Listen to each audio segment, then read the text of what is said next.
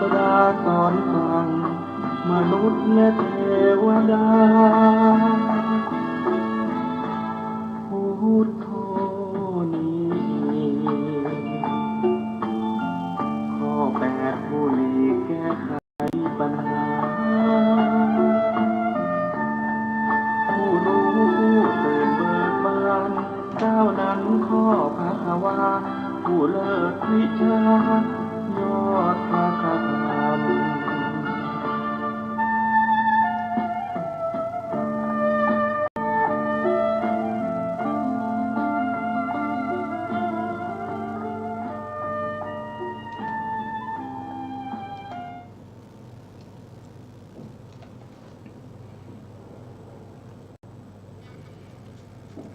พุทธัง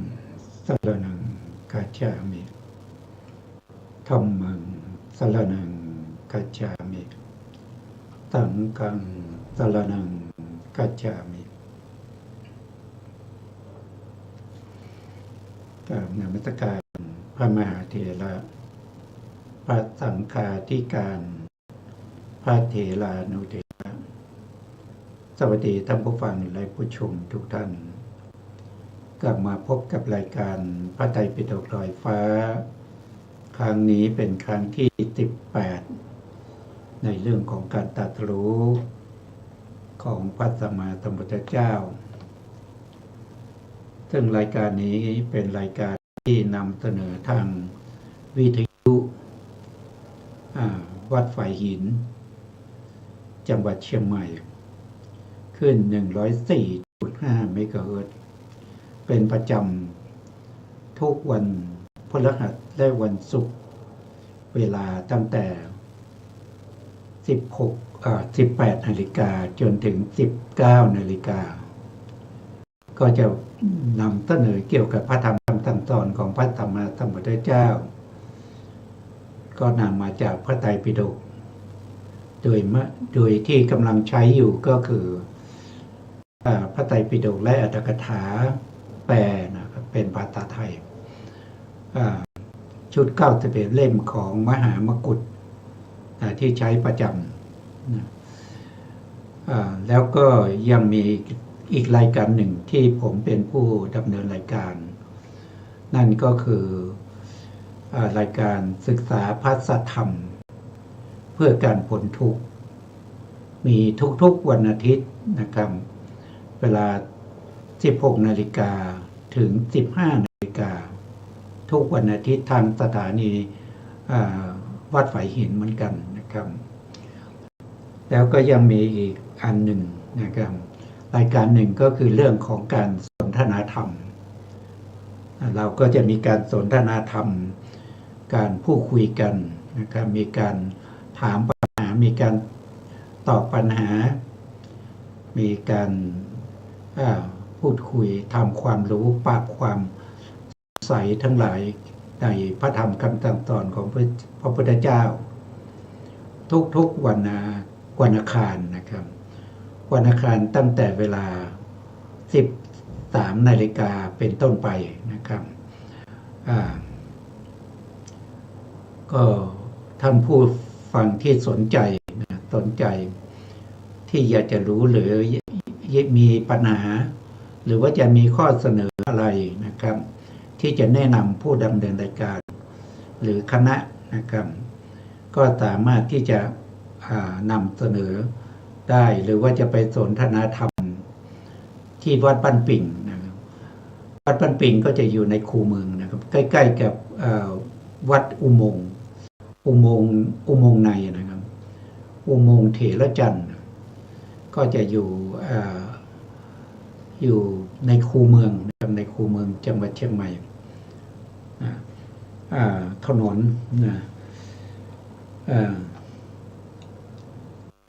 ถนนลาดพร้าวขี้ในนะครับตำบลศรีภูมิอำเภอเมืองจังหวัดเชียงใหม่หรือว่าจะติดต่อสอบถามเพิ่มเติมที่ทางวัดนะครับก็085-71-46680ก็สามารถที่จะสอบถามรายละเอียดได้นะครับอันนี้ก็เป็นรายการที่ เป็นการเผยแผ่พระธรรมคำสั่งสอนของพระเจ้านะครับก็เราก็ช่วยกันนะครับช่วยกันสนับสนุนส่งเสริมผลักดันให้พระพุทธศาสนามีอายุยืนยาวสืบไปนะด้วยการศึกษาเล่าเรียนพระธรรมคำสั่งสอนของพระพุทธเจ้านะครับตรงตามพระไตรปิฎกเอาละต่อไปเราก็จะมาเข้ารายการของเรานะครับรายการของเราก็ยังพูดถึงเรื่องของปิยรูปสาตรูปนะก็ยังไม่จบนะปิยรูปสาตรูปก็คือปิยะนะปิยะแปลว่าน่ารักนะครับสาตาแปลว่าน่าพอใจนะครับอะไรเป็นที่น่าพอใจก็คือได้แก่รูปได้แก่จิตแล้วก็เจตสิกนะครับที่ประชุมรวมกันนะครับแล้วเราก็ไปเห็นว่าเป็นสัตว์เป็นบุคคลนะครับเป็นผู้หญิงผู้ชายหรือว่าจะเป็นวัตถุสิ่งของนะครับวัตถุสิ่งของเช่นศาลาวิหารพระพุทธรูปภูเขาต้นไม้นั่นก็เป็นรูปนะครับเป็นรูปแต่เราจะมีตัวที่เข้าไปยินดีพอใจนั่นคือตัวตัณหานะตัวตัณหาที่มีความยินดีพอใจในรูปที่ได้เห็นนะในเสียงที่ได้ยินในกลิ่นที่ได้รสในกลิ่นที่ได้ดมนะแล้วก็รสที่ได้ลิ้มนะแล้วก็ถูกต้องทางกายโผฏฐัพพะหรือว่านึกคิดถึงอารมณ์เหล่านั้นก็เกิดความยินดีพอใจด้วยตัวตัณหาตัวตัณหาเข้าไปยินดีในสิ่งเหล่านี้เรียกว่าเป็นกรรมคุณอารมณ์ไปยินดีในกรรมคุณอารมณ์กรรมคุณอารมณ์นั้นเขาเป็นธรรมดาของเขาอยู่อย่างนั้นนะครับเขาไม่ได้บอกว่าฉันสวยนะฉันงามฉันไม่สวยฉันขี้เหร่หรือว่าจะบอกว่าเป็นอย่างนั้นอย่างนี้ไม่มีนะแต่ตัวตัณหาที่เกิดในใจของเรานี้แหละที่เข้าไปยินดีแล้วก็ไปปรุงแต่งว่าสิ่งที่สวยๆงามๆนั้นมันควรแก่ฉันนะสิ่งที่ไม่ค่อยสวยไม่งามมันไม่ควรแก่ฉันมันควรแก่เธออย่างเนี้ยนะจิตของเราไปปรุงแต่งนะครับจิตของเรานี่เข้าไปยึดถือปรุงแต่งด้วยตัวตัณหาด้วยโทสะด้วยมานะด้วยทิฏฐิพวกนี้ก็เป็นสิ่งที่เป็นอกุศลธรรมที่พระพุทธองค์ให้เราละนะเราละที่อกุศลละโลภะนะละอวิชชาคือโมหะละโทสะอันนี้เป็นกิจที่เราจะต้องทำนะเป็นหน้าที่นะหน้าที่ที่เราจะต้องทำนะเพื่ออะไรเพื่อความสุขของเรานะความสุขของเราที่จะมีต่อไปในภพต่อไปจนในที่สุดนะในที่สุดก็คือความสุขอันสูงสุดนั่นก็คือได้แก่พระนิพพานนะครับได้แก่พระนิพพานเราก็จะไปในเนื้อความต่อจากครั้งก่อนพูดถึงอะไร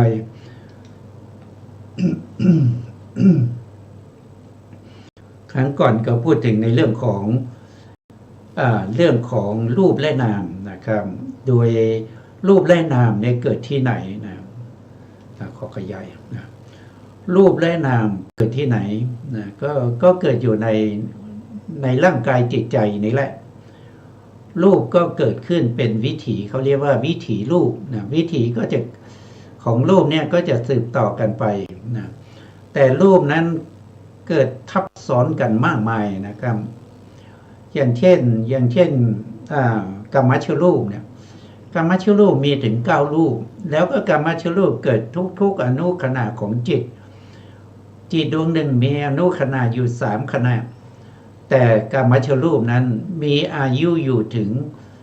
จิต17ดวงนะรูปหนึ่งของกรรมชรูปนี้จะมีอายุถึง10เท่ากับจิต17ดวง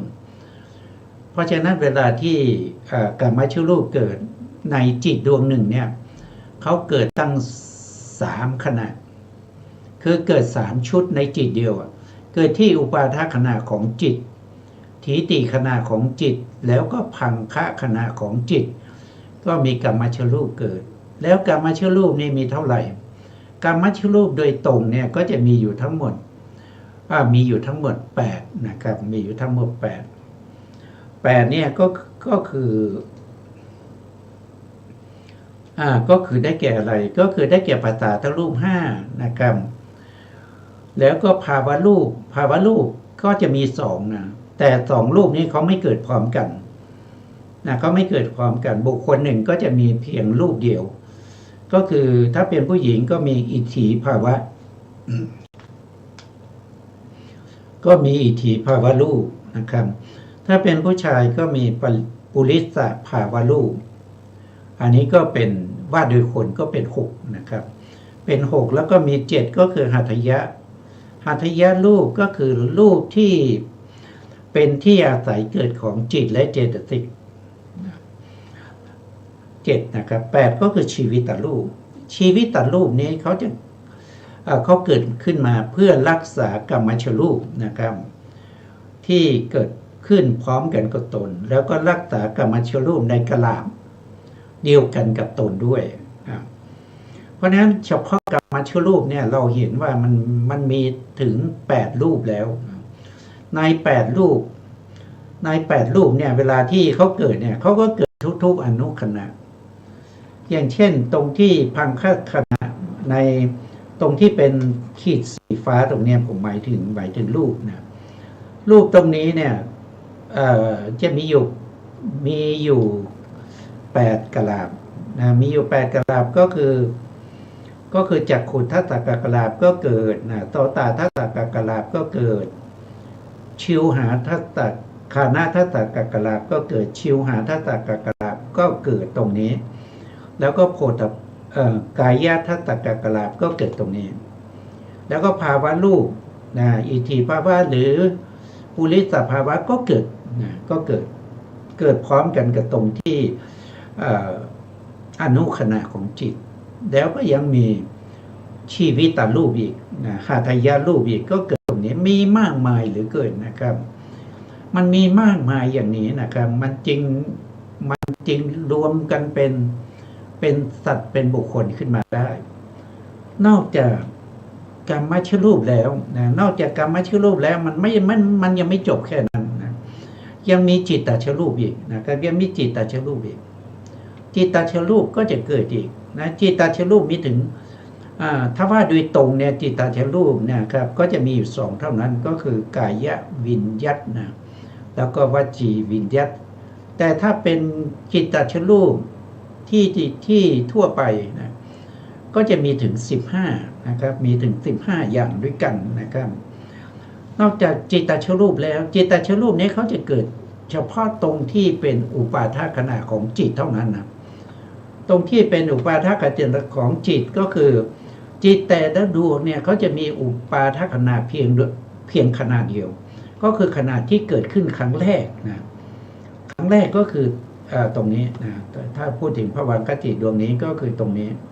ภวังคจิตดวงที่2ก็คือตรงนี้ก็คือจุดแรกนั่นเอง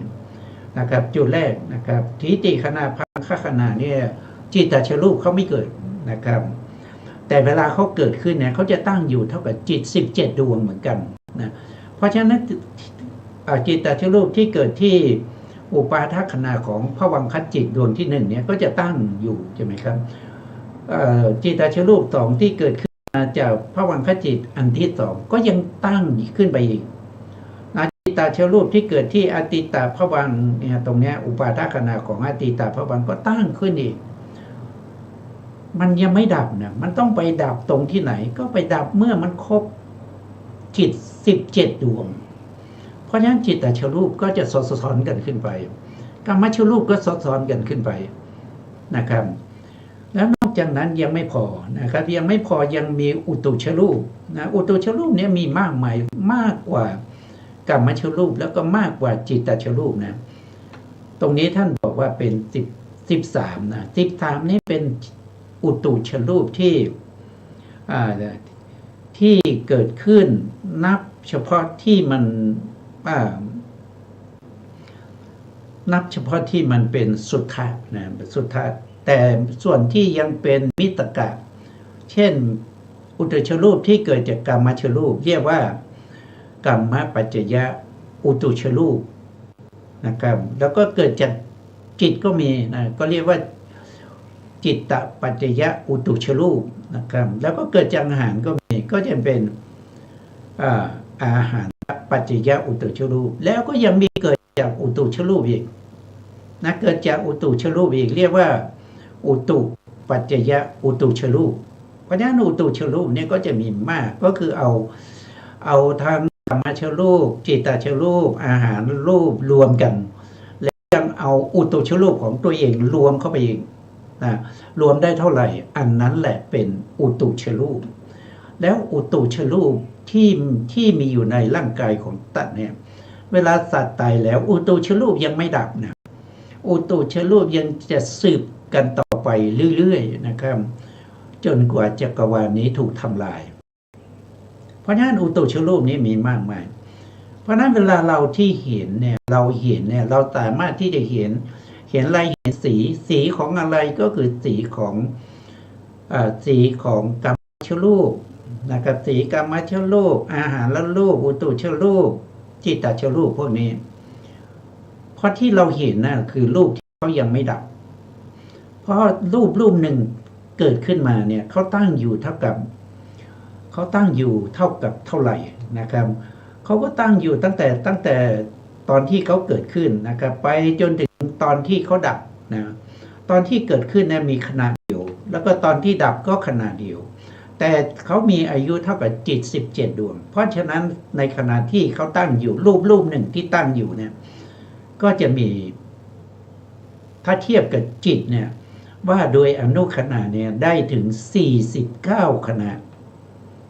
นะ49ขณะเป็นรูปที่เขาตั้งอยู่เพราะนั้นเวลาที่เราเห็นเนี่ยเราก็จะเห็นสีใช่ไหมสีมันก็เกิดขึ้นแล้วก็ดับไปแต่เราไม่ได้เห็นตรงที่มันเป็นอุปาทขณะเราไม่ได้เห็นตรงที่มันเป็นพังคขณะเพราะมันซ้อนกันอยู่เรื่อยๆนะครับเพราะฉะนั้นเราจะเห็นตรงที่มันเป็นถีติขณะเราจึงไม่สามารถที่จะเห็นว่ารูปนี้มันดับไปเราไม่เห็นว่ารูปนี้มันดับไปเพราะอะไรเพราะว่าเราไม่ได้เห็นตรงที่มันดับไง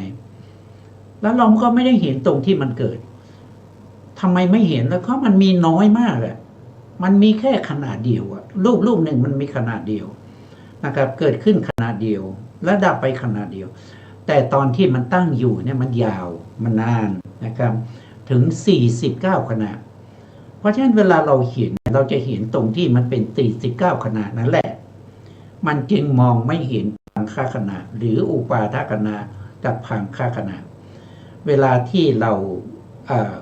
ไปจับแล้วถูกต้องรู้สึกว่ามันแข็งมันอ่อนมันเย็นมันร้อนพวกเนี้ยเราก็ไปจับที่ถีติขณะเราไปถูกที่รูปที่มันตั้งอยู่เราจึงไม่สามารถที่จะไปจับตรงที่มันเกิดขึ้นแล้วก็ตรงที่มันดับไปได้เพราะมันน้อยนิดมันน้อยมากเหลือเกินนะมันไม่มากเพราะฉะนั้นอันนี้แหละที่มันเราต้องเข้าไปรู้ถ้าเราไม่เข้าไปรู้ในสิ่งที่มันเกิดมันดับอย่างเงี้ยเราจะมองไม่เห็นความเป็นอนิจจังนะอนิจจังคือมันไม่เที่ยงเกิดขึ้นแล้วตั้งอยู่แล้วมันก็ดับไปแต่เราก็ไปเห็นเฉพาะตรงที่มันตั้งอยู่ไม่ว่าจะเห็นไม่ว่าเราจะได้ยินเสียงใช่ไหมครับเราได้ยินเสียงเราก็ได้ยินตรงที่มันเป็นถีติขณะตรงที่มันเป็นอุปาทขณะและพังคขณะเราได้ยินไม่ได้เพราะอะไรมันน้อยนิดมันเมื่อไปเปรียบเทียบกับถีติขณะแล้วมันน้อยเกินไปถีติขณะมีถึง49ขณะอุปาทขณะมีขณะเดียวพังคขณะมีขณะเดียวแต่สภาวะธรรมเหล่านี้มันมีการเกิดขึ้นแล้วมันมีการดับไปมันไม่ได้ตั้งอยู่นานเลยถึงแม้ว่าเขาจะมีอายุถึง10เท่ากับจิต17 ดวงจิต17 ดวงนี้นะครับเราก็มาเทียบอายุของจิตท่านบอกว่าลัดนิ้วมือหนึ่งนะครับ ดีดนิ้วมือหนึ่งนะดีดนิ้วมือครั้งหนึ่งเนี่ยนะครับจิตมันเกิดดับไปตั้งแสนโกรธเกิดขึ้นดับไปเกิดขึ้นดับไปเกิดขึ้นดับไปแสนโกรธดวงนะครับดีดนิ้วมือครั้งหนึ่งเนี่ยแสนโกรธดวงที่มันเกิดขึ้นแล้วดับไปมากมายขนาดนี้นะครับแล้วถ้าพูดด้วยตัวรูปนะครับรูปก็จะเกิดขึ้นในลัดนิ้วมือหนึ่งนะครับประมาณ 6,000 โกฏนะ6,000 โกฏนะรูปเกิดดับไป 6,000 โกฏแต่จิตเกิดดับไปแสนโกฏขนาดนะมันมากมายนะมันมากมายมันต่างกันนะมันต่างกัน เพราะฉะนั้นนะครับถ้าเราไม่ศึกษาเนี่ยเราจะไม่รู้เราก็ไม่สามารถที่จะน้อมใจไปในความเกิดดับของสภาวธรรมทั้งหลายแต่ที่เราได้ยินได้ฟังนะที่เรารู้เนี่ยเราได้ยินได้ฟังการได้ยินได้ฟังนั้นถ้าเรามีบุญบารมีที่เราสะสมมาในอดีตเราได้ศึกษาเราเรียนรู้และก็เข้าใจความเกิดความดับของรูปนามแล้วหลายภพหลายชาติเราได้พบกับพระพุทธเจ้าในอดีตมามากมายเราก็ได้ศึกษามาจนมาถึงภพสุดท้ายเนี่ยเราฟังธรรมเราก็สามารถที่จะเข้าใจได้แล้วก็สามารถที่จะตรัสรู้ได้เลยตรัสรู้ตามพระพุทธองค์ไปได้เลยนะครับแต่ถ้าเราไม่สะสมบุญบารมีเหล่านี้เอาไว้นะต่อไปเราพบพระพุทธเจ้าเราก็ไม่มีโอกาสที่จะเข้าถึงสภาวะธรรมเหล่านี้ได้ตามความเป็นจริงนะเมื่อเราไม่ได้เข้าถึงสภาวะความเป็นจริงของธรรมเหล่านี้แล้วเราจะเป็นอะไรเราก็เป็นปุถุชนเหมือนเดิมนะครับตายจากความเป็นมนุษย์ก็กลับไปสู่ความเป็นสัตว์ในอบายตายจากสัตว์ที่เป็นอบายก็ไปอยู่ในสัตว์อบายเช่นตายจากนรกก็มาที่ขุมนรกมีถึงนรกขุมใหญ่ๆนี่มีอยู่8 ขุมถ้าว่านรกที่เป็นอุสธนรกซึ่งเป็นบริวารของมหานรกอีกมากมาย200-300 ขุมเราจะเวียนว่ายตายเกิดอยู่ในนรกนั้นนะครับจนกรรมนั้นมันเบาบางเหลือแต่เศษกรรมเมื่อเหลือแต่เศษกรรมนั้นเรายังต้องมาเกิดเป็นเดรัจฉานอีกที่เรามาเกิดเป็นเดรัจฉานนี้เรามาจากเศษของอกุศลธรรมหลังจากที่เราไปตกนรกแล้วหรือว่าจะมาเกิดเป็นเปรตเกิดเป็นอสุรกายวนเวียนอยู่ในความเป็นเดรัจฉานเดี๋ยวก็ไปเป็นเนื้อเดี๋ยวก็ไปเป็นนกเดี๋ยวก็ไปเป็นงูเดี๋ยวก็ไปเป็นสุนัขเดี๋ยวก็ไปเป็นหมูเป็นกาเป็นไก่กว่าจะหลุดพ้นออกมาได้นานไม่รู้ว่ายาวนานแค่ไหนจะได้กลับมาเป็นมนุษย์เมื่อกลับมาเป็นมนุษย์แล้วก็ยังไม่ศึกษาเล่าเรียนสัจธรรมเหล่านี้เราก็ไม่มีปัญญาที่จะเห็นสัจธรรมเหล่านี้อีกเหมือนเดิมเสร็จแล้วตายจากมนุษย์ไปไหนก็ไปในอบายต่อมันก็วนเวียนอยู่แค่นี้แหละครับถ้าเราไม่รู้สัจธรรมตามความเป็นจริงของรูปนามมันก็อยู่อย่างนี้นะครับแต่ด้วยความไม่รู้จึงยินดีติดใจไปเกิดภพไหนก็ยินดีติดใจในภพนั้นเกิดเป็นสัตว์นรกก็ยินดีติดใจในความเป็นสัตว์นรกไปเกิดเป็นเดรัจฉานก็ยินดีติดใจในความเป็นเดรัจฉานไปเกิดเป็นเปรตเป็นอสุรกายนะครับไปเป็นหมูหมากาไก่ก็ยินดีติดใจในภพชาติของความเป็นสัตว์นรกเป็นเดรัจฉานเป็นอสุรกายเป็นหมูหมากาไก่ก็ยินดีไปอย่างนั้นแล้วเมื่อไหร่เราจะเข้าถึงความสุขที่แท้จริงนะพระพุทธองค์ตรัสว่าความสุขในกามเนี่ยความสุขที่เป็นไปในชีวิตประจำวันเนี่ยมันเป็นความสุขที่เล็กน้อยเพราะความสุขเหล่านี้มันไม่ได้เป็นความสุขที่เที่ยงแท้ มันเป็นความสุขเล็กน้อย มันไม่คุ้มกับการที่เราจะต้องเวียนว่ายตายเกิด เพื่อเสวยความสุขเล็กๆน้อยๆพระองค์เปรียบเหมือนกามสุขนั้นเหมือนกับ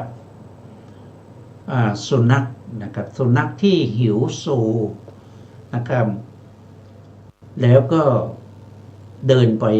นะครับเขียงคนฆ่าโคในโคฆ่าหรือลูกมือของนายโคฆ่าผู้ฉลาดก็เอากระดูกที่ไม่มีเนื้อเอาเลือดทานิดๆหน่อยๆแล้วก็โยนให้มันสุนัขนั้นก็ดีใจได้กระดูกอันใหญ่แล้วก็จะนอนแทะกระดูกถามว่าสุนัขนั้นมันจะอิ่มไหมล่ะมันดีใจมันได้แทะกระดูกมันกินแต่น้ำลายของมันนะครับมันมีความสุขไหมมันมีความสุขอย่างนั้นมันเป็นความสุขที่เล็กน้อยเหลือเกินพระพุทธองค์ตรัสอันนั้นมันคือกามสุขที่มันเล็กน้อยเหลือเกินมันไม่พอที่จะอิ่มมันไม่พอที่จะอิ่มหรือเปรียบเหมือนกับนกได้ชิ้นเนื้อนกตัวหนึ่งนะครับได้ชิ้นเนื้อมาก็คาบชิ้นเนื้อบินไปพอบินไปนกตัวอื่นเห็นนะครับไม่ว่าจะเป็นกาเป็นแร้งเป็นอินทรีเป็นอะไรทั้งหลายนกทั้งหลายที่เห็นนกตัวนั้นได้ชิ้นเนื้อก็อยากมีส่วนแบ่งก็เข้าไปจิกเข้าไปตีนะครับถ้านกตัวนั้นไม่ปล่อยชิ้นเนื้อมันก็จะต้องถูกตีจนตายนะอันนี้ก็เปรียบเสมือนว่าการมาคุณนะมันเหมือนชิ้นเนื้อพอได้แล้วมีความสุขแต่ความสุขนั้นมันไม่ยั่งยืนถูกนกอื่นมาจิกมาตีมาแย่งนะครับเนี่ยความสุขของการมันเป็นอย่างนี้หรืออีกในหนึ่งพระพุทธองค์ก็เปรียบเหมือนกับว่าชายผู้ถือคบพึงหญ้าแล้วก็เดินทั่วลมถามว่าชายคนนั้นได้แสงสว่างไหมก็ได้แสงสว่างแต่คบเพลิงหญ้านั้นมันกำลังติดไฟถ้าไม่รีบปล่อยคบเพลิงหญ้านั้นชายคนนั้นจะต้องถูกเผาตายแน่นอนอันนี้คือความสุขเล็กน้อยนะอันนี้คือการมัดสุขนะแต่ความทุกข์มันมากมายถูกไฟเผาจนตายเนี่ยมันคือมันมีความสุขอย่างนี้แหละที่มันเป็นการมัดสุขเล็กๆน้อยๆอย่างนี้แหละเราจึงติดใจในการมัดสุขที่เล็กๆน้อยๆสายตาสั้นมองไม่เห็นถึงความสุขที่แท้จริงคือความสงบสูงสุดนั้นก็คือพระนิพพานเราไม่เห็นเพราะความสุขที่เป็นฌานเป็นวิปัสสนาแล้วก็เป็นมรรคเป็นผลมีนิพพานเป็นอารมณ์นั้นเป็นบรมสุขนิพพานเป็นความสุขที่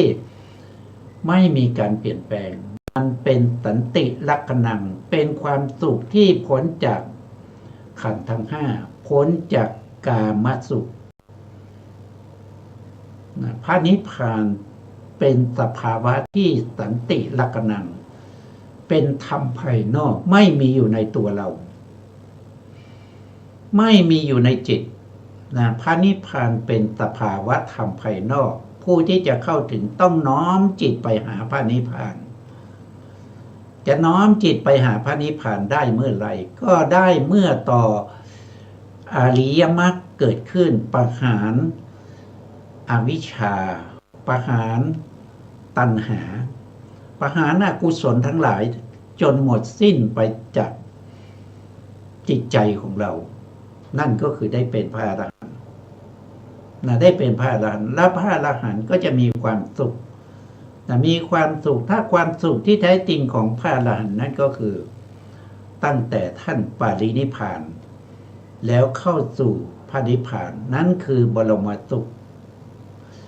ของพระอริยเจ้าทั้งหลายที่ปรารถนาแต่ทั้งหมดทั้งมวลนั้นที่จะได้อย่างนี้ต้องรู้สภาวธรรมตามความเป็นจริงที่เขาเป็นถ้าเราไม่รู้สภาวธรรมตามความเป็นจริงเราก็ไม่สามารถที่จะได้นิพพานได้ นะครับ เราได้เป็นอริยบุคคลจากบุคคลอื่นแต่งตั้งจากครูบาอาจารย์จับใครก็ไม่รู้แต่งตั้งว่าโอ้ตอนนี้คุณเป็นโสดาบันแล้ว ตอนนี้คุณเป็นสกทาคามีนะตอนนี้คุณเป็นอนาคามีโอ้อีกนิดเดียวคุณจะได้เป็นพระอรหันต์แล้ว แต่ไม่รู้อะไรเลยอ่ะยินดีไหมถามว่ารูปคืออะไรก็ไม่รู้นะนามคืออะไรก็ไม่รู้รูปเกิดตรงไหนดับตรงไหนก็ไม่รู้แล้วจะเป็นพระอริยบุคคลได้อย่างไรนะครับก็เป็นได้ตามที่อาจารย์แต่งตั้งให้แต่สภาวะธรรมของความเป็นพระอริยะเราไม่ได้นะเราก็ไปไหนล่ะก็ไปบ้านเก่านะครับก็ไปบ้านเก่าหลังจากตายไปก็ไปบ้านเก่านะการที่ผมนำมาเสนอตรงนี้ก็คือนำมาเสนอให้เราได้เข้าใจว่าสิ่งเหล่านี้มันมีการเกิดขึ้นตั้งอยู่แล้วก็ดับไปบางคนก็บอกว่าเอ๊ะทำไมบอกว่าสิ่งทั้งหลายมีการสลายย่อยยับแตกสลายไปรูปมีการแตกสลายไปเวลาผมเห็นเต๋าเห็นวิหารผมไม่ได้เห็นว่ามันดับไปเลยอ่ะผมไม่ได้เห็นว่ามันเกิดขึ้นดับไปเลยก็เพราะว่าเราไม่ได้เห็นอุปาทัศนาของอะไรของรูปที่เป็นอุตุชรูปเราไม่ได้เห็นพังค่าขนาดของอุตุชรูปที่มันเป็นเต๋าเป็นวิหารเป็นศาลาเราไปเห็นถีที่ขนาดที่มันตั้งอยู่ถึง49 ขนาดมันก็เลยมองไม่เห็นถ้าจะมองให้เห็นต้องได้สภาวธรรมตามความเป็นจริงตามความเป็นจริงหรือถ้าเป็นโลกิยะอภิญญาก็เราได้อภิญญาเราก็สามารถที่จะเห็นได้นะเราก็สามารถเห็นได้แต่เราไม่มีวิชาอะไรเลยนะครับแล้วเราจะเห็นได้ยังไง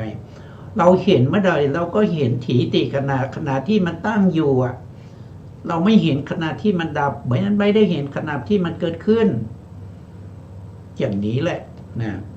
เพราะฉะนั้นเราจึงต้องสะสมบารมีในเรื่องของการเกิดและการดับของรูปของนามเอาไว้เพื่ออะไรก็เพื่อบารมีของเราจะได้เต็มจะได้เห็นแจ้งเมื่อได้พบกับพระพุทธองค์พระพุทธเจ้าในอนาคตนะครับเราก็สามารถที่จะฟังธรรมจากพระองค์แล้วก็น้อมใจไปในอุปาทขณะแล้วก็พังค่าขณะของรูปของนามเหล่านั้นได้นะถ้าเราเห็นอันนี้คือวิถีนะครับวิถีของรูปและนามเนี่ยมันอยู่รูปและนามเนี่ยมันเกิดอยู่ด้วยกันนะครับในร่างกายของเราเนี่ยในปัญจโวการภูมินะในภูมิที่มีขันธ์ห้ามันก็เกิดอย่างนี้นะมันก็เกิดอย่างนี้นะครับในตัวเราก็เกิดอยู่อย่างนี้นอกตัวของสัตว์ทั้งหลายมันมีแต่รูปที่เป็นอุตุชรูปใช่ไหมครับมันไม่มีกรรมชรูปมันไม่มีจิตตชรูปมันไม่มีอาหารละรูปมันมีแต่อุตุชรูป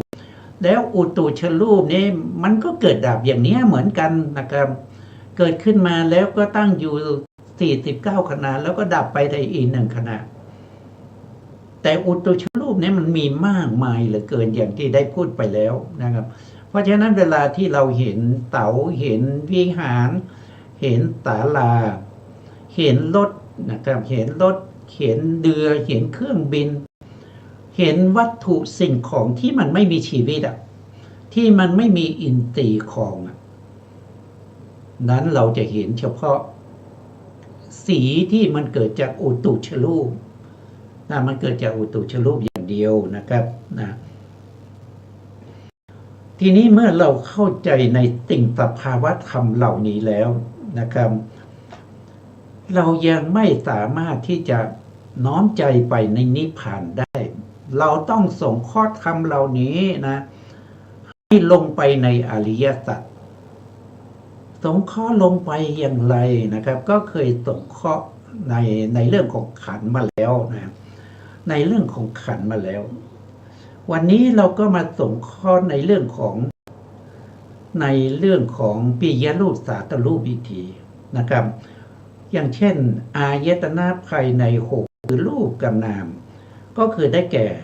อะไรก็คือได้แก่ตาใช่ไหมครับได้แก่ตาก็คือตรงนี้นะจักขุประสาทตรงนี้เวลาที่เราสงเคราะห์นะครับเราก็สงเคราะห์ตาก็คือจักขุประสาทแล้วก็สงเคราะห์ว่าจักขุนะจักขุสมุทัยจักขุก็คือตานะครับแล้วก็สงเคราะห์ความเกิดของตาก็คือจักขุสมุทัยความดับของตาก็คือจักขุนิโรธความดับข้อปฏิบัติให้ถึงความดับของตาก็เรียกว่าจักขุนิโรธคามินีปฏิปทาก็สงเคราะห์อย่างนี้นะครับทำไมต้องสงเคราะห์ด้วยนะก็สงเคราะห์เพื่อฝึกจิตของเราให้คุ้นเคยกับอริยสัจถ้าจิตของเราไม่คุ้นเคยกับอริยสัจแล้วเราจะอยู่แล้วเราจะตัดรู้ได้เลยหรือไม่ได้นะเพราะจิตของเรามันไม่คุ้นเคยแล้วก็มันไม่ได้ฝึกมาใช่ไหมครับมันไม่ได้ฝึกไม่ได้คุ้นเคยมาแม้แต่ทางโลกใช่ไหมครับเวลาเราจะไปทำอะไรสักอย่างหนึ่งนะครับตั้งแต่เราเกิดมาเนี่ยเราก็ต้องมีการฝึกต้องไปเข้าโรงเรียนใช่ไหมไปเรียนอนุบาลนะครับไปเรียนป .1 ป .2 ไปจนจบมหาวิทยาลัยแล้วก็ไปสมัครงานไปทำงานพอไปทำงานเราก็ต้องไปฝึกงานนะเราต้องไปฝึกงานก่อนนะครับไม่ใช่อยู่ๆว่ามันเป็นเลยไม่มีนะครับนะเพราะฉะนั้นการที่เราจะต้อง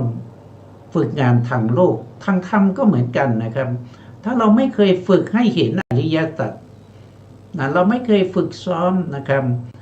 แล้วเราจะเห็นอริยสัจทันทีได้อย่างไรมันไม่ได้นะมันต้องมีการฝึกใช่ไหมครับมันก็มีการฝึกเพราะฉะนั้นเราก็จำเป็นที่จะต้องฝึกนะครับนะตรงนี้เราก็ได้พูดไปแล้วว่าตรงนี้คือรูปที่เป็นเราเอาเฉพาะรูปที่เกิดจากกรรมมาก่อนนะครับรูปที่เกิดจากจิตเกิดจากอุตุเกิดจากอาหารพวกนี้เรายังไม่พูดถ้าเราเข้าใจในเรื่องของรูปที่ไปเกิดจากกรรมเราก็จะเข้าใจรูปที่เกิดจากจิตเกิดจากอุตุเกิดจากอาหารในตอนหลังได้โดยไม่ยากนะครับรูปที่เป็นกรรมที่เกิดก็คือจักขุก็คือตาใช่ไหมครับหูก็คือโสตประสาทนะตาก็คือจักขุประสาทหูก็คือโสตประสาทจมูกก็คือคานาประสาทลิ้นก็คือชิวหาประสาทกายก็คือกายประสาทแล้วก็มีภาวะรูปด้วยนะอิทธิภาวะปุริสภาวะแล้วก็มีที่เกิดของจิตและเจตสิกนั่นก็คือได้แก่หัตถยวัตถุแล้วก็ยังมีชีวิตตัดรูปอีกชีวิตตัดรูปรักษาซึ่งกรรมชรูปนะก็เกิดอีกเพราะฉะนั้นเราก็สงเคราะห์เข้าไปในรูปเหล่านั้นนะครับโดยน้อมใจไปในเวลาที่เราสงเคราะห์อย่างเช่นจักขุเนี่ยเราก็น้อมใจไปที่ตาแล้วก็ให้เห็นว่าที่วิทยาวัจจักขุประสาทเนี่ยมันคือความใสของตาที่อยู่ในตาอยู่ในกลางตาดำความใสของมหาพุทธรูปที่อยู่กลางตาดำนั้นที่เกิดจากกรรมแล้วก็สามารถที่จะรับรูปารมณ์ได้นั้นเราเรียกว่าเป็นจักขุประสาทนะครับเวลาสงเคราะห์เราก็สงเคราะห์ว่าจักขุนะครับเพราะเราได้ยินคำว่าจักขุเนี่ยเราต้องเข้าใจทันทีว่าอันนี้มันคือทุกขสัจนะมันต้องเป็นทุกขสัจนะโดยที่เราไม่ได้เอ่ยว่าทุกขจักขุใช่ไหมครับเราเอ่ยเฉพาะสั้นๆว่าจักขุในใจเราต้องน้อมไปถึงที่ตาว่ามันเป็นความใสของมหาพุทธรูปที่อยู่กลางตาดำแล้วก็สามารถที่จะกระทบกับสีได้แล้วมันเป็นทุกขสัจอย่างเงี้ย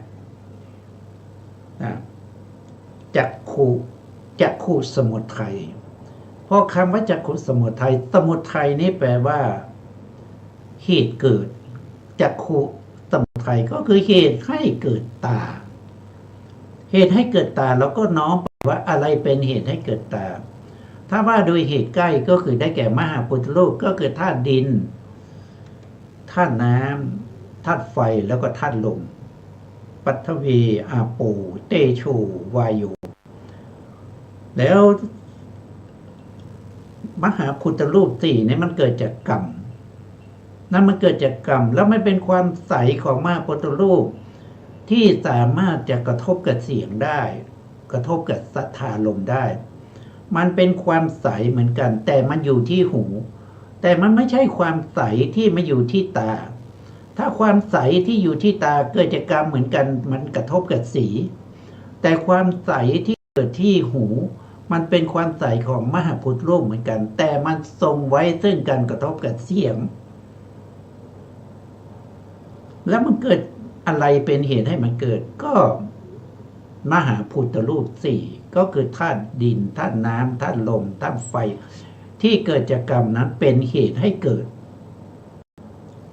โสตปัสสาทโสตปัสสาททรงไว้ซึ่งการกระทบกับเสียงเราก็ต้องรู้ทันทีว่าโสตปัสสาทนี้มันเป็นทุกขสัตว์นะมันเป็นทุกขสัตว์มันมีเหตุใกล้คือมหาพุทธรูปสี่ความใสของมหาพุทธรูปสี่ที่เกิดจากกรรมแล้วมันอาศัยเฉพาะมหาพุทธรูปเท่านั้นเหรอก็ตอบว่าไม่ใช่นะครับที่มันเกิดขึ้นได้เนี่ยมันไม่ได้เกิดขึ้นด้วยปัจจัยอย่างเดียวนะมันไม่ได้เกิดจากมหาพุทธรูปสี่อย่างเดียวมหาพุทธรูปสี่ที่เป็นความใสที่สามารถกระทบกับเสียงได้เนี่ยมันเป็นส่วนหนึ่งนะมันเป็นส่วนหนึ่งที่ทำให้เกิดการได้ยินเกิดโสตวิญญาณมาอาศัยและได้ยินแต่จริงๆมันยังมีเหตุปัจจัยที่มากมายที่ทำให้เกิดโสตปัสสาทนะครับที่พระองค์แสดงไว้มากในพระสูตรนั้นก็คือได้แก่อะไรก็คือได้แก่อวิชชาพระองค์ตรัสว่าอวิชชาเกิดโสตปัสสาทก็เกิดตัณหาเกิดโสตปัสสาทก็เกิดกรรมเกิดโสตปัสสาทก็เกิดอาหารเกิดโสตปัสสาทก็เกิดนิพพัตติของโสตปัสสาทโสตปัสสาทก็เกิดอาการลักษณะของการเกิดขึ้นนั่นแสดงว่าเหตุให้เกิดโสตปัสสาทนอกจากเหตุใกล้คือมหาพุทธรูปทั้งสี่ที่เกิดจากกรรมนะแล้วยังมีอวิชชานะอวิชชาคือความไม่รู้ยังมีตัณหาก็คือความยินดีพอใจในสัทธะตัณหายินดีพอใจในเสียงนะครับแล้วก็ยังมีกรรมเมื่อยินดีพอใจในเสียงก็เกิดการกระทำกรรมมีการแสวงหานะครับเพื่อให้ได้มาซึ่งเสียงที่ตัวเองยินดีด้วยการทำงานบ้างหรือว่าทำการงานที่เป็นสุจริตบ้างทำการงานที่เป็นทุจริตบ้างเพื่อให้ได้มาซึ่งตัทธารมณ์เมื่อได้มาแล้วก็จะต้องมีการหวงแหนนะครับหวงแหนเก็บรักษาไม่ให้ใครมาเอาไปนะครับหรือว่ามาแบ่งสรรปันส่วนอันนี้แบ่งให้คนนั้นคนนี้นะอันนี้สำหรับเราเนี่ยมันก็เกิดกิจการการทำขึ้นมาพวกนี้เขาเรียกว่าเป็นกรรมนะเป็นกรรมการกระทำที่เกี่ยวเนื่องกับเสียงนั้นทั้งที่เป็นสุจริตแล้วก็เป็นทุจริตก็เกิดขึ้นก็เป็นเหตุให้เกิดหูนั่นแหละเกิดโสตปัสสาทอันนี้เรียกว่าโสตสมุทัยเหตุให้เกิดโสตทีนี้โสตนิโรธล่ะโสตนิโรธก็คือความดับของหูแล้วมันจะดับได้ยังไงมันจะดับได้ยังไงก็ดับได้ด้วยข้อปฏิบัติที่มีอาริยมรรคมีองค์8ที่ประชุมกันในมรรคจิตหน่วงพระนิพพานมาเป็นอารมณ์ก็กำจัดเสียซึ่งตัณหาที่เข้าไปยินดีในสั สัทธารมณ์นั้นสัทธารมณ์คือเสียงนั้นกำจัดเสียซึ่งตัณหาและก็อวิชชาเมื่อกำจัดตัณหาและอวิชชา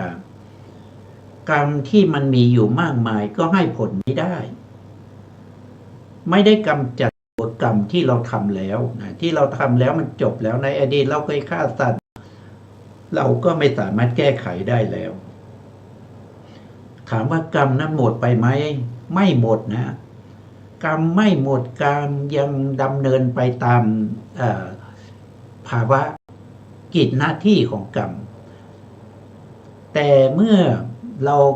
กำจัดอวิชชาและตัณหาได้จนหมดสิ้นโดยสมุจเฉทด้วยอรหันตมรรคจิตแล้วอวิชชาและตัณหามันไม่มีอีกแล้วเมื่ออวิชชาและตัณหามันไม่มีอีกแล้วกรรมที่จะเกิดขึ้นใหม่ๆนะที่จะเป็นกุศลเป็นอกุศลที่จะเกิดขึ้นใหม่ๆเนี่ยมันเกิดไม่ได้แล้วเพราะมันไม่มีหัวขบวนมันไม่มีหัวหน้ามันหัวขบวนมันคืออวิชชาแล้วก็ตัณหาเมื่ออวิชชาและตัณหามันดับไปแล้วกรรมใหม่ๆมันก็สลายตัวไม่มีอีกแล้วกรรมใหม่ๆการทำทุกอย่างก็เรียกว่าเป็นกิริยาแต่กรรมเก่าที่เราเคยทำไว้ในอานันตชาติในอดีตนะครับ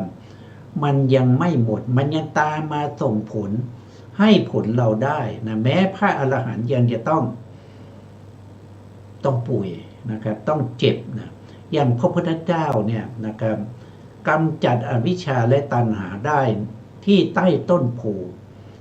วันคืนวิสาขบูชาเมื่อ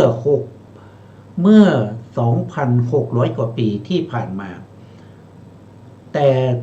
เมื่อเป็นพระพุทธเจ้าแล้วไม่มีอวิชชาและตัณหาแล้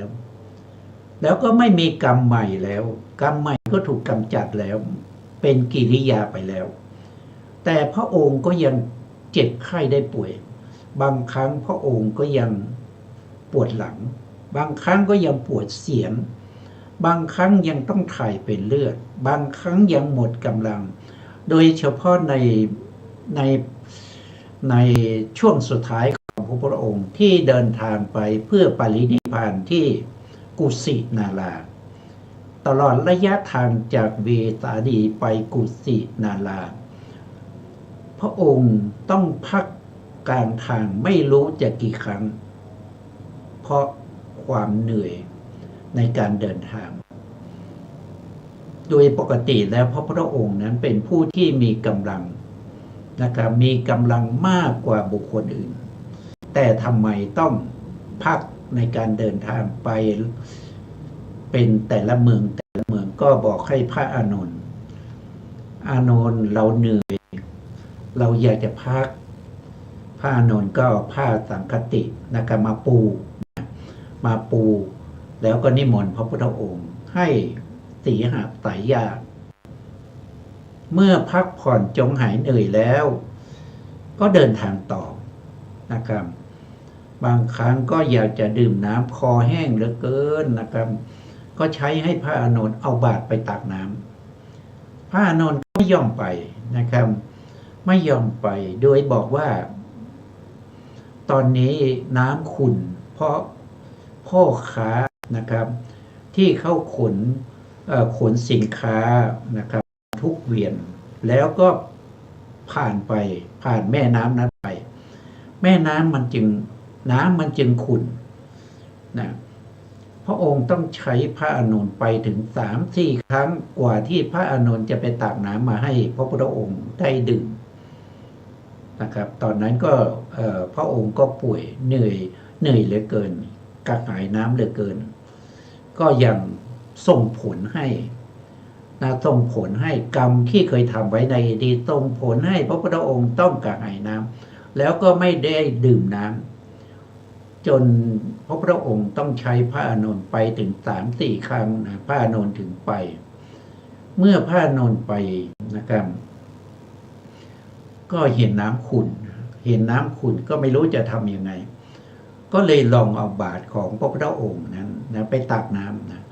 พอบาตรนั้นไปถูกใส่น้ำนะถูกใส่น้ำที่มันขุ่นน้ำนั้นก็ใสขึ้นทันทีนะครับ โอ้พระตถาคตนี่มีฤทธิ์มากนะครับมีฤทธิ์มากนะครับพระอานนท์ก็ตักน้ำมาด้วยความปิติที่เห็นความอัศจรรย์นะครับแล้วก็มาถวายแด่พระพุทธองค์พระพุทธองค์ถึงจะได้ดื่มน้ำก็เกิดจากกรรมนะกรรมอะไรนะในอดีตชาติเนี่ยพระองค์เป็นผู้เลี้ยงโคนะครับเป็นผู้เลี้ยงโคแล้วน้ำมันขุ่นโคมันจะไปกินน้ำขุ่นนั้นนะคนเลี้ยงโคซึ่งเป็นอดีตพระโพธิสัตว์นะครับก็ไม่ให้มันกินนะครับก็ดึงนะครับดึงเชือกให้มันไปทางอื่นนะเพราะว่าไม่อยากให้มันกินน้ำขุ่นนะด้วยผลของกรรมนั้นนะครับส่งผลมาตอนที่พระพุทธองค์ใกล้ปรินิพพานแล้วก็ยังส่งผลมากรรมนั้นมันตัดไม่ได้นะกรรมนั้นมันห้ามไม่ได้เพราะมันทำสำเร็จไปแล้วนะครับแต่กรรมใหม่ๆหลังจากที่พระองค์ตรัสรู้เป็นพระพุทธเจ้าแล้วเพราะพระองค์มีการกล่าววาจาเก่าอะไรก็คือกล่าวพระธรรมนะแสดงธรรมนะแสดงธรรมแก่ภิกษุทั้งหลายแสดงธรรมให้แก่บุคคลที่เขาสนใจนะข้าหาบดีกษัตริย์เทวดาหรือพรหมทั้งหลายเป็นบุญไหมเป็นบุญนะครับเป็นอะไรเป็นวจีกรรมนะเป็นวจีกรรมที่เป็นบุญมีมหากิริยาเป็นสมุทฐานนะที่กล่าวไปมากมายตั้ง 84,000 พระธรรมขันธ์เนี่ยเป็นกรรมไหมให้ผลไหมตอบว่าไม่ใช่นะเพราะ 84,000 พระธรรมขันธ์เหล่านี้เกิดจากมหากิริยาไม่ใช่มหากุศลเพราะฉะนั้นที่พระองค์มีความเพียรในการแสดงธรรมมันเป็นกิริยาหมดเลยมันไม่ได้เป็นกรรมเพราะทำไมมันไม่เป็นกรรมล่ะก็เพราะว่าพระพุทธองค์ได้กำจัดอวิชชาและตัณหาแล้วนะครับที่ไหนที่ใต้ต้นสีมหาโพธิ์ในคืนวันเพ็ญเดือน 6วิสาขบูชาตั้งแต่วันนั้นมานะครับเป็นต้นมาจนถึงปรินิพพานการกระทำของพระพุทธองค์ไม่ว่าจะเป็นการกระทำทางกายนะครับหรือว่าวาจาหรือว่าความคิดในใจทั้งหมดนั้นไม่ได้เป็นกรรมแล้วไม่ได้เป็นกายกรรมไม่ได้เป็นวจีกรรมไม่ได้เป็นมโนกรรมทั้งหมดนั้นเป็นกิริยาไปแล้วไม่ส่งผลนะครับไม่ส่งผลทำให้การกระทำของพระพุทธองค์เหล่านั้นไม่มีผลแล้วเพราะมันเกิดจากมหากิริยานะครับก็เพราะอะไรก็เพราะว่าพระองค์ได้บำเพ็ญบารมีนะครับศึกษาเล่าเรียนมาเหมือนกับเราในตอนขณะนี้นะตอนที่เราศึกษาอยู่ตอนนี้แหละนะครับสมัยที่พระองค์เป็นพระโพธิสัตว์ก็ศึกษาในเรื่องของจิตเจตสิกในเรื่องของรูปกามชรูปอุตุชรูปอาหารและรูปจิตตชรูปมันเกิดตรงไหนมันดับตรงไหนนะครับแล้วก็อาศัยตากับสีเกิดจากขูวิญญาณธรรมะ3อย่างประชุมกันเป็นภาษาเกิดทางตาเรียกว่าจักขุสัมผัสสะภาษานั้นเป็นปัจจัยให้เกิดเวทนาก็เรียกว่าเวทนาก็เรียกเวทนานั้นว่าจักขุสัมผัสสะชาเวทนาก็พระองค์ศึกษามาอย่างนี้ในสมัยที่บำเพ็ญบารมีสะสมบารมีทั้งที่เป็นปรมัตถธรรมนะครับปรมัตถธรรมแล้วก็ธรรมที่เป็นพระสูตรทั้งหลายศึกษาทั้งพระวินัยพระสูตรแล้วก็พระอภิธรรมมาจากพระพุทธเจ้าที่พระองค์ได้พบมาตอนเป็นพระโพธิสัตว์ท่านบอกว่าในขณะที่เป็นพระโพธิสัตว์ตั้งความปรารถนาจะเป็นพระพุทธเจ้าท่านก็ได้พบพระพุทธเจ้ามาถึง 125,000 พระองค์หลังจากครบเวลา7อสงไขยมหากัปแล้วพระองค์ก็ได้ตั้งวจีปณิธานเป็นระยะเวลายาวนานถึง9อสงไขยได้รับพุทธพยากรแล้วก็บำเพ็ญ บารมีอุกิจมาอีก4อสงไขยแสนมหากัปกว่าจะได้เป็นพระพุทธเจ้านะครับไม่ใช่ว่าอยู่ดีๆอยากเป็นพระพุทธเจ้าแล้วก็โชคดีนะครับได้ตรัสรู้เป็นพระพุทธเจ้าโดยง่ายๆไม่ต้องไปศึกษาอะไรเลยนะไม่ใช่อย่างนั้นนะครับไม่ใช่อย่างนั้นนะไม่ใช่แบบนั้นเลยนะครับความทุกข์ยากลำบากที่ได้มาด้วยความอุตสาหะนะด้วยความอุตสาหะแล้วก็ไม่ทอดทิ้งนะไม่ทอดทิ้งอะไรไม่ทอดทิ้งกุศลธรรมนะไม่สันโดษในกุศลนะครับเอาละครับวันนี้เวลาเราก็หมดเช่นเคยนะครับสุดท้ายนี้นะครับก็ขอกราบขอบพระคุณพระครูสมุทรวิศวัตรวรกิจโจผู้อำนวยการสถานีวิทยุเพื่อการศึกษาพระพุทธศาสนาและวัฒนธรรม FM 104.5 เมกะเฮิรตซ์วัดไฝหญิงจังหวัดเชียงใหม่และขอกราบขอบพระคุณพระครูปริยัติยานุศาสตร์ขอบคุณท่านผู้ฟังและผู้ชมทุกท่านนะครับที่ให้เกียรติติดตามรายการพระไตรปิฎกลอยฟ้าพบกันใหม่ในครั้งต่อไปครับวันนี้ลาไปก่อนครับสวัสดีครับ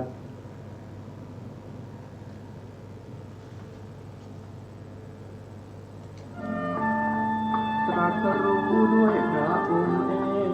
แต่เต็งฟ้าปัตตภีก็2 แสนดีผู้คนบูชาถามวิเธอจารณาสัมปันโนมีสุขโตรวมกันแปลได้เลยนะหมายถึงผู้รู้ประพฤติธรรมล้ำค่าอีกสุขโตต่อม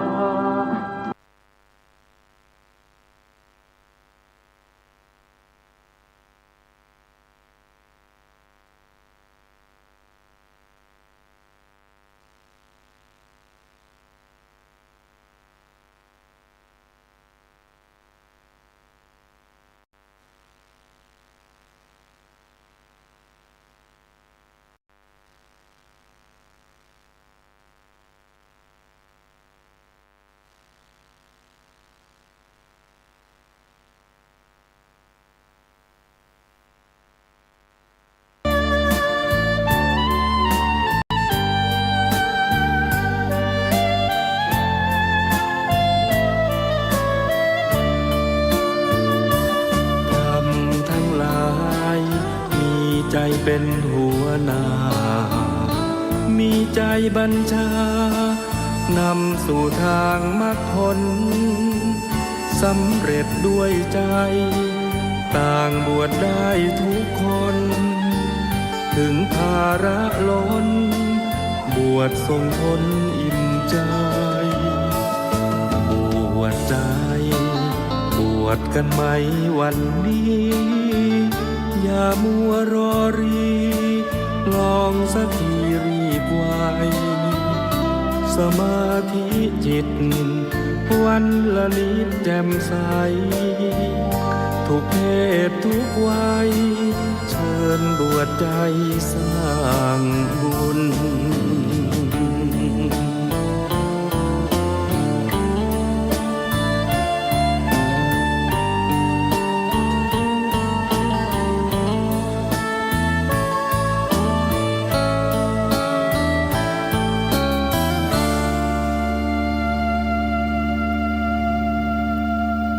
กัมมุนา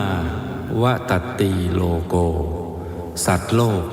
ย่อมเป็นไปตามกรรม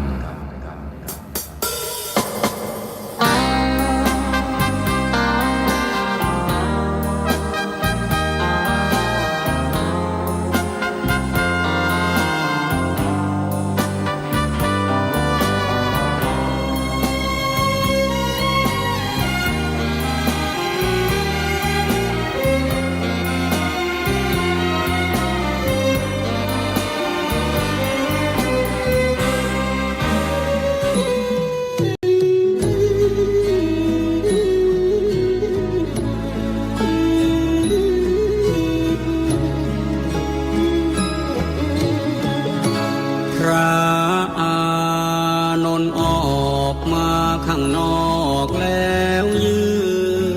นแอบสะ อื่นกล้ำกลืนทุกโทมทวี องค์พระมุนินจะสิ้นแล้วแต่เรานี้อาสวามีสิ้นไป องค์พระบรมครูจะทอดทิ้งเราให้อยู่อย่างเดียวดายนับแต่วันพรุ่งนี้ไม่มีได้รับใช้องค์พระภาควัน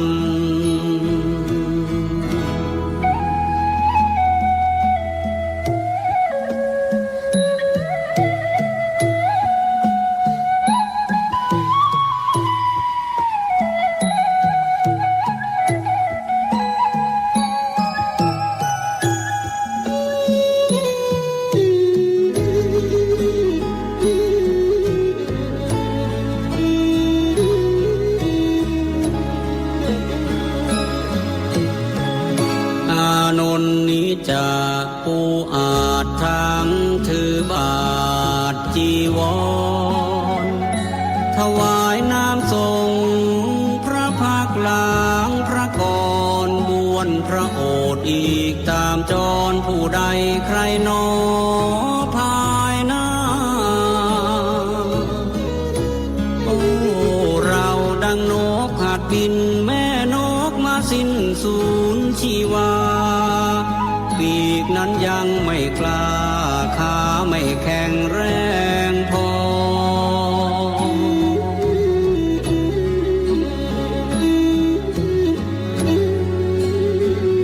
ยังบินทลา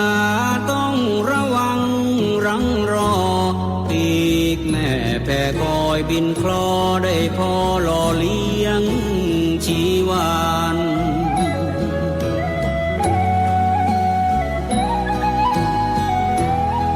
เปรียบเป็น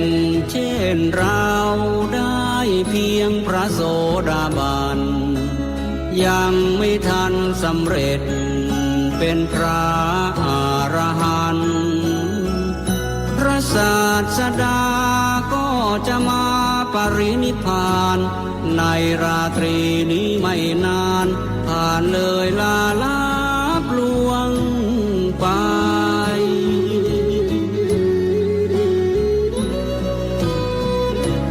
โอ้เราทำชันใดเมื่อสิ้นแล้วพระผู้ทรงชัย พระอานนท์กำสดน้ำตานองหยดรินไหล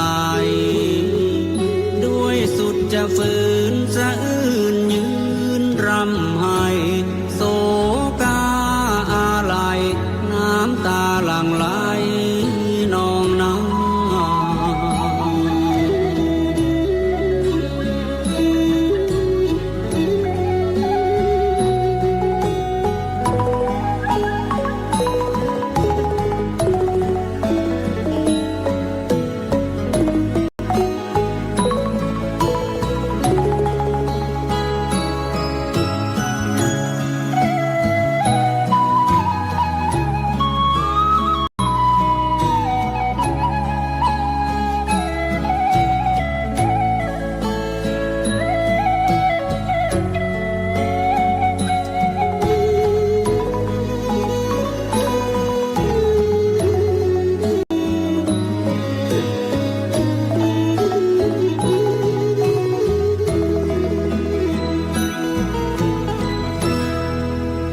องค์พระโทศพลไม่เห็นอานนท์อยู่ในนั้น จึงตรัสถามว่าอานนท์ไปไหนกัน พระภิกษุผู้รู้เหตุการณ์กราบทูลถวายไปว่าท่านพระอานนท์ไปแอบยืนรำให้ฟูงฝ่ายน้ำตาเศร้าระทมมองไม่อกใจนั้นให้เววา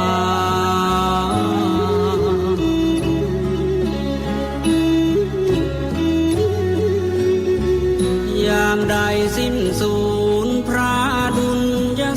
สดาก็ดังชีวา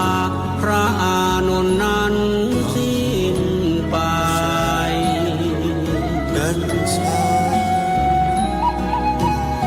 สังฆทราบความดังนั้นคลันองค์พระทรงชัยให้ตามพระนนท์มาใกล้แล้วย้ำทำให้ปลอบโยน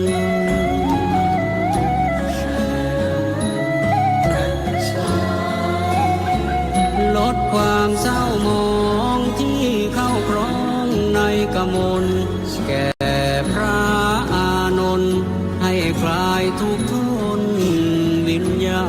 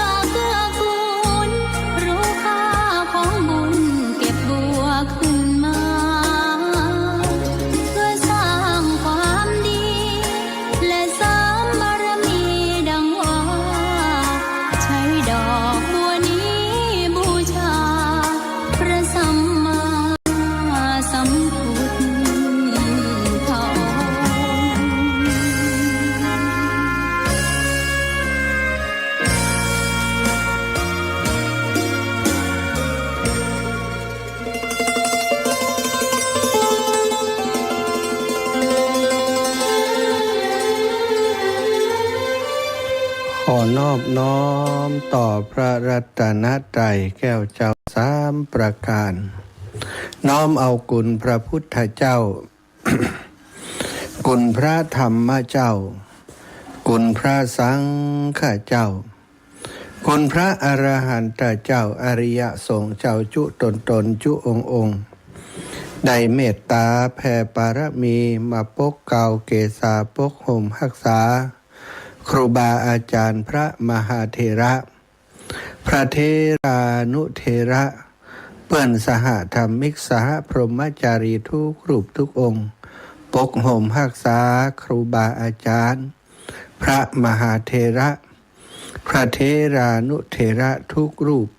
ปกห่มรักษาสาธุชนคนดีทุกคนทุกท่านติดตามรับฟังสารธรรมยามค่ำอยู่ในขณะนี้ถวายความเคารพท่านพระอาจารย์ประดิษฐ์นะเอาเข้ามาติดตามรายการตัวเหมือนกันจากจังหวัดลำพูนท่านอาจารย์เป็นสหธรรมิกสหพรหมจารีได้มีสมณะเมตตาได้ให้กำลังใจอาตมาเก่ากับผมได้ติดตามรายการแล้วก็ได้คอมเมนต์มาเนาะว่านมัสการยามค่ำครับว่า โยมน้องสมจิตว่าฝนกำลังจะตกนะคุณโยมทรัพย์ทองซื่อนภัสวรรค์หวังมณีนะจากทางเชียงใหม่ก็ติดตามรับฟังรับชมอยู่สาธุเนอทุกรูปทุกองค์แล้วก็ทุกท่านทุกคนติดตามรับฟังถือว่าได้มาให้กำลังใจได้มาเป็นกำลังใจกันในหัวค่ำยามแรงเนาะรายการสารธรรมยามค่ำแล้วก็สวัสดีธรรมะสวัสดีครับศรัทธาสาธุชนโยมป่อโยมแม่ทั้งหลายที่ฟังรายการตั้งสถานีวิทยุหลายคลื่นหลายสถานีในช่วงเวลานี้จังหวัดลำปางก็เป็นสถานีวิทยุ 106.50 เมกะเฮิรตซ์วิทยุเพื่อพระพุทธศาสนาคลื่นสีขาวเพื่อชาวประชาวัดบรรพตสถิตอำเภอเมืองจังหวัดลำปางในเมตตาบารมีของท่านอาจารย์พระมหานพดลสุวรรณเมธีเจ้าคณะอำเภอวังเหนือสมปานเจ้าวาดวัดบรรพตผู้อำนวยการวิทยาลัยสงฆ์นครลำปางประธานสงฆ์เผยแผ่พระพุทธศาสนาจังหวัดลำปางได้เมตตาตั้งสถานีขึ้นมาเพื่อประโยชน์ในการเผยแผ่พระพุทธศาสนาร่วมกับคลื่นสีขาวเพื่อชาวประชารายการธรรมะที่ออกอากาศก็มีรายการของตั้งคลื่นสีขาวนะถือว่า 50% นะของการออกอากาศก็เป็นรายการที่ครูบาอาจารย์ในเครือข่ายคลื่นสีขาวมาร่วมจัดด้วยกันก็นับว่าท่านอาจารย์เป็นผู้ที่มีวิสัยทัศน์กว้างขวางมีจิตใจเอื้อเฟื้อเผื่อแผ่ดูแลพระพุทธศาสนาโดยการเผยแผ่เนาะในนามของคณะสงฆ์เผยแผ่จังหวัดลำปางได้ขับเคลื่อนงานเผยแผ่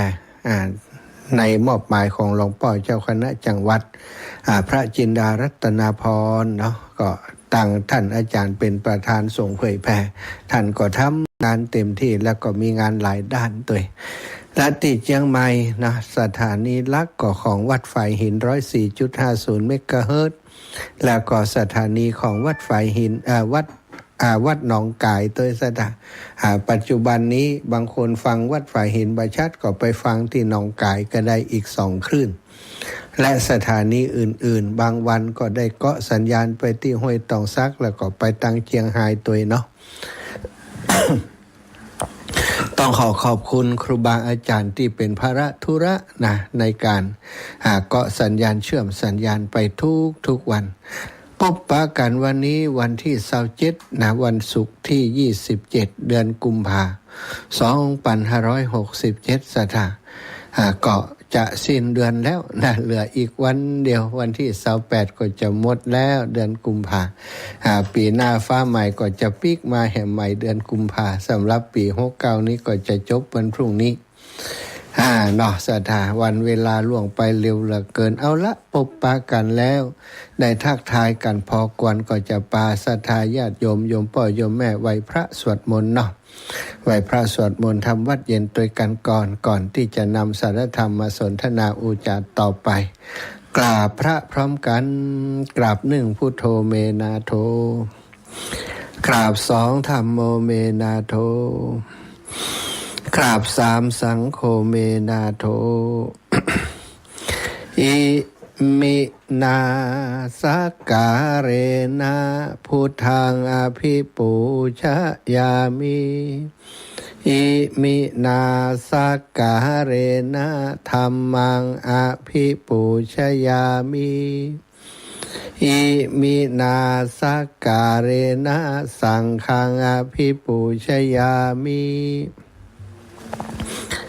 อะระหังสัมมาสัมพุทโธภควาพุทธังภควันตังอภิวาเทมิกราบสวากขาโตภควตาธัมโมธัมมังนะมัสสามิกราบ นะโมตัสธัมมังอยู่กันสุปฏิปันโนภควโตสาวกสังโฆสังฆังนะมามินะสตาเขิดตึมได้เนอะฉันลำ นะโมตัสสะภะคะวะโตอะระหะโตสัมมาสัมพุทธัสสะนะโมตัสสะภะคะวะโตอะระหะโตสัมมาสัมพุทธัสสะพุทธังสารนังกัจฉามิธัมมังสารนังกัจฉามิสังฆังสารนังกัจฉามิตุติยัมปิพุทธังสารนังกัจฉามิตุติยัมปิธัมมังสารนังกัจฉามิตุติยัมปิสังฆังสารนังกัจฉามิตาติยัมปิพุทธังสารนังกัจฉามิตาติยัมปิธัมมังสารนังกัจฉามิตาติยัมปิสังฆังสารนังกัจฉามิ อิติปิโสภะคะวะอะระหังสัมมาสัมพุทโธวิชชาจารณะสัมปันโนสุขโตโลกวิทูอนุตตโรปุริสธัมมะสารทิสัทธาเทวมนุษสานังพุทโธภะคะวะติสาวะคาโตภะคะวะตาธัมโมสันทิฏฐิโกอากาลิโกเอหิปัสสิโกโอปานายิโกปัจจตังเวทิตาโพวินยูหิติสุปฏิปันโนภะคะวะโตสาวกสังโฆอุชุปฏิปันโนภะคะวะโตสาวกสังโฆยายาปฏิปันโนภะคะวะโตสาวกสังโฆสามิจิปฏิปันโนภะคะวะโตสาวกสังโฆยะทิทังจัตตาริปุริสายุคานิ อัฏฐปุริสปุคลาเอสะภะคะวะโตสาวกสังโฆอาหุนายโยปาหุนายโยทักขินายโยอัญชลิการนิโยอนุตตรังปุญญเขตังโลกัสสติกราบพระพร้อมกันเนอสัทธาญาติโยมกราบหนึ่งพุทธังวรันตังศิรสานะมามิกราบสองธัมมังวรันตังศิรสานะมามิกราบสามสังฆังวรันตังศิรสานะมามิไหวพระสวดมนต์จบเรียบร้อยบริมวลแล้วเนาะต่อไปก็จักได้สนทนานำสาระธรรมมาฝากมาแบ่งปันกับศรัทธาญาติโยมทุกคนทุกท่านอากาศร้อนแหมแล้วขออนุญาตเปิดแอร์คอนเนอร์ศรัทธา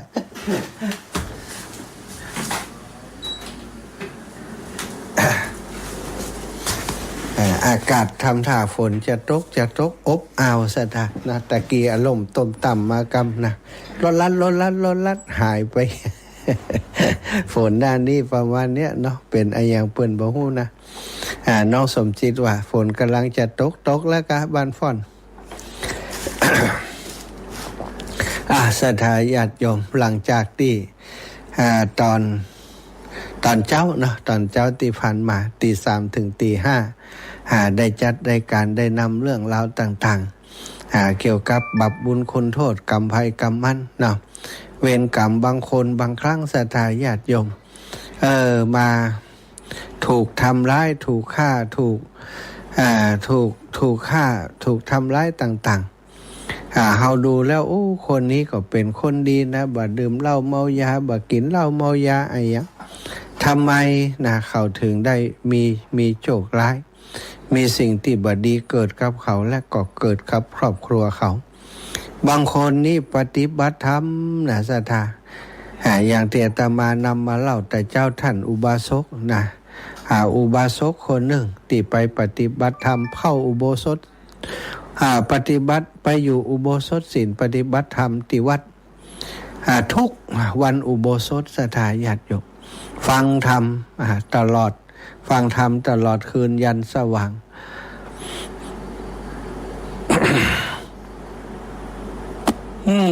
จะค่อยรับอย่างตอนนี้ จะมาลู่หาวอย่างตอนนี้รำคาญตัวเก่าเหตุการณ์อิดเหนื่อยศรัทธาเวลามานั่งจัดรายการก็มักจะ เหมือนกับว่าพักผ่อนลู่จะหาวติ๊กหรือว่าออกซิเจนในสมองปลอมเนาะรำคาญเหมือนกัน อย่างใดต่อออกซิเจนใส่ไปดีกว่าได้อูถึงอุบาสกที่ไปอยู่อุโบสถแล้วก็เสร็จสิ้นแล้วตอนเจ้าก็ออกมาล้างหน้าล้างตาติสะบุครณีสะนาวัดพระเชตวันสถาปรากฏว่าถูกลุมบุบตายโดยความเข้าใจผิดคิดว่าเขาเป็นโจรเพราะว่าเจ้าทรัพย์วิ่งมาหั่นห่อทรัพย์เนาะห่อทรัพย์ที่โจรเอาทิ้งไว้น่ะก็คิดว่าหมอนี่เป็นโจรเลยไปบุบไปฆ่าภิกษุสงฆ์ต่างหลายก็บอกว่าโอ้คนนี้นี่เป็นคนดีปฏิบัติธรรมเฮือตานรักษาศีลแล้วก็อยู่อุโบสถมาเข้าอุโบสถมาปฏิบัติอุโบสถศีลเนี่ยทุกวันอุโบสถทำไมถึงได้เกิดเหตุการณ์อย่างนี้ขึ้นบ่สมควรเลยพระพุทธองค์ก็บอกว่าโอ้ภิกษุทั้งหลายชาตินี้บ่สมควรแต่ว่าชาติก่อนที่เขาเกิดมานั้นเขาเคยได้ประพฤติชั่วทำตัวให้มัวหมองโดยการที่ไปฆ่าบุคคลอื่นเพื่อจะแย่งชิงเอาภรรยาเปิ้นมา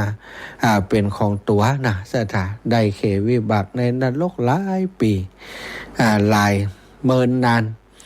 พ้นจากนรกมาเกิดเป็นมนุษย์นี่ถูกฆ่ามาชาตินี้เป็นชาติที่100ดูอีพ่ออีแม่ทั้งหลายกับบาปกรรมมันกว่าจะใช้มดมันใช้เวลาเมินพระพุทธองค์จึงห้ามว่าความชั่วอย่าทำเลยขอเถอะจะไปทำกรรมชั่วเลยกายกรรมวจีกรรมมโนกรรมในการล่วงละเมิดศีลต่างๆนั้นขออย่าทำเพราะทำแล้วมันพัวพันมันผูกพันเป็นกรรมเป็นวิบากที่ต้องชดใช้เมินนานหล่อหมอนี้ฆ่าสามีเอาภรรยาเปิ่นมาเป็นของตัวสถามันก็ม่วนนั้นเหตุสักแต่ฮือหันเนาะชาติหนึ่งเฮามีชีวิตอยู่บักกี่ปีแล้วก็ต้องตายไปแล้วก็มาทำอกุศลกรรมบาปกรรมนี้ซึ่งจะต้องชดใช้หลายภพหลายชาติแม้กระทั่งชาติสุดท้ายเป็นถึงพระโสดาบันแล้วยังมาถูกฆ่าตายอย่างนี้นี่ก็เป็นเรื่องที่น่าสลดสังเวชน่าสะท้านแล้วเป็นสิ่งที่เราฟังแล้วมาระลึกถึงว่าโอ้นี่ถ้าเฮาได้พลั้งพลาดพลั้งเผลอไปอย่างใดก็ตามไปทำกรรมชั่วไปทำอกุศลกรรมถ้าเป็นกรรมที่นักเขาก็จะต้องชดใช้ในนรกอเวจีแม้เกิดมาเป็นคนก็ต้องชดใช้กรรมอีกอย่างท่านมหาโมคคัลลานะก็เหมือนกันอีพ่ออีแม่ทั้งหลายท่านพระมหาโมคคัลลานะถือว่าเป็นภิกษุผู้เลิศในด้านของการ ในด้านของอภินิหารเนาะฤทธิเดชต่างๆอิตนะพระสมุขคารณะสารีบุตรเนี่ยพระเปิ่นเป็นอัครสาวกเบื้องซ้ายของพระพุทธเจ้านี่ปกครองสงฆ์มีปัญหา อย่างต่างๆที่จะใจในเรื่องอภินิหารอิทธิฤทธิ์นี่พระมหาโมคคัลลานะนี่ว่าเป็นรองไผ่นอรองแก่พระพุทธเจ้าองค์เดียวรูปเดียวแต่ทำไมศรัทธาญาติโยม สุดท้ายมาตายถูกเปิ้นบุบแล้วหมดเนาะในพุทธประวัติในประวัติของพระสาวกบอกว่าโอ้พระมหาโมคคัลลานะนี่ถูกอันโจรถูกคนที่พวกเป็นห้องว่าพวกเดรัจฉีเนาะคนที่ต่างศาสนาที่เผยแพร่อยู่ในช่วงเดียวกับพระพุทธเจ้าตอนที่ยังบ่เกิดพุทธศาสนากำเตื้อหมู่เขานี่มีลาภสักการะดีหรอมีคนไปทำบุญตักบาตรมีคนไปอุปถากอุปถัมภ์ดีได้กินอิ่มหนีพิมันพอพุทธศาสนาเกิดขึ้นแล้วมีสาวกของพระพุทธเจ้าเกิดขึ้นก็ปรากฏว่าลาภสักการะของครูผู้สอนศาสนาต่างๆ6 คนในตอนนั้นเนี่ยทำให้บ่มีลาภสักการะนะอยู่ลำบากก็มาพอว่าโอ้มันเกิดจากอะไรเกิดพระภิกษุของพระสมณะโคดมนี่เองมาแย่งลาภสักการะเขาแล้วก็พุ่งเป้าไปที่พระอัครสาวกเบื้องขวาเบื้องซ้ายของพระพุทธเจ้าโหว่าท่านพระมหาโมคคัลลานะไปจำพรรษาอยู่ในหมู่บ้านนั้นศรัทธาญาติโยมเขาก็เลยจ้างผู้นักเลงสุราพวกนักเลงหัวไม้ทั้งหลายไปบุกไปตีพระเถระจะให้รางวัลอย่างงามเลยหมู่นั้นก็ไปพกไปพองจะเข้าไปบุกพระเถระศรัทธาญาติโยมพระเถระเจ้าได้ใจอภินิหารเหาะออกจากกุฏินั้นไปเขาล้อมกุฏิหมดท่านก็ทำลายจ่อฟ้าใบลากาตั้งบนศรัทธาเหาะออกไปโดยช่องเล็กๆที่ทำไว้เหาะออกไปซึ่งหมู่นั้นทั้งหลายบ่สามารถจะทำอย่างท่านได้จนถึงครั้งที่3ซะนะครั้งที่3เขาก็แย่อย่างท่านบ่ได้ท่านก็เหาะออกไปทำไมพวกนี้เนี่ยทำไมถึงมาจองล้างจองผ่านกันอย่างนี้ตึงบ่ล้มเลิกความตั้งใจคำเดียวเลยว่ะหน้าที่จะยั้ง3เตือนแล้วมันเป็นวิบากกรรมอย่างท่านก็มาพิจารณาดูความจริงบ่ได้โกรธได้แค้นยังกับหมู่โจรทั้งหลายเหล่านั้นเพราหนีไปได้ทุกครั้งมาตรวจดูว่าโอ้ตรวจไปตรวจมาย้อนระลึกไปถึงหลายร้อยชาติผ่านมาแล้วปรากฏว่าท่านนี่ได้เกิดมาเป็นกุดุมพีคนหนึ่งเป็นได้เลี้ยงบิดามารดานะทีแรกก็เป็นคนจัดดีต่อมานี้บิดามารดาไปเอาสะใภ้มาให้พ่อแม่ซ้ำเป็นคนตาบอดศรัทธาญาติโยมไปเสาะสะใภ้มาอยู่ตัวสะใภ้แรกๆก็ดีแต่เมินเข้ารังเกียจพ่อแม่ติดตาบอดช่วยเหลือตัวเองบ่ได้ลำบากตัวจะต้องดูแลเลยคิดจะกำจัดกำจัดแม่ของสามีก็แจ้งบอกสามีว่าพ่อแม่เขาบัดนั้นของท่านนี้ตั้งแต่มาอยู่นี่สร้างความลำบากคือขนาดนักคอยถ้าท่านบาอยู่นี่เนี่ยยังเพื่อกินข้าวเพื่อเหี่ยพื้นหวานโดยนางก็เป็นคนเอาเข้าที่พ่อแม่กินนะเอาไปอุ่ยเต็มบ้านนั้นหาว่าพ่อแม่เป็นคนเนี้ยนะเอาของสกปรกไปแปดไปเปื้อนแต่บ้านก็บอกว่าพ่อแปดเป็นคนเนี้ยแรกก็บ่เชื่อแต่เมินเข้าฟังแล้วก็โอ้มันก็น่าจะเป็นไปจริงเอาละเขาจะจัดการเองเรื่องพ่อแม่นี่จุเปิ่นไปแอวซะตาว่าไปหาญาติว่าไปถึงกลางตางกลางป่านะทำเป็นโจรมาบุกมาตีพ่อแม่บางตีมานะนางอัฏฐกถาฎีกาที่เล่าถึงเรื่องนี้ว่าบุบจนตายนะบุบพ่อแม่จนตายขณะที่พ่อแม่โดนบุบนั้นก็บอกกับลูกหนีไปเน้อโจรมันจะมา ทำร้ายลูกหนีไปเนอะลูกหนีไปเนอะความจริงคนที่บุ๊บคือลูกตัวเก่านั่นน่ะบุ๊บป่อบุ๊บแม่ทำเสียงเหมือนกับโจรว่ามาเนี่ยมาป่นแต่จริงๆว่าใจคือตัวเก่าบางคนก็บอกว่าบางที่มาบางหนังสือบางตีก็บอกว่าพอบุ๊บไปได้ยินพ่อแม่ร้องอย่างนั้นก็รู้สึกสลดใจว่าเฮาพ่อแม่เลี้ยงเฮามาตั้งแต่น้อยถึงบัดเดี๋ยวนี้เฮามาทำร้ายพ่อทำร้ายแม่เพราะเรื่องที่ภรรยาได้เล่าให้ฟังได้กล่าวถึงเฮายังบ่หันอย่างแต่กำเตือจะเป็นยังได้บ่ฮู้เฮานี่ทำผิดไปขนาดเฮาบุ๊บเฮาตีอยู่พ่อแม่ยังเป็นห่วงเฮาบอกเฮาหนีไปเลยหยุดการกระทำนั้นแล้วก็หนีไปจากนั้นชักจำลำก็ปิกมาว่าปาพ่อแม่กลับมารักษาพยาบาลอยู่ที่บ้านจนเปิ่นสิ้นอายุไขว่าบางที่มาว่าอย่างบางที่มาก็บอกว่าบุ๊บจนตาย บ่ฮู้อันใดแน่ซะ แต่ก็สรุปว่าได้ทำกระทำกรรมนักกับพ่อกับแม่การบุ๊บพ่อตีแม่การที่ฆ่าพ่อฆ่าแม่ถือว่าเป็นคู่ลูกกรรมนักตกนรกหมกไหมเมื่อนานท่านก็ไปตกมรณะหลายร้อยจาดหลายปันจาดได้สตาสุดท้ายเมื่อเกิดมาเป็นมนุษย์นี่ได้ถูกเปิ่นฆ่าโดยวิธีการบุ๊บแบบเนี้ยนะ500จาดว่าจาดนี้ซึ่งเป็นจาดสุดท้ายที่แม้กระทั่งเปิ่นเป็นพระอรหันต์แล้วยังต้องชดใช้กรรมที่เคยทำอีพ่ออีแม่ต่างหลายเฮาจะหันว่าเรื่องของกรรมนะกรรมมุนาวัตติโลโกสัตว์โลกย่อมเป็นไปตามกรรมและผลของกรรมนั้นถ้าทำกรรมดีก็จะมาตอบไส้นะกับเฮาในทางที่ดีแต่ถ้าทำกรรมชั่วก็แบบเนี้ยซะนะถ้าทำกรรมชั่วนี้ถึงเฮาจะบ่ยะอย่างไผก็ตามนะมันต้องมีอันมาทำร้ายเฮาจนได้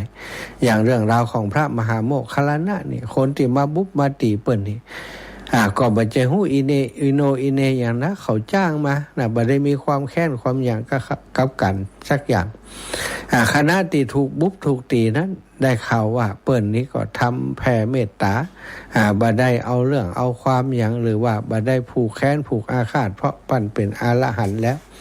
พอเขาบุ๊บแล้วหมดแล้วคิดว่าพระเถระอย่างใดก็ตึงมารอดแล้วสตาก็ไปรับรางวัล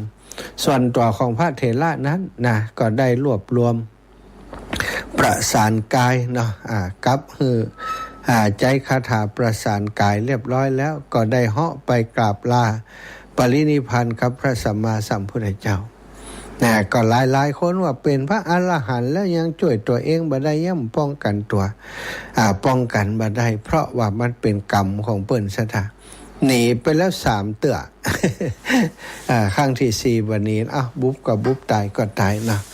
ปล่อยให้เขาบุ๊บจนแล้วจนตายคำหั่นไปกราบทูลลาพระพุทธเจ้าแล้วก็กลับมาตายในกุฏิในกุฏิที่เขาบุ๊บเขาตีนั่นเองซะท่าเมื่อท่านได้ลาพระพุทธเจ้าแล้วก็มาตายยังที่กุฏิที่อยู่ของท่านแล้วพระพุทธเจ้าก็ให้เขาทำการเรียกว่าไปทำพิธีนะไปเผาไปอย่างเรียบร้อยแล้วก็เอาอัฐิกระดูกของเปิ้นมาให้เขาทำสถูปเจดีย์ไว้เป็นที่สักการะบูชาเจดีย์สักการะบูชาพระอรหันต์ซะท่านี่ก็เป็นเรื่องของกรรมของเวรเนาะคนเฮาทำกรรมอย่างใดย่อมจะได้รับผลของกรรมนั้นเสมอบ่มีไผจะหลีกเลี่ยงหรือว่าหลีกพ้นไปได้มีอีกเรื่องหนึ่งเรื่องเราทำนองเนี้ยนาสถาเป็นกรรมที่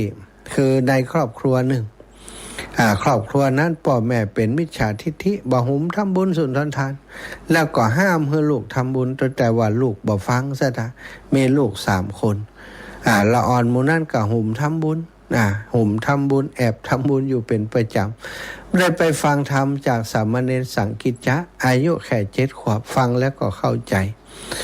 ว่าคนเฮาเกิดมาต้องหาประโยชน์ให้ตัวเก่าด้วยการทำบุญสุนทรทานรักษาศีลปฏิบัติเด็กๆทั้งหลายลูกของ สามีภรรยากูนั้นก็ตั้งใจปฏิบัติตั้งใจฮื้อศีลฮื้อทานตามอัตภาพตามความสามารถของตนส่วนผู้เป็นบิดามารดาก็คอยห้ามคอยปรามป่ายบ่ปอด่าพระภิกษุสงฆ์องค์สามเณรเจ้านักบวชอยู่ตลอดนะด่าว่าเป็นคนโมฆะบุรุษบัทำการบัทำงานเที่ยวแต่ขอเปิ่นขอคือสู่นั้นได้กินมูดกินขูดของตัวเองเถิดนะบ่ต้องกินของสะอาดอย่างมูนี่หรอกนะมาเที่ยวขอเที่ยวรบกวนเพิ่นนะด่าเพิ่นเป็นอย่างไปอย่างมะถ้าภาษาบ้านเฮาก็ด่าเป็นอย่างไปอย่างมะเนาะหันทุเจ้าหันผู้ทรงศีลก็ด่าเพิ่นอย่างเอียสถาการกระทำก็คือจิขี้ทีบ่เคยช่วยเหลือภัยสักอย่างนะต่างจากลูกนะยังก็เจลูกเจปล่อยเจแม่เดียวกันเลยลูกถึง3คนนี้เป็นคนดีหมดเลยซะท่ามีสัมมาทิฏฐิห่มฟังธรรมแล้วก็ห่มทำบุญรักษาศีลแตกต่างกันทีนี้ก็มีญาติของครอบครัวนี้เนาะเป็นลูกของป้าของน้าอย่างสักอย่างได้นั่นก็ได้ฟังธรรมจากท่านสามเณรสังคิจจะเหมือนกันศรัทธาเลื่อมใสไปบวชในพุทธศาสนามีอุปชาอาจารย์ดูแลไปบวชเรียบร้อยก็ปฏิบัติแต่ว่าอยู่ไปอยู่มาญาติมาชวนซึกว่าบ่มีไผพอบ้านพอจองอีแม่ก็เฒ่าแก่แล้วลูกจะต้องไปดูแลบ้านจองครอบครัวของเฮาชวนมันเข้ามนเข้าจิตใจจะก็อ่อนตามซะท่าจะซึกก็ไปหาอุป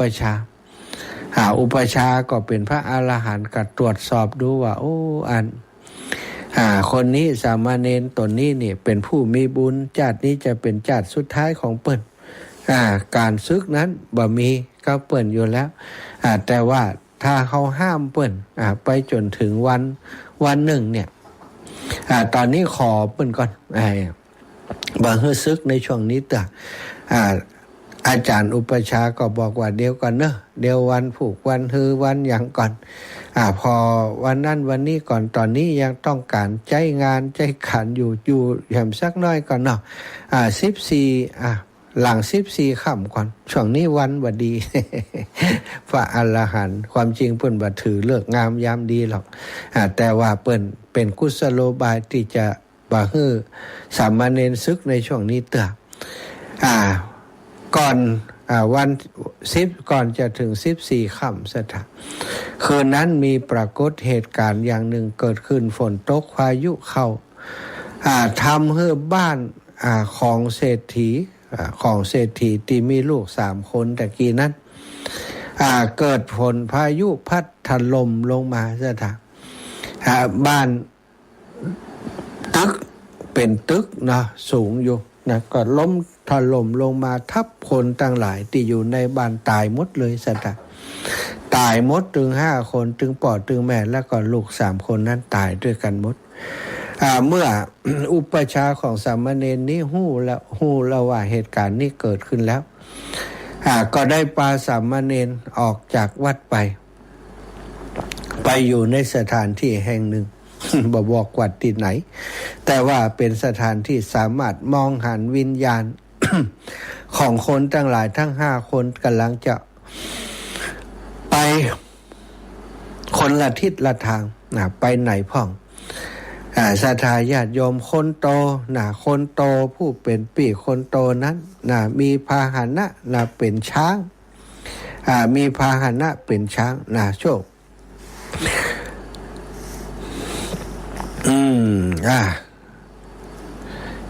น้องคนโตได้นำหน้ามาด้วยการขี่ช้างเผือกตัวสง่างามมี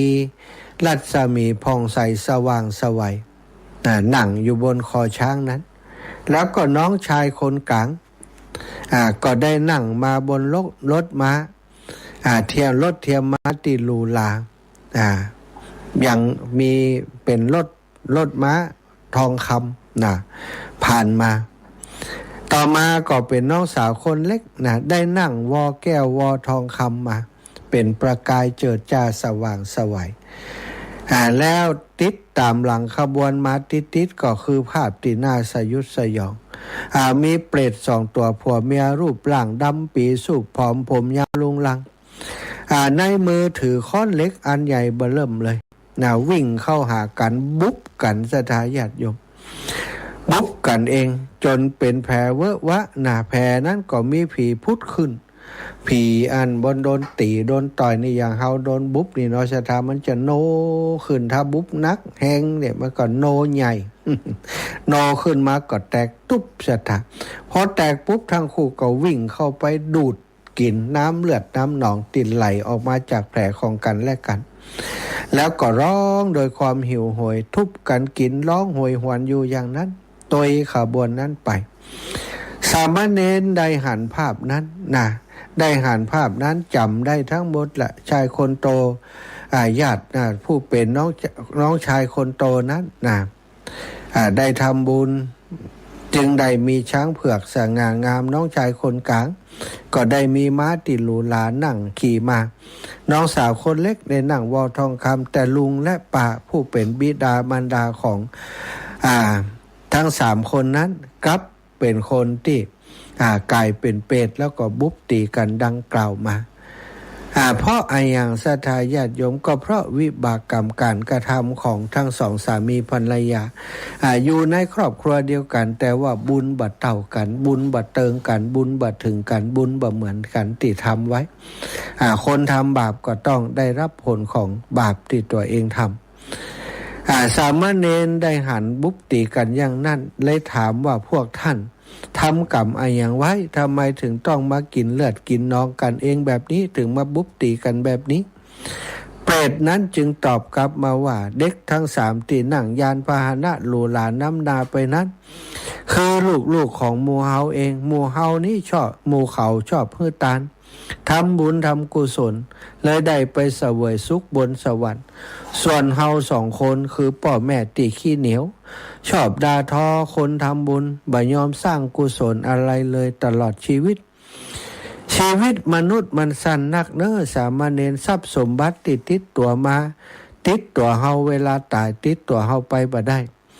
ทรัพย์ก็ทิ้งไว้เบื้องหลังหมดอย่างเฮาตายนี่ทรัพย์ของเฮานั้นบัดเดียวนี้ถูกฝังถูกกลบอยู่ในบ้านท่านก็ทิ้งไว้เบื้องหลังจะเป็นของใครผู้ใดก็บ่ฮู้แล้วส่วนตัวเฮานี้ก็ต้องมาหิวโหยทรมานบุบตีกันแบบนี้โดยกรรมที่เฮาทำสามเณรพอได้ฟังแล้วก็ฮู้ว่าเปรตคู่นั้นคือลุงป้าแท้ๆของตัวเองก็เกิดความเศร้าสลดสังเวชในใจสุดหัวใจอาการที่อยากจะซึกก็หายวับไปเป็นปลิดทิ้งชะตาหันกลับไปกราบแทบเท้าพระอุปัชฌาย์แล้วก็บอกพระอุปัชฌาย์ว่าตั้งแต่นี้ไปจะตั้งใจประพฤติพรหมจรรย์ต่อไปแล้วท่านก็เจริญกรรมฐานจนสุดท้ายได้บรรลุเป็นพระอรหันต์ในเวลาต่อมาเรื่องนี้ถือว่าเป็นธรรมะสอนใจชั้นดีเลยเนาะสัตตาชีวิตมนุษย์แสนสั้นทรัพย์สินเงินทองตายไปก็เพียงเป็นของคนอื่น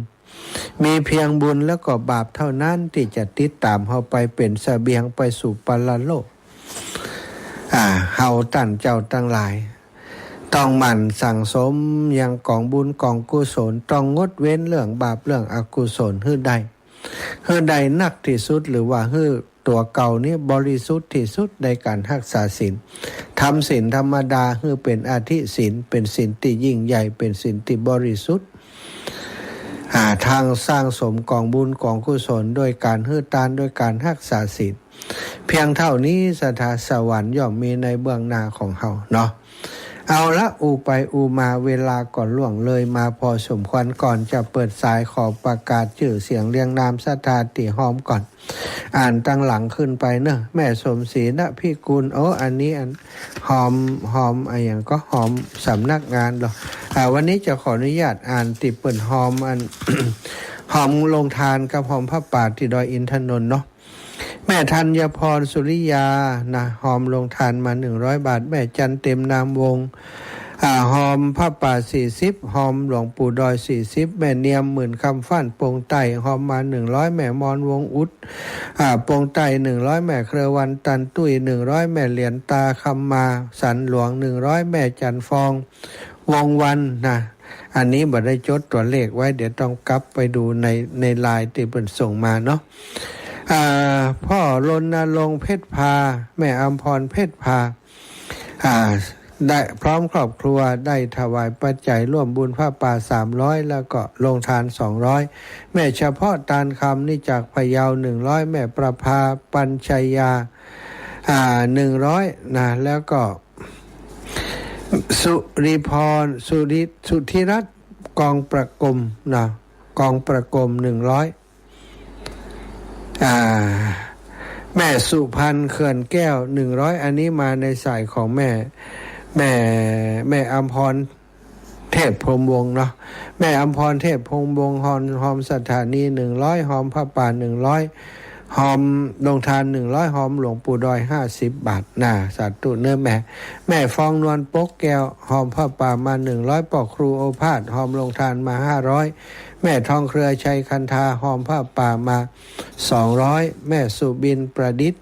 หอมผ้าป่ามา100หอมลงทาน100แม่ขจรสารพีหลวงปู่ดอย100ผ้าป่า100ลงทาน100ติดจดวันนี้นี่เนาะแม่ทองเครือชัยคันธานี่พร้อมครอบครัวเนอะสัตว์แม่เหรียญทาตายุอันนี้อีแม่ติดต่อมาแต่คืนแล้วก็หอมมาวันนี้หอมผ้าป่า100ลงทาน100แม่พลอยวงปะละเนาะผ้าป่า100แล้วก็ลงทาน100แม่เพ็ญณลำปูนหอมหลวงปู่ดอย100ผ้าป่า100ลงทาน100แม่กาบแก้วสีอินแก้วผ้าป่า100อันนี้ประกาศแล้วเนาะแต่ตะวาเนาะแม่จันทานันทินันทิสิงห์นะบ้านศรีเจริญหอมผ้าป่า100ลงทาน100แม่ปราณีเมืองมานาแก้วตะวันตกผ้าป่า100ลงทาน100แม่คำศรียศหอมผ้าป่ามา50 บาทหมู่นั้นก็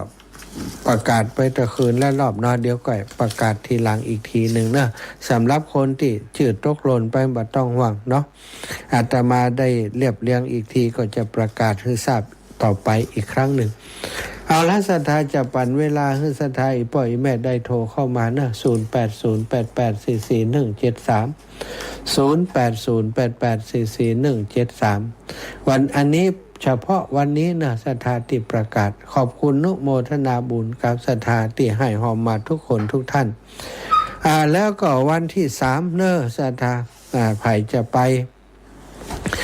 งานยกช่อฟ้าของหลวงปู่ดอยที่วัดม่อนจอมพอก็เตรียมตั๋วอาตมาจะออกเดินทางอาตมาไปอยู่ปุ้นก่อนแต่นัดหมายกับศรัทธาที่จะออกเดินทางวันนั้นก็ประมาณ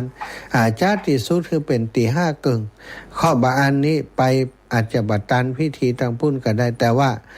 ถ้าไผจะไปจ้าไปขวายก็มันเป็นอย่างเนาะเพราะว่าในการยกช่อฟ้านี่จะเป็นช่วงของตอนบ่ายตอนเจ้าจะมีการส่งน้ำพระธาตุและ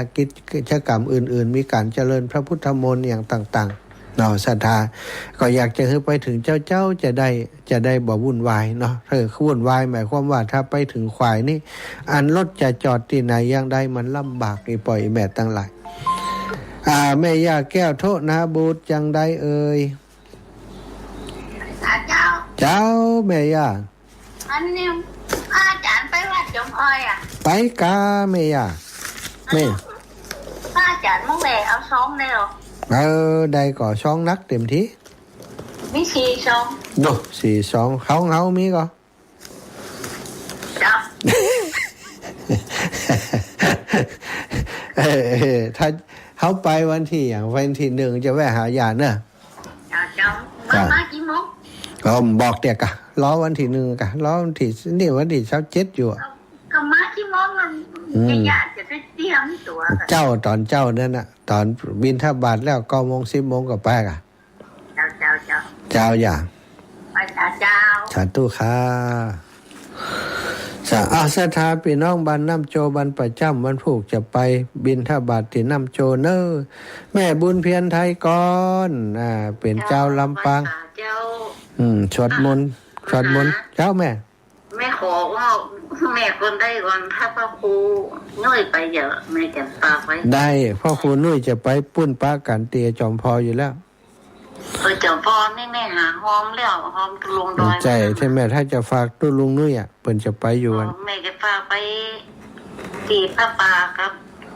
ตีก๋วยเตี๋ยวทำอ่ะ อ๋อพระปาตัวใด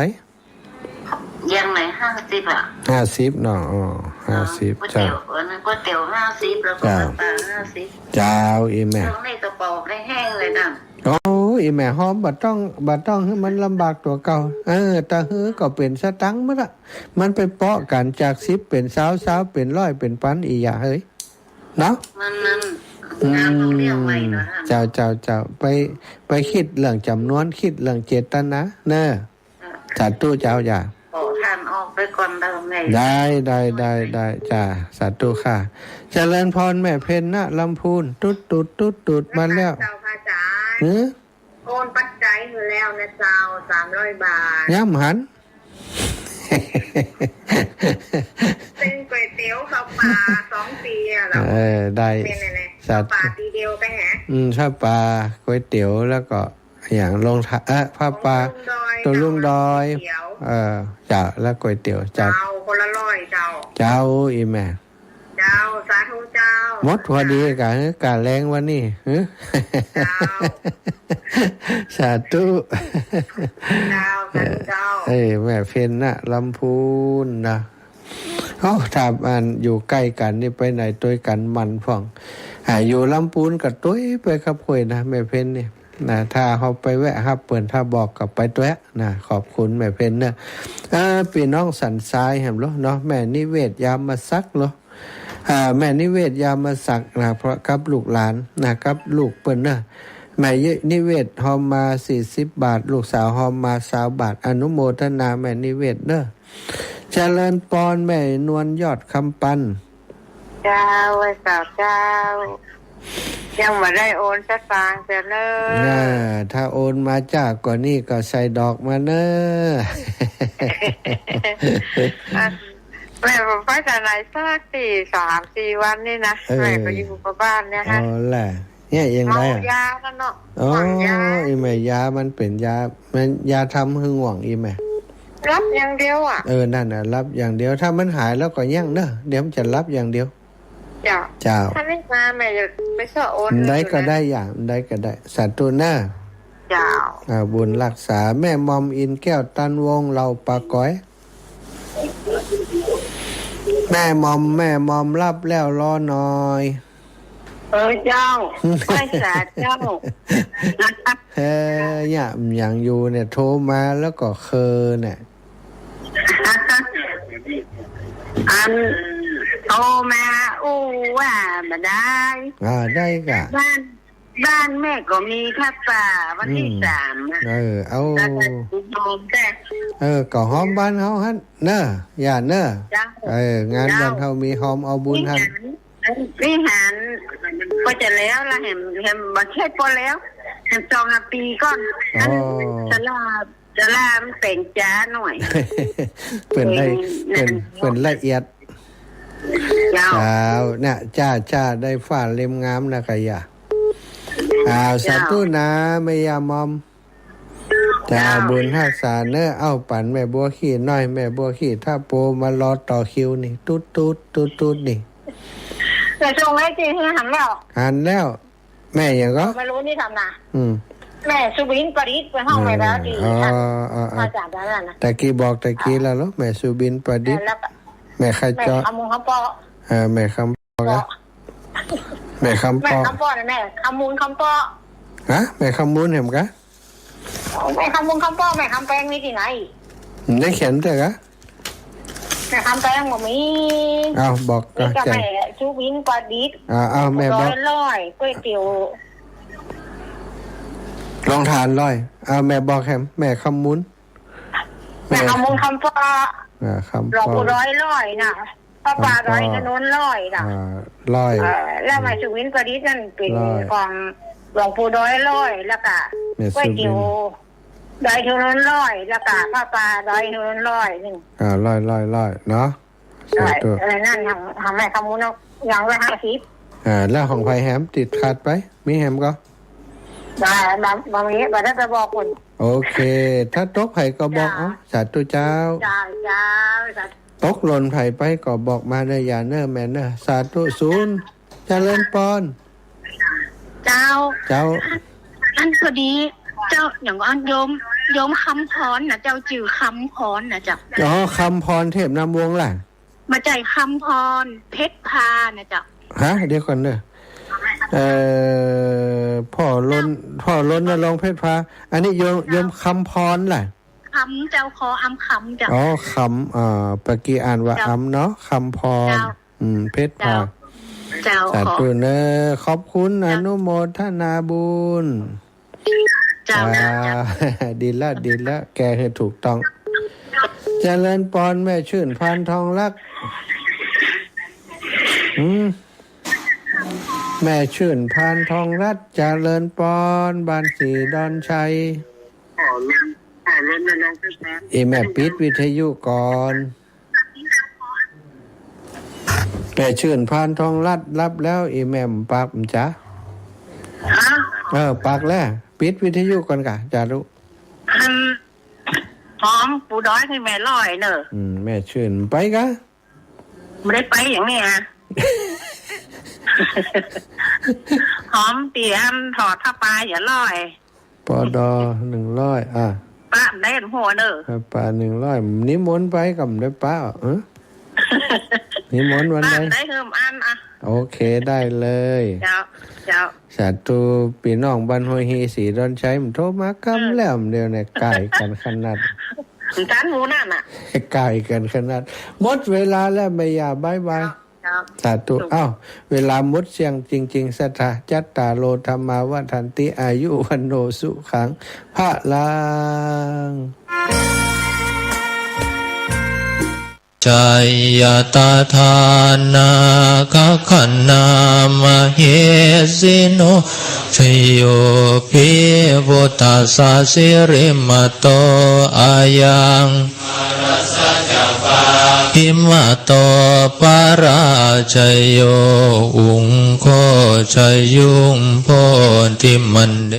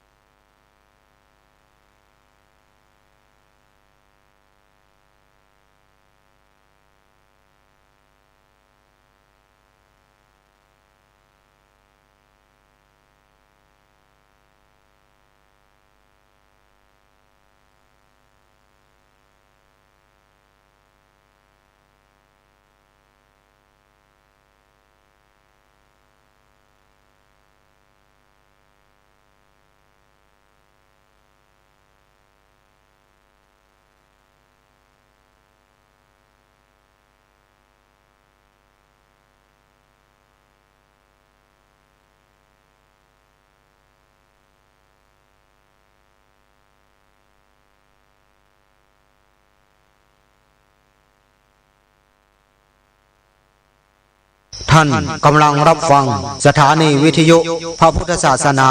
คณะสงฆ์อำเภอฝางวิทยุธรรมะเพื่อพระพุทธศาสนาและชุมชนเครือข่ายวิทยุชุมชนภาคเหนือ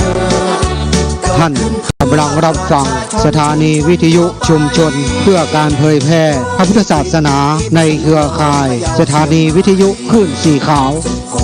ทัยเชียงรายแพร่แม่ฮ่องสอนท่านกำลังรับฟังสถานีวิทยุพระพุทธศาสนาคณะสงฆ์อำเภอฝางต่อจากนี้ไปขอเชิญท่านรับฟังรายการธรรมะประทีปสองทางดำเนินรายการโดยหลวงพ่อพระโกสุจิตานุรักษ์หลวงพ่อเจ้าคณะอำเภอฝาง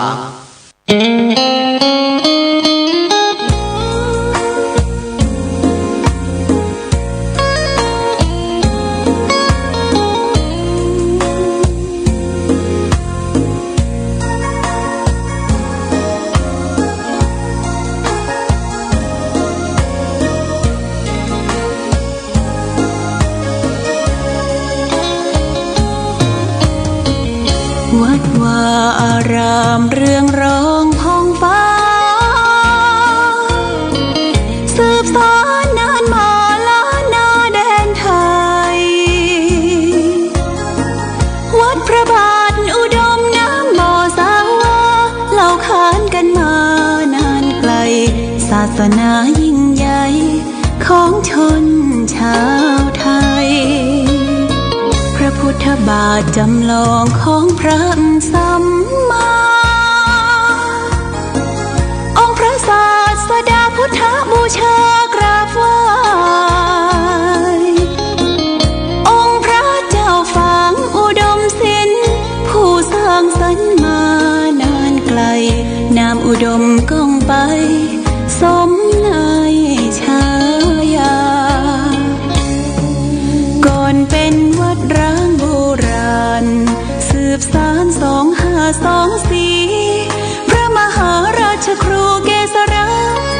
ปัญญาปรมาติกาจารย์จากวัดดับภัยเชียงใหม่สืบสานเวลาผ่าน131 ปีนานไกลวัดพระบาทอุดมรุ่งเรืองงามตา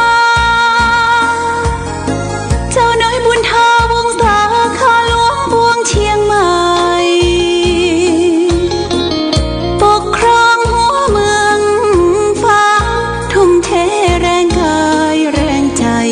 ทุกชาติพันธุ์รวมใจรักษามัคคี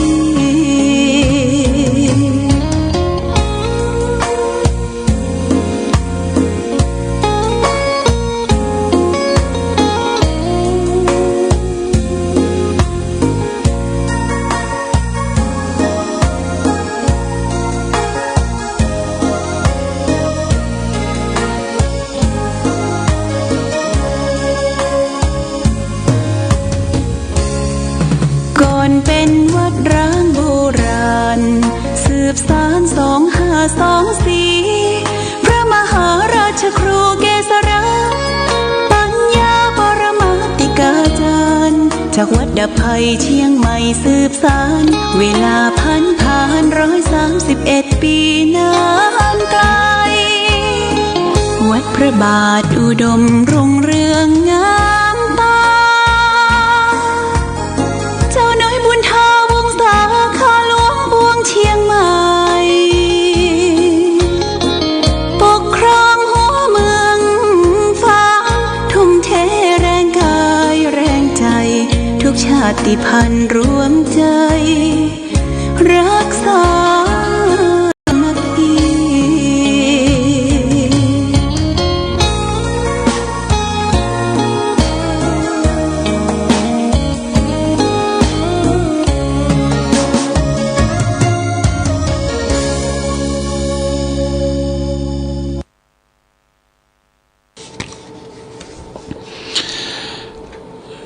นะโมตัสสะภะคะวันโตอะระหะโตสัมมาสัมพุทธัสสะพุทโธเสโตติโลกันสัมมิงสัมปัสสัตตานังอิตังกะโรสังสาระปันธนังสิโนอังหังวันตาเมสัปปะตาพุทโธอันว่าพระพุทธเจ้าเสโทตนประเสริฐติโลกัสสะเมงกว่าโลกตั้งสามกะโรติก็กะตัมหิตังเป็นประโยชนะสัพพสัตตานังแก่สัตตโลกตั้งมวลสังสารปันธนังสิโนอันติดอยู่ในสงสารมักว่าเป็นดังเชือกมัดไว้บ่อสู่ใดถึงนิพพานแก่สัตตโลกตั้งมวลเต้ามีสัพพ ปัญญูเจ้าหากได้มั่งเสียอย่างเจียกมัดไว้นั่นแหละอาหางอันว่าข้าเกาะไว้ยังพระพุทธเจ้าตนนั้นศีลาสาโดยหัวแห่งข้าสัพปตาในกาลาตุกเมื่อและเยจะนาอันว่าคนตั้งหลายฝูงใดเกาะดีแม้นว่าสมณะพราหมณ์ตนใดเกาะดีได้เอาพระพุทธเจ้าเป็นที่จังตีเปิ้งโดยบทว่าพุทโธเศโธนี้ส่วนอันว่าข้าหัดนักบวชฝูงนั้นก็หากอยากได้พ้นจากทุกข์และโทษทั้งหลายในปัจจุบันและอนาคตอันจากมาภายหน้าจะแลธัมโมมหาโครัตนาติโลเกสังสารันโตปิตะตารญิรัตนังวระธัมโมอันว่าภาสัทธรรมเจ้าอันได้84,000 ขันธ์สวาคาโตพระพุทธเจ้าเทศนาดีนักมหารัตโนห่างเป็นแก้วดวงยิ่งดวงประเสริฐอาจนำเอาสัตว์โลกทั้งหลายได้พ้นจากฝั่งกรรมมหาสมุทรสากรกำนาคือว่านิพพานเจ้าอันบ่รู้เท่าบ่รู้ตายนั่นแหละ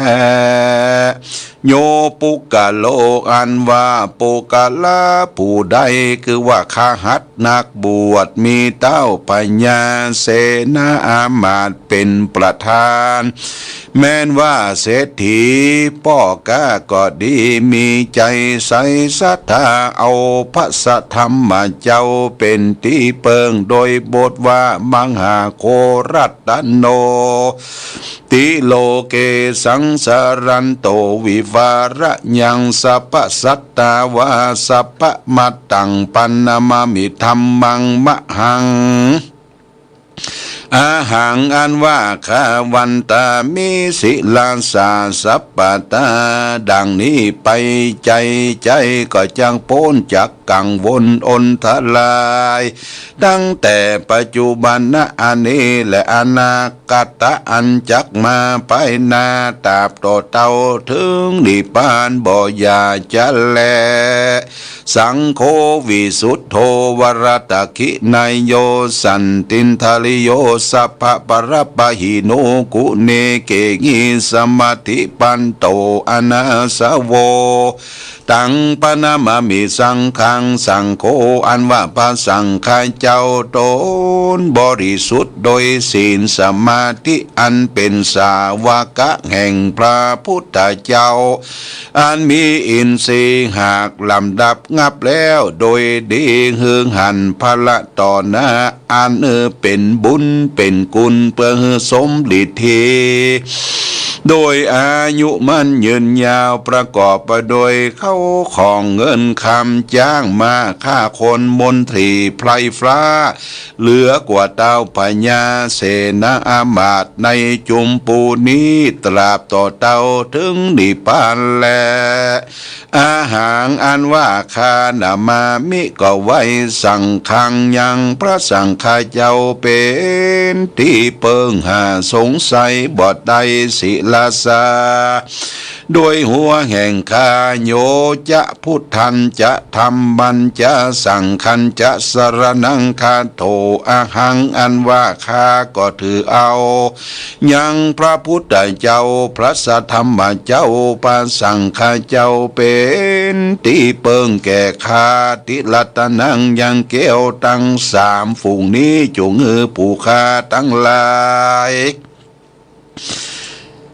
ป้อยโปนจากทุกข์และภัยยางกังวลอนทลายต่างเตอส่วนทุกข์ไล่เข็นใจตั้งมวลขอจุงอย่าได้มีแก่อุปาสิกาทั้งหลายตั้งแต่ปัจจุบันณภวาชาติอันนี้ตราบต่อเต้ารอดนี้ละปานเดชเตอีตังโลกังอันว่าโลกอันนี้มุจิตสามิจุงปล่อย ป้นยังสะปาตุกทั้งมวลแห่งข้าแดดเตอะพลังไปนาแต่นั่นจงโป้นจากกรรมเวรด้วยดีจงมีญาติกาวงศาอันมากนักจุงประกอบไปโดยมิตรสหายเย้าเลือนอันกว้างขวางประกอบไปโดยเข้าของเงินคำมากนักเตอตัสมาเหตุดังอันอหังอันว่าคาวันตามีก็ไว้ยังพระพุทธเจ้าพระธรรมเจ้าพระสังฆเจ้าทั้งหลายในกาลาทุกเมื่อและญาถาอันนละมีสันใดอหังอันว่าข้าก็เขาเอายังกุลแห่งพระพุทธเจ้าพระธรรมเจ้าพระสังฆเจ้าทั้งหลายเป็นติจังติเปิงแต่ภวจาตอันนี้ตราบต่อเตารอดมหาเนลปัญเจ้าแลตาโตทัดแต่นั้นเล่าจงได้ยังมีชีวิตจิตใจอันคาลำเปิงก็ใจเถิงยังพระเจ้าพระธรรมพระสังฆเจ้าทั้งหลายฝูงนี้แม้นดังลือก็จักจุงข้าประกอบไปด้วยชีวิตและกำลังอันมากนักเตอยะถาอันนั้นแหละมีสันใดส่วนอันว่าสัตตโลกตั้งหลายคือว่ายิงใจตั้งมวลอันต้วนเตียวไปมาในวัฏสงสารอยู่ใจจงมีชีวิตจิตใจยืนยาวทุกญาติอย่าขาดอย่าได้ประมาทในธรรมตั้งมวลจงมีเตอยะถาอันนั้นแหละมีสันใดก็โดยมีแต่แลศิลาสั่งอันว่าหัวแห่งข้าอย่าได้เจ็บได้ปวดสักเตื้อสักตีจงอยู่ดีอย่าได้เป็นพญาติสักทีจงได้โป้นจากเปียที่อันมีอยู่ในหัวนั้นเตอหัตตะปาตาแมนว่าตีนและมือก็จงตั้งอยู่ด้วยความอย่าได้มียังเปียที่สัพพวาจาตั้งแต่ชาตินี้ตราบต่อเต้าเขาชาติไปนะจงทัศรู้ยังธรรม84,000 ธรรมขันธ์อันพระพุทธเจ้าหากเทศนามานั่นแลเยนะราอันว่าคนตั้งหลายฝูงไ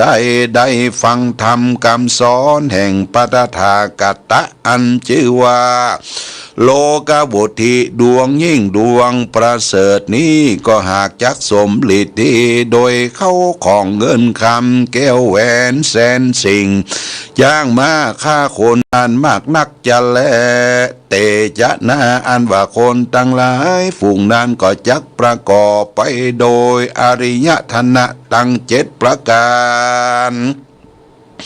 คือว่าสัทธาทานังศีลทานังหิริทานังโอตปะทานังสุตตทานังจาคะทานังปัญญาทานังเอตังทานังอันว่าเขาของฝูงนี้และมีแก่ปุกลาผู้ใดก็ฮักจำเริญแก่ปุกลาผู้นั้นแลโยปุกโลอันว่าปุกลาผู้ใดคือว่ายิงใจก็ดีอัทลิโตติบ่เป็นคนทุกข์ไร้เข็นใจสักประวาจาตอันว่าปุกลาฝูงนั้นก็จางประกอบไปโดยเข้าของอันมากนักก็จางมีแลโยปุกโออันว่าปุกลาฝูงได้ฟังธรรมโลกาวุธินี้ก็บ่ฮอนว่าจักมีอายุอันสันอันมินสักภวาจาตแลอันว่าคนตั้งหลายฝูงนั้นกันว่าเกิดมาในปรโลกไปนะก็จักตั้งอยู่โดยสุขสวดสดีทุกเมื่อแล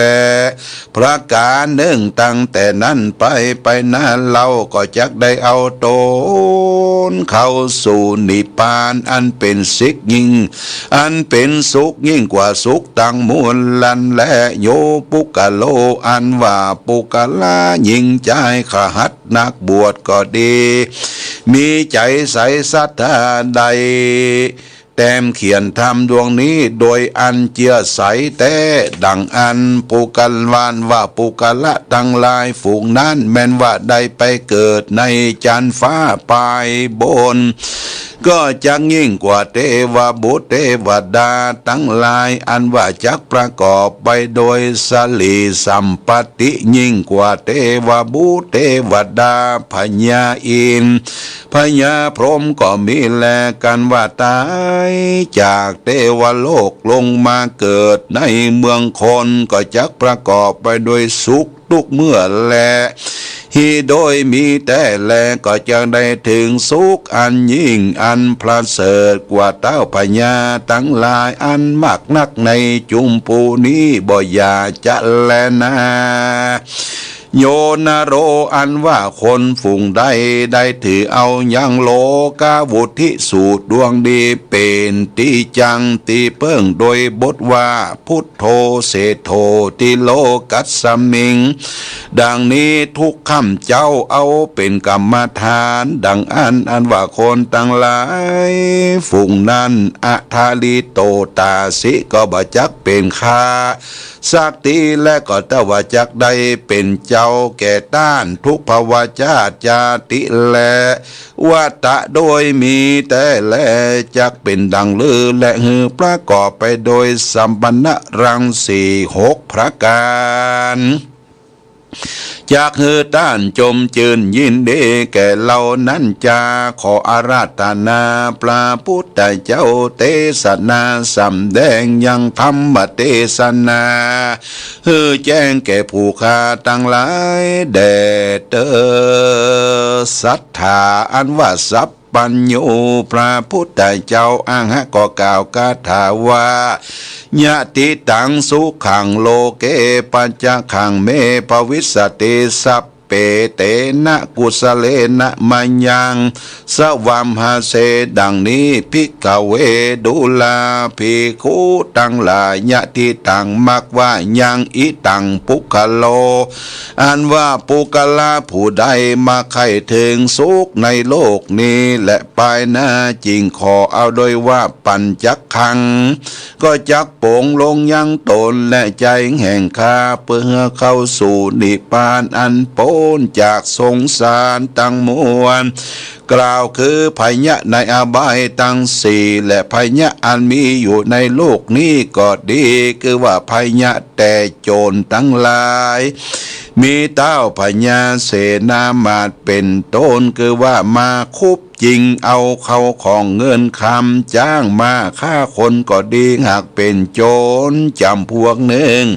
คือว่าโจรแต่ผีกะผีเพื่ออันมากำจัดยังชีวิตนั่นแหละจำพวกหนึ่งคือว่าโจรแต่ไฟไหม้ห่อเรือนเฮอสิผ่านนั่นแหละจำพวกหนึ่งโจรแต่ลักแต่ต่ออันไปถูกต้องนั่นแหละจำพวกหนึ่งโจรแต่เสียนแต่นามอันปักตีนปากมือฮือบวมปองเฮินลำบากนั่นแหละจำพวกหนึ่งโจรแต่โควิด19โจรแต่นักกตฤกษ์ไปบนอันมาข่มเหงจาตานั่นแหละจำพวกหนึ่งโจรแต่เจ้าจนบทอันจักมาฆ่าฮือตานั่นแหละโจรแต่คนอันมากะทำบ่ใจกรรมทำกรรมสอนพระพุทธเจ้ามาวากะทำกองอันพิษมาสอนฮือตกอวิจี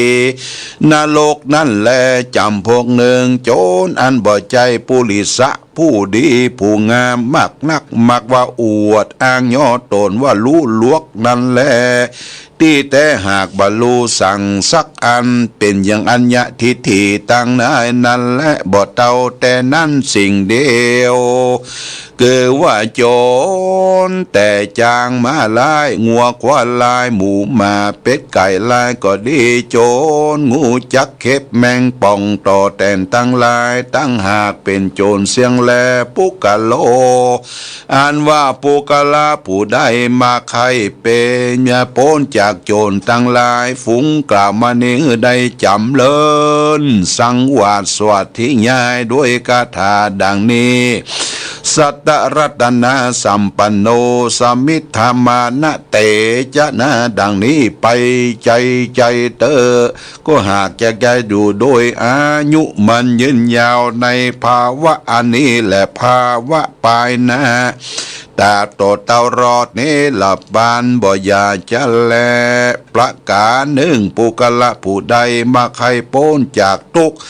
ได้ถึงสุขได้จาตินี้และจากนางได้จำเลินกาถาอเนวะญาติตังสุขโตสุขังโลเกปัจจขังเมภวิสติญาจามิสักกะเตหิไมหังมิทาวรังดังนี้ไปใจก็อย่าหลงลืมเตอก็หากแกได้พ้นจากโจรตั้งหลายตั้งมวลฝุ่งนั่นแลสัจเจปุญญขยังตัสสะตุมหังปุญญังไม่หังหิวาสเปเตนะกุสเลนะมายังตัสสะตั้งหามที่เสดังนี้แม้นว่าผู้ใดมีบุญสมปานหากได้หอมยับมาแต่ก่อนก็บอกหอนว่าจากในโศกทุกข์สามประวัติก็จากว่าประกอบไปโดยเข้าของเงินคำจ้างมาคาคนมากนักยุต่างได้กินได้กระทำบุญไปใจและตุมเฮอันว่าสู่ตันตั้งลายอันบุญหากได้กระทำมาแล้วกล่าวว่าบุญแห่งข้าก็ดีอันว่าศีลแห่งข้าก็ดีอันข้าหากได้รักษาในกาลบัดนี้ก็จงเป็นอุปนิสัยกรรมจูยังสู่ตันตั้งลายในจาตินี้และจาติหน้าต่อเต่ารอดมหาเนลปัญเจ้าและสัพเพเตนะกุสเลนะโดยกุศลบุญอันสู่ตานตั้งหลายได้กะทำมานี้แลเมื่อวันก็ดีเมื่อคืนก็ดีจงคุ้มครองรักษายังสู่ตานเจ้าตั้งหลายตั้งแต่ปัจจุบันนะอันนี้อนาคตอันจากมาไปนาเตอเยปุญเยนะอันว่าบุญตั้งหลายอันสู่ด้านตั้งหลายได้กระทำมาแล้วก็และยังฝ่ายยังบุญนั้นจุงแต้มเขียนยังทำดวงพระเสริฐนี้ไว้กำจูศาสนาพระโคดมเจ้ารอดหาปันภวาสาจุงมีเตวัตตะโดยมีแต่แลส่วนอันว่าตุกตั้งหลายขอจุงจะได้มีแก่สู่เจ้าตั้งหลายได้ประกอบไปโดยสุขทุกภาวะจาตอันว่าบุญอันสู่ต้านตั้งหลายได้กระทำมาเป็นที่เปิ้งโดยอันเอาแก้วตั้งสามเป็นที่จังที่เปิ้งสิ่งเดียวจึงสู่ต้านตั้งหลายได้ถึงสุขตาบต่อเต้ารอดที่ปันเจ้าอันบ่รู้เท่าบ่รู้ตายนั่นแหละอันได้ฟังธรรมโลกาวทินาเลโยนะโรอันว่าคนผู้ใดได้ฮือตานอันมากก็จักฮือด้วยดีอันนักเทวดาทั้งหลายหากกะตามสักการะปูชาทุกเมื่อก็เพื่อให้ได้ฟังธรรมดวงนี้ได้สังวาสสวัสดิญาด้วยคาถาอันกล่าวมาแล้วแต่หุ่นหลังนั่นแหละกะต่างหากได้กะทำบุญแต่กะละอันได้แม้นว่าได้กะทำไว้ตีใดตีหนึ่งก็ดีเมื่อไปลูนก็หากจากโวที่จำเลินยืนยาวได้120 ขวบเขาบ่ยินอิดยินหอสักเตื้อก็มีเสียงกลมเป็นเสียงดังนกกาละเวกก็ยังประกอบไปโดยกำลังเป็นดังเมื่อมีอายุได้20 ปีด้วยเตจะบุญอันใดสร้างและได้ฟังธรรมโลกาวุธินี้กันว่าได้เป็นเต้าพญาเสวยลาจะสัมปติก็มาก็หากยิ่งกว่าเต้าพญาฝูงอันเป็นมาแล้วนั่นแหละแม้นว่าบ้านเมืองก็การกุ่งรุ่งเรืองโดยเข้าของสัมปติเต็มไปโดยบ้านน้อยเมืองใหญ่บ้านที่ตีเต็มพ่อแม่ไก่ล่าเตึงการแม่นโจรมหานป่าก็จักบ่การตาล้ำกะทำร้ายโดยเตจะบุญทำดวงนี้ประเสริฐนักแล ลัดทิมมีบ้านน้อยเมืองใหญ่ติดนางก็จักดังอยู่เสียง5,000ภวสาก็มีแลลาจาอันว่าเต้าพญาตนนั้นก็จักได้เสวยยังราชสัมปติบ้านเมืองจอบโดยตัสสะราชธรรม10ประการก็จักได้กระทำบุญไปใจในเมืองนั่นแหละโยปุกะโลอันว่าปุกะลาผู้ใดเป็นต้นว่าเต้าพญาเสนาอามาตย์ตั้งปัจจานาราชและสะโคยเศรษฐีแม้นว่าสมณพราหมณ์ขหาคลาวาสยาวเลื่อนก็ดีได้ฟังธรรมดวงนี้ด้วยใจใสศรัทธาเชื่อแต่ดังอันว่าคนตั้งหลายฝูงนั้นก็หากจากได้เสวยพละผลอันกว้างขวางมักนางเทวดาอันว่าเทวดาอินพรหมตั้งหลายจุงรักษายังบ้านเมืองหอเรือนแห่งเราและท่านตั้งหลายในกาลทุกเมื่อและยะตาในกาละเมื่อใดส่วนอันว่าพระอริยเมตไตรเจ้าจักลงมาเกิดในโลกนี้ตุมเมอันว่าท่านทั้งหลายได้ฟังธรรมดวงนี้จงได้ดับเสียอย่างทุกทั้งมวลโรคภัยไข้เจ็บโรคโควิด19ก็โดยลับลายหายไปโดยบุญอันใดฟังและได้สร้างยังโลกาโวตินี้โยนะโรอันว่าคนฝูงใดมักได้เป็นอุบาทกังวลอนตรายมักเป็นเคราะห์เป็นน้ำก็ดีจงจวนกันสร้างธรรมดวงนี้แล้วตั้งใจฟังโดยครบยามแต่ก็จะได้ฟังเอาทุกตัวอักขระพยัญชนะอย่าหลงลืมก็หากจักประกอบไปโดยเข้าของเงินคำจ้างมาค่าคนและมิตรสหายมักนักเสมอดังนายอนันทะเป็นดิกะเศรษฐีและโยติกะเศรษฐีอันมีปราสาทอันแล้วโดยแก้ว7ประการแวดล้อมยังปราสาทรอดทุกกรรมทุกไปก็บ่อาจจะกระทำร้ายนั้นและประการหนึ่งแม้ว่าปืนภาษาก็หากเกี่ยไปด้วยเกลียวผริกตั้งมวลทุกกรรมทุกปายอันหยาดใหญ่ไปด้วยต้นกัปปรุขะก็มีเครื่องสัพพนานาอันหอยย้อยแขวนอยู่จุตนมีลำคำ4ต้นหักตั้งอยู่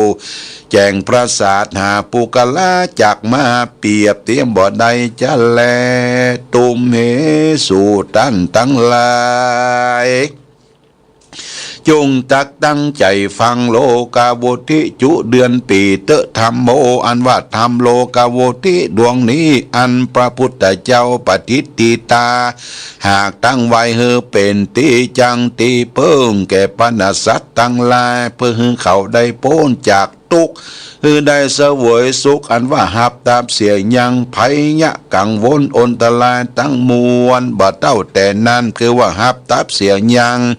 โจร5ประการ10ประการตั้งแต่ลาจะโตเป็นเก้าตราบต่อเต้าถึงนานาอุปตวะโตนั่นแหละจุงปากันสังวาสวัสดิญาเมตตาภาวนายังโลกาโวติดวงประเสริฐด้วยบทว่าพุทโธเสโธติโลกัสสมิงสัพพสัตตาหิตังกโรสังสารปันตนังสิโนอาหังวันตามิสัพปตาดังนี้ไปใ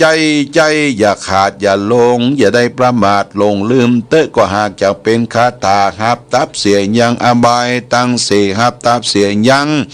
ภัยยะกังวลอนตรายโควิด19และตุติยะบททวน2ว่ายะทิตังยาโคสุขังโลเกปัญจขังเมภวิสติญาจามิเตวรังสกเรติสิมังหังอิทธวรังดังนี้จำเลินทุกคำเจ้าเอาเป็นกรรมฐานไปเตอ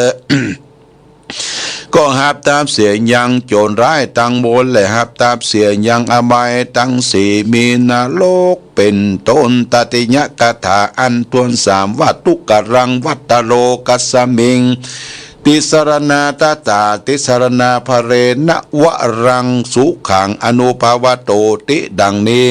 จำเริญสังวาสสวดที่ยาย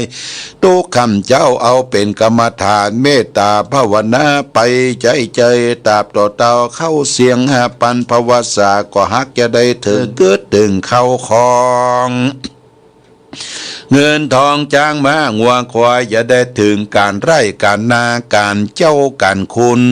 เต้าหือใจตั้งใจฟังทำไปตามทุกอักขระพยัญชนะแต่อย่าหือหลงหือลืมเตอก็จากได้พ้นจากกังวลอนทลายตั้งมวลตั้งแต่ชาติและชาตินี้และชาติหน้าตราบต่อเต้ารอดนี่ปานเจ้าแต่แลการว่าได้ตั้งใจฟังธรรมโลกาโวติโดยใจใส่สัตตาก็ฮักจักหับเตียยังความทุกข์ไร้เข็นใจตั้งมวลและหับตามเสียงยังอบายภูมิตั้งสี่มีนรกเป็นต้นเต้าขึ้นเมียสู่สวรรค์จันทร์ฟ้าเสวยสัมปติสุขตราบต่อเต้าอายุแห่งจันทร์ฟ้าได้ปันปีติบและกันว่าอายุแห่งพญาอินทร์และเทวบุตรเทวดาทั้งหลายอันอยู่เสวยสัมปติในจันทร์ฟ้ามีจตุมาลาจิกาเป็นต้นอายุแห่งเขาก็มี500 ปีติบและอายุจันทร์ฟ้าตาวติงสาลงมาเกิดในขากูลอันประเสริฐคือว่าขากูลเต้าพญาสะควยเศรษฐีอันดังเป็นดีบ่มีกรรมทุกข์ไร้เข็นใจสักเตือนแลบันทิตานักบาทเจ้าทั้งหลายหากจักออกมานาพิธรรมปิตกะวุฒินั้นแลเพื่อเฮือโพดยังโคนมักเป็นโอนทลายภัยยะในโลกนี้แลมหาโลกวุฒิสุดตังนิติตังขีญาสังวรณาจาว่าโดยวุฒิสูตรอันพระพุทธเจ้าหากเทศนาแก่พญาพระเสนาธิโกศลราชาเกาะบังโกมสมเร็จเสด็จ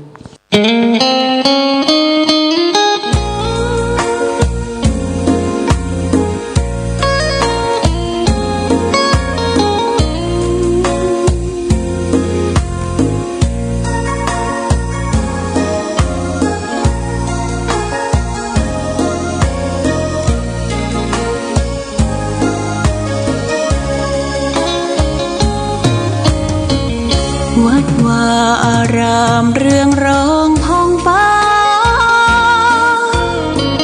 สืบสานนานมาล้านนาแดนไท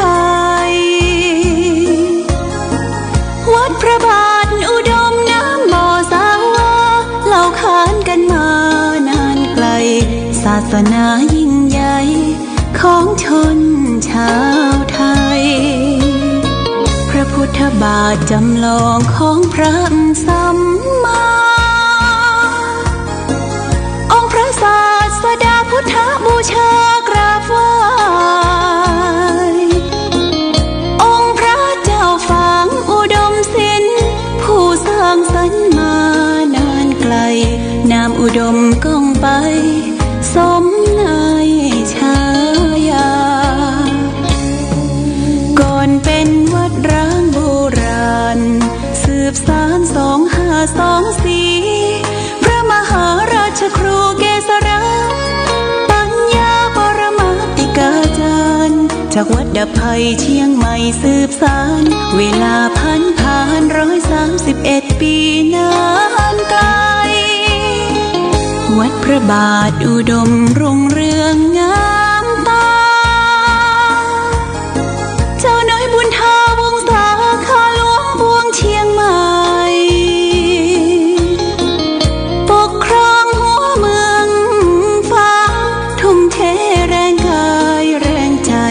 ทุกชาติพันธุ์รวมใจรักษามัคคี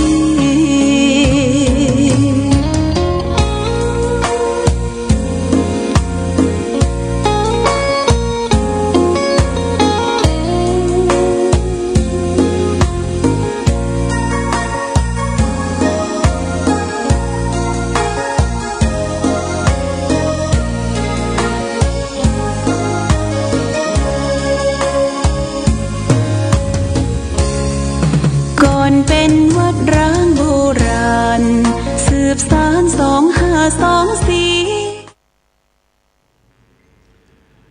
เจริญสุขศรัทธาสาธุชนญาติโยมท่านพุทธบริษัททั้งหลายวันนี้รายการธรรมประทีปส่องต่างภาคกลางคืนก็ได้มาพบปะกับพ่อแม่พี่น้องศรัทธาสาธุชนญาติโยมแห่งครั้งหนึ่งวันนี้เป็นวันศุกร์ที่27เดือนกุมภาพันธ์พุทธศักราช2569ซึ่งตรงกับเดือน6เหนือเดือน4ใต้ขึ้น11ค่ำนะวันนี้เป็นวันศุกร์ก็มีรายการธรรมประทีปตอนกลางคืนทุกวันศุกร์เนี่ยจะมาพบกับศรัทธาญาติโยมสาธุชนทั้งหลายแต่ว่าเปิดเวลาเข้ามานี่ก็เอาธรรมะที่หลวงพ่อเกยเทศคือธรรมโลกาวุธิสูตรมาออกนำรายการก่อนเพื่อเราจะได้ฟังธรรมที่เป็นมรดกธรรมกำเมืองธรรมโลกาวุธินี่ก็เป็นธรรมที่เป็นมงคลญาติโยมเป็นมังคละเป็นมงคลแก่คนผู้ฟังและสถานที่ที่ไปได้ยินได้ฟังตามเนื้อธรรมก็ได้กล่าวถึงพระพุทธพระธรรมพระสงฆ์กล่าวถึงคาถาธรรมโลกาวุธิพุทโธเมนาโถธัมโมเมนาโถสังโฆเมนาโถนี่เป็นคาถาธรรมพุทโธเมนาโถก็กล่าวถึงว่าเราได้เอาพระพุทธเจ้าเป็นสรณะเป็นที่พึ่งธัมโมเมนาโถเอาพระธรรมเป็นสรณะเป็นที่พึ่งสังโฆเมนาโถเราเอาพระสงฆ์เป็นสรณะเป็นที่พึ่งพระพุทธพระธรรมพระสงฆ์เป็นรัตนแก้วสามประการเป็นที่เปิ้งแก่เราชาวพุทธทั้งหลายเมื่อได้ลำเปิงไว้ในจิตในใจอยู่ตลอดเวลาที่นำมาเปิดเพื่อเป็นสิริมงคลแก่สถานที่คุ้มครองเหตุเพศภัยต่างๆโรคภัยไข้เจ็บที่เกิดมีขึ้นมันก็จะอันตรธานสิ้นไปหายไปเนี่ยเป็นเรื่องที่ดีนะญาติโยมเสียงธรรมคือเสียงสวรรค์เสียงสวรรค์เสียงมงคลเสียงความสุข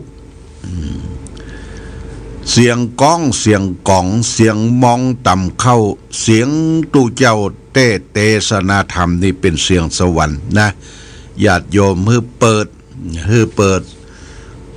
การสวดโยโกห้องการเปิดเทศธรรมบอกว่าธรรมเมืองธรรมบรรยายที่มีครูบาอาจารย์ตั้งหลายได้เสียเวลาได้ออกรายการครับตารับครับตานอนเมื่อค่ำเมื่อคืนก็จำเป็นต้องมาออกเป็นกู้เป็นกิมคือแก่พ่อแม่พี่น้องญาติโยมบางทีญาติโยมบ่สามารถที่จะไปวัดไปวาได้บ่สามารถจะลงตะล่างกลางควงไปนั่นไปนี้ได้ก็อาศัยวิทยุเหี่ยเครื่องได้ฟังเหตุการณ์บ้านเมืองได้ฟังข่าวได้ฟังธรรมะได้พบปะกับครูบาอาจารย์เป็นการดีละเนอะญาติโยมเนอะญาติโยมมีวิทยุเหี่ยเครื่องเนี่ยก็หมายไว้ฮะประเดี๋ยวนี้ทางวิทยุชุมชนคณะสงฆ์อำเภอฝางเขาได้ขึ้นใหม่ขึ้น 88.50 คลื่นนี้นะญาติโยมมันจะครอบคลุม3อำเภอฝางแม่อายชัยปราการเนี่ยนะแล้วก็มีคลื่นอื่นๆคลื่นสีขาวเนี่ยเปิ้นได้เกาะเครือข่ายไปอย่างเช่นห้วยตองซักก็ดีตังวัดฝ่ายหินก็ดีเป็นศูนย์กลางนะ ตั้งดอยลอตั้งหลวงพ่อพระครูอภิวัตรวัฒนวีกรมดอยลอปุ้นแล้วก็ตั้งจังไฮตั้งคุณดารุณีเนี่ยเปิ้นถ่ายทอดเขาก็ได้ฟังกันหลายจังหวัดนะหลายจังหวัดหลายอำเภอนะญาติโยมวันนี้ถ้าใกล้จะจบรายการก็จะเช็คเด้อญาติโยมนะเช็คว่าไผฟังที่ไหนป้องฟังเสียงชัดเจนเป็นประการใดเพราะว่าวันนี้จะออกรายการไปถึงปุ้น10 โมง10 โมงนะ10 โมงวันนี้8 โมง 45ละก็จะจะรายการธรรมะฝากคือแก่ศรัทธาญาติโยมพอ9 โมงเก่งเนี่ย9 โมงเก่งเขาก็จะแปลงน้ำมนต์แปลงน้ำมนต์ฝากไปทางออนไลน์ฝากไปถึงพ่อแม่พี่น้องศรัทธาญาติโยมทั้งหลายเตรียมน้ำเกียมน้ำไว้ใส่ขวดใส่เวลาหลายอันคือมันกุ้ม7 วันญาติโยมใส่ไว้ตู้เย็นนั่นน้ำมนต์นี่นะเป็นน้ำมนต์ศักดิ์สิทธิ์ที่พระพุทธเจ้าชนะมารแพ้มารโพธิสัตว์ทั้งหลายในสมัยครั้งพุทธกาลหลวงพ่อก็สืบสานมาไม่ใช่ว่าเป็นคาถาจากหลวงพ่อนะคือสืบสานมาจากพุทธพจน์เป็นพระสูตรของพระพุทธเจ้าที่ได้ชนะมารจะมาเป่าเป็นน้ำมนต์ออนไลน์ผ่านสายอากาศผ่านทางอากาศไปเขามีเครื่องรับวิทยุก็เอาได้ไปเขวียนวิทยุเอาเขวียนพระพุทธเจ้าก่อนเอาเขวียนมือพระพุทธเจ้าที่บนหิ้งก่อนมือฐานพระพุทธรูปแล้วก็มาเขวียนพระพุทธรูปแล้วก็โยงมาเขวียนกับขวดน้ำบนบาทน้ำมนต์พุทโธนี่ญาติโยมเขาจะได้ครบเครื่องตอนที่แปลงน้ำมนต์ตอนฟังธรรมะเขาอาจจะทำงานอย่างอื่นไปตัวก็ได้จะรับจะนอนจะ อย่างก็ได้ญาติโยมบ่ต้องยกมือไหว้ก็ได้บางท่านบางคนนะฟังเสียงหลวงพ่อเลยงีบรับไปว่าตื่นขึ้นมาเปิ้นปิดวิทยุพอดีอย่างนี้ก็มีนะเป็นยังแค่แถมว่าเขาเปิดการเปิดฟังธรรมะอย่างเช่นหม้อเจ้านี่นะเขาก็ได้รับฟังจากถิ่นแดนไก่ปุ่นจากดอยลอท่านตุลุงยองก็มาตั้งแต่ตีสามเกิ่งมาเรื่อยพระครูอภิวัตรวัฒนวีกรมก็5 โมงแล้วก็พัดเปลี่ยนเวียนกันมาเขาก็เปิดฟังแล้วก็ขยายออกไปญาติโยมก็โทรไปหาและที่เมืองฝางนี้พอถึง6 โมงเจ้าเปิ้นก็จะสวดมนต์แปลละนะญาติโยมเปิดสวดมนต์แปลประมาณสัก30 นาทีใครมีสวดมนต์แปลก็เปิดหรือจะสวดมนต์ตัวก็ได้สำหรับเมื่อค่ำ18 นาฬิกา6 โมงเย็นนี่ก็จะเปิดสวดมนต์แปล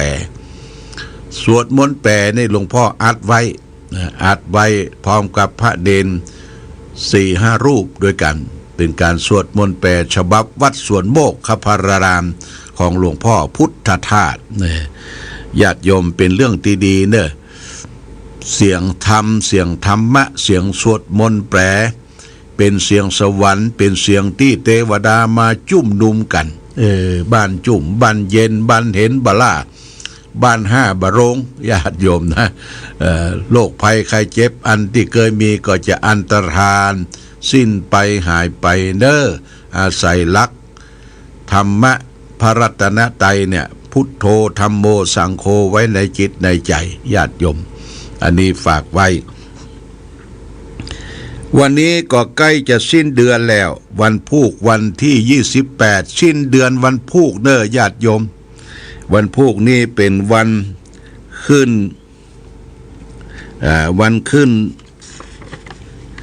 14 ค่ำคือ13 ค่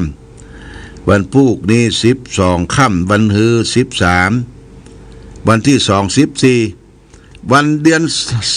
นที่3เนี่ยดิซี่3 มีนาเนี่ยเป็นเดือน5 เพ็งเดือน5 เพ็ง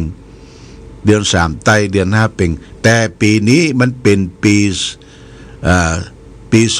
เตื้อ2 หนเดือน2 หนปี2 เตื้อเพิ่นจึงเลื่อนเอาเดือน5 เพ็งนะเป็นเดือนวิสาขบูชาวันมาฆบูชาขอโทษเป็นวันมาฆบูชาเป็นวันเดือน6 เพ็ง6 เพ็งเนี่ยวันมาฆบูชาก็จะมีกิจการงานหลายอย่างตั้งวัดตั้งวาตั้งสำนักปฏิบัติธรรมนะสำนักปฏิบัติธรรม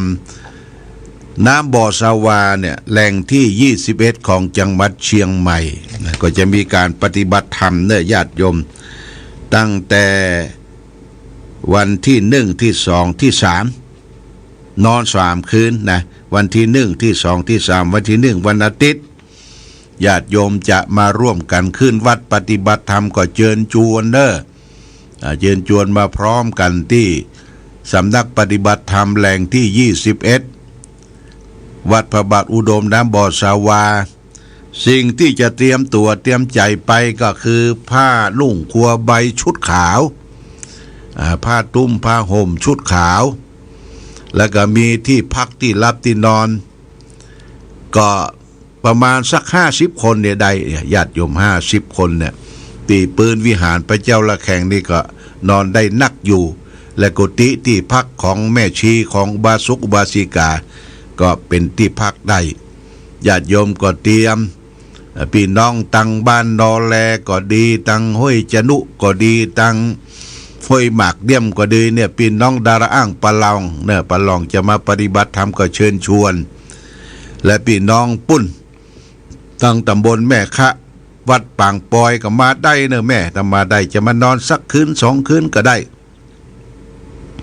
วันที่3เราจะได้ปฏิบัติธรรมเพื่อระลึกถึงพระสัมมาสัมพุทธเจ้าเป็นวันสำคัญในทางพระพุทธศาสนาเป็นวันมาฆบูชาพระจันทร์เสวยเลิกมาฆเลิกเดือน3 เพ็งเดือน3 เพ็งแต่ว่าปีนี้มันตรงกับเดือนมาเป็นเดือน6 เพ็งวันสำคัญในทางพระพุทธศาสนาวันมาฆบูชาเรียกว่าเป็นวันจตุรงคสันนิบาตอันประกอบไปด้วยองค์4นะ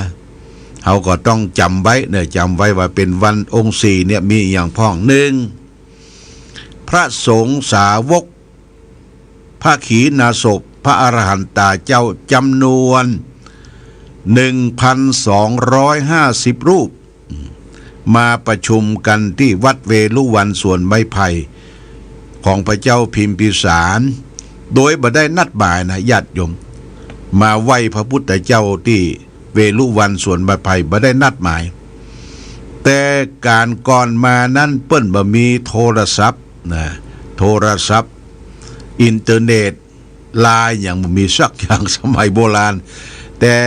พระสงฆ์สาวกเหล่านั้นล้วนแต่เป็นพระอรหันต์มีโทรจิตเรียกว่าโทรจิตมีจิตเชื่อมสัมพันธ์ต่อกันและไผจะอยู่ที่ไหนก็นั่งสงบจิตแผ่ซ่านออกไปแผ่พยานออกไปโอ้วันนี้วันเดือนเพ็งเนี่ยเดือน3 เพ็งเนี่ยเราจะไปไหว้พระพุทธเจ้านอกกับปาใจโทรจิตญาติโยมโทรจิตถ้าเราปฏิบัติธรรมนะรู้ปัจจุบันรู้อดีตรู้อนาคตญาติโยมบ่ต้องใจโทรศัพท์ก็ได้วันนี้ไผจะมาจะไปนี่หูหมดดังพระมหาเถระหลายๆองค์หลายตนมีวรจิตที่รู้มีญาณอย่างรู้ว่าวันนี้ไผจะมาจะไปไผจะมาแอวหาวันนี้จะไปโปรดไผจะไปเมตตาบิณฑบาตที่ไหนเปิ้นไปได้ทำได้ทอดจิตทอดอย่างไปอันนี้คือหลักสำคัญที่ปฏิบัติถึงแท้รู้ญาณต่างๆรู้แจ้งเห็นจริงนะเรียกว่ามาด้วยโทรจิต1พระสงฆ์จำนวน 1,250 รูปมาประชุมกันโดยไม่ได้นัดหมาย 2. วันนั้นเป็นวันพระจันทร์เสวยมาฆฤกษ์พระจันทร์มีความเต็มดวงแสงสว่างส่องจ้าเป็นวันมาฆฤกษ์เนี่ย2ละอันดับ2คือพระจันทร์เต็มดวง3เป็นวันที่พระสงฆ์อรหันตาเจ้าพระติมานะเป็นพระอรหันตาเจ้าหมดนะเป็นพระขีณาสพอรหันตาเจ้าหมด 4. เป็นวันที่พระพุทธเจ้าแสดงโอวาทพระปาติโมกข์ซึ่งเป็นหัวใจของพระพุทธศาสนาโอวาทพระปาติโมกข์เนี่ยเป็นหัวใจของพระพุทธศาสนาดังที่พระพุทธเจ้าตรัสไว้เป็นภาษาบาลีว่าสัพพะปาปัสสะอาการะนังกุศลสูปสัมปทาสจิตตปริโยทะปานังเนี่ยพระพุทธเจ้าตรัสวันนั้นนะตรัสคือแก่สาวก 1,250 รูปในวันที่3เนี่ยญาติโยมวันมาฆบูชาสัพพะปาปัสสะอาการะนังคือการไม่กระทำบาปทั้งปวงแปลว่าไม่กระทำบาปทั้งปวง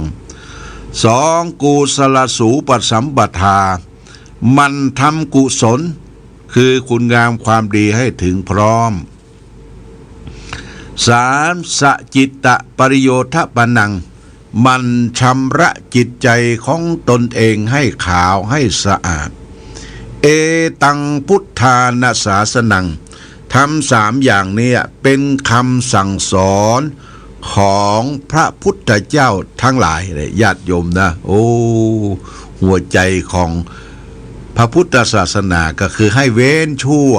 ทำดีและก็ทำจิตใจของตนเองให้สงบครบถ้วนนี่พระพุทธเจ้าแสดงโอวาทปปาติโมกข์ในวันมาฆบูชาเป็นการแสดงให้แก่พระอรหันตาเจ้าจำนวน 1,250 รูปในวันนั้นเป็นวันมาฆพระจันทร์เสวยเลิกมาฆฤกษ์ที่เวลุวันส่วนไม้ไผ่ของพระเจ้าพิมพิสารในแคว้นมคธญาติโยมนะเป็นวัดแรกวัดเวลุวันเนี่ยเป็นวัดแรกเป็นวัดแรกเป็นป่าไม้ไผ่เวลุวันส่วนไม้ไผ่อาตมาก็ไปหลายครั้งที่หั่นเป็นที่อยู่ของกระรอกกระแตมีสระน้ำใหญ่มีร่มรื่นญาติโยมไปที่หั่นร่มรื่นพระพุทธเจ้าแสดงธรรมแก่ภาสาวกเนี่ย 1,250 รูปเป็นจะได้บ่มีเครื่องเสียงบ่มีเครื่องขยายอย่างเป็นจะได้ถึงจำนวนพระสงฆ์ 1,200 รูปนะรู้หมดญาติโยมรู้เพราะรู้ได้อย่างไรเพราะจิตสะอาดสว่างจิตสงบเนี่ยเป็นเครื่องรองรับในธรรมคำสอนขององค์พระสัมมาสัมพุทธเจ้าพระสงฆ์สาวกนั่งกันเป็นระเบียบเรียบร้อยเงียบเสียงสงัดกายสงัดจิตสงัดวิเวกสงัดและคอยที่จะจ้องดูพระพักตร์ของพระพุทธเจ้าพระพุทธเจ้าจะแย้มพระโอษฐ์จะเสียงใดมาเป็นธรรมะทั้งนั้นนะเป็นธรรมะเพราะฉะนั้นเสียงเงียบกริบแม้แต่เข็มตกเล่มก็รู้ว่ามีเสียงเข็มตกนะญาติโยมครอบแคบนี่บ่มีเงียบเสียงตีปืนไม้ไผ่ส่วนไม้ไผ่เวลุวันนะพระพุทธเจ้าก็แสดงธรรมคือสาวกทั้งหลายว่าสัพพะปาปัสสะอาการะนังกุศลสูปสัมปทาสจิตตปริโยทปานังเอตังพุทธานาสาสนังได้ยินได้ฟังกันนะได้ยินได้ฟังกันในวันมาฆบูชาเพราะฉะนั้นในวันมาฆบูชาเนี่ยสำนักปฏิบัติธรรมของจังหวัดเชียงใหม่แหล่งที่21นะของฝางเนี่ยนะของฝางของวัดพระบาทอุดมมีแหล่งปฏิบัติธรรมเมืองฝางเขาอยู่2 ที่หนึ่งก็คือที่วัดศรีบุญเรืองสองแควอันนี้ดูเหมือนจะเป็นแหล่งที่13แหล่งที่13วัดพระพุทธบาทอุดมเนี่ยแหล่งที่21หลวงพ่อเลือกเอาหลวงพ่อบอกคือพุทธศาสนาจังหวัดเชียงใหม่เนี่ยสำนักงานพุทธว่าหลวงพ่ออยากจะได้เลขอันดับ21เพิ่งก็จัดฮื้อนะญาติโยมได้อันดับที่21นี่มันมีความหมายเป็นกูลของป้อเนอะกูลป้อ21กูลแม่12กูลป้อแล้วก็21เลข2กับเลข1เนี่ยก็มีเป็นบวกกันเป็น3ก็หมายถึงพระรัตนตรัยพระพุทธพระธรรมพระสงฆ์ญาติโยมนะมันมีความหมายเพราะฉะนั้นแหล่งปฏิบัติธรรมเมื่อวันสำคัญในทางพระพุทธศาสนาก็เชิญชวนญาติโยมเชิญชวนมาร่วมกันขึ้นวัดปฏิบัติธรรมทางวัดก็เตรียมความพร้อมที่จะได้จัดเลี้ยงมีข้าวสุกข้าวสารอาหารแห้งก็ยังพอมีอยู่หรือญาติโยมจะเตรียมอย่างไปอย่างพี่น้องตังบนนอแรตังห้วยหมักเตรียมเปิ้นเอาข้าวสารมาตัวดูเอาข้าวสารมาตัวเอาผักไม้ใส่เครือมาตัวผักที่เอามากูเตื้อยอดไซยาเต้ยอดอะไรอย่างนี้นะเป็นยอดมะเขือญาติโยมไซยาเต้พี่น้องตังปังปอยก็เอาข้าวต้มคาราบาวมาไว้หลายวันเลยข้าวต้มคาราบาวข้าวต้มข้าวควายน่ะตีเอาข้าวเหนียวใส่ถั่วดินใส่อย่างแป้งข้าวต้มอย่างข้าวควายเนี่ยเลี่ยมต้องสองข้างห่อด้วยใบตองกงห่อด้วยใบตองกงเปิ้นห่อเก่งนะญาติโยมใบตองกงเนี่ยปันรอบเป็นเขาควายสองหัวสองเขาแล้วก็เอาเข้าใส่นั้นก็ไปต้มเป็นข้าวต้มคาราบาวนะข้าวต้มข้าวควายที่ถ้าจะไปปฏิบัติธรรมก็เตรียมญาติโยมเตรียมสิ่งของเล็กๆน้อยๆแต่ทางวัดก็มีข้าวสารอาหารแห้งมีอย่างที่เก็บแพ็คไว้เพื่อว่าเขาปฏิบัติธรรมวันเสาร์เขาก็ทำสู่เลี้ยงดูกันอย่างวันสำคัญเนี่ยวันมาฆบูชาวิสาขบูชาก็จะได้จัดทำเลี้ยงกันเพราะฉะนั้นเชิญชวนเด้อญาติโยมวันที่1เด้อวันที่1ที่2ที่3วันที่3นี่ก็จะมีงานหลายที่วันที่3เนี่ยเขาก็ปฏิบัติธรรมอยู่ที่วัดพระพุทธบาทอุดม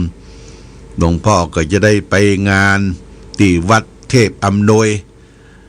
เป็นงานประเพณีส่งน้ำพระธาตุเดือน6เพ็งแล้วก็บวชเป็นอุปชาบวชพระโดยที่ฝางนะแล้วก็ที่ปุ้น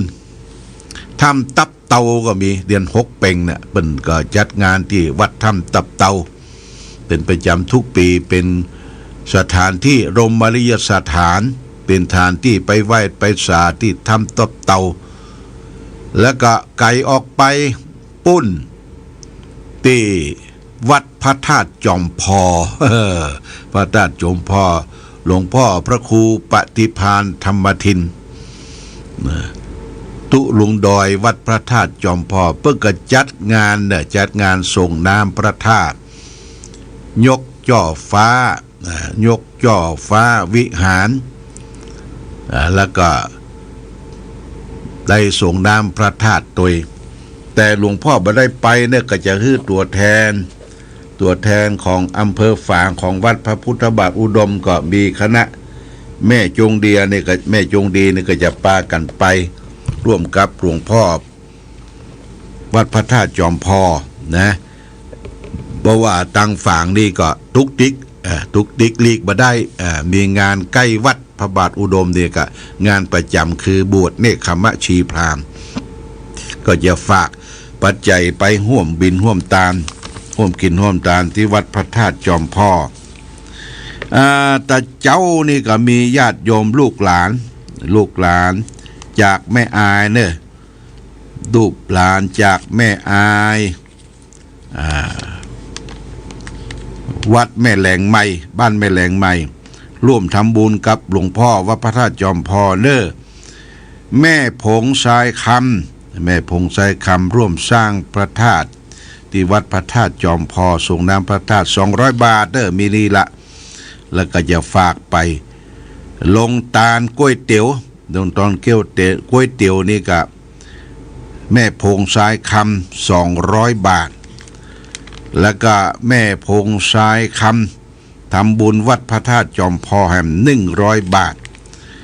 แล้วก็ทำบุญสร้าง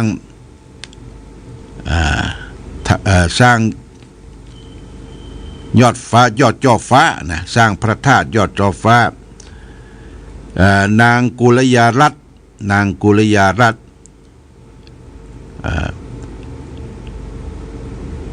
คณายุทธพงศ์เนี่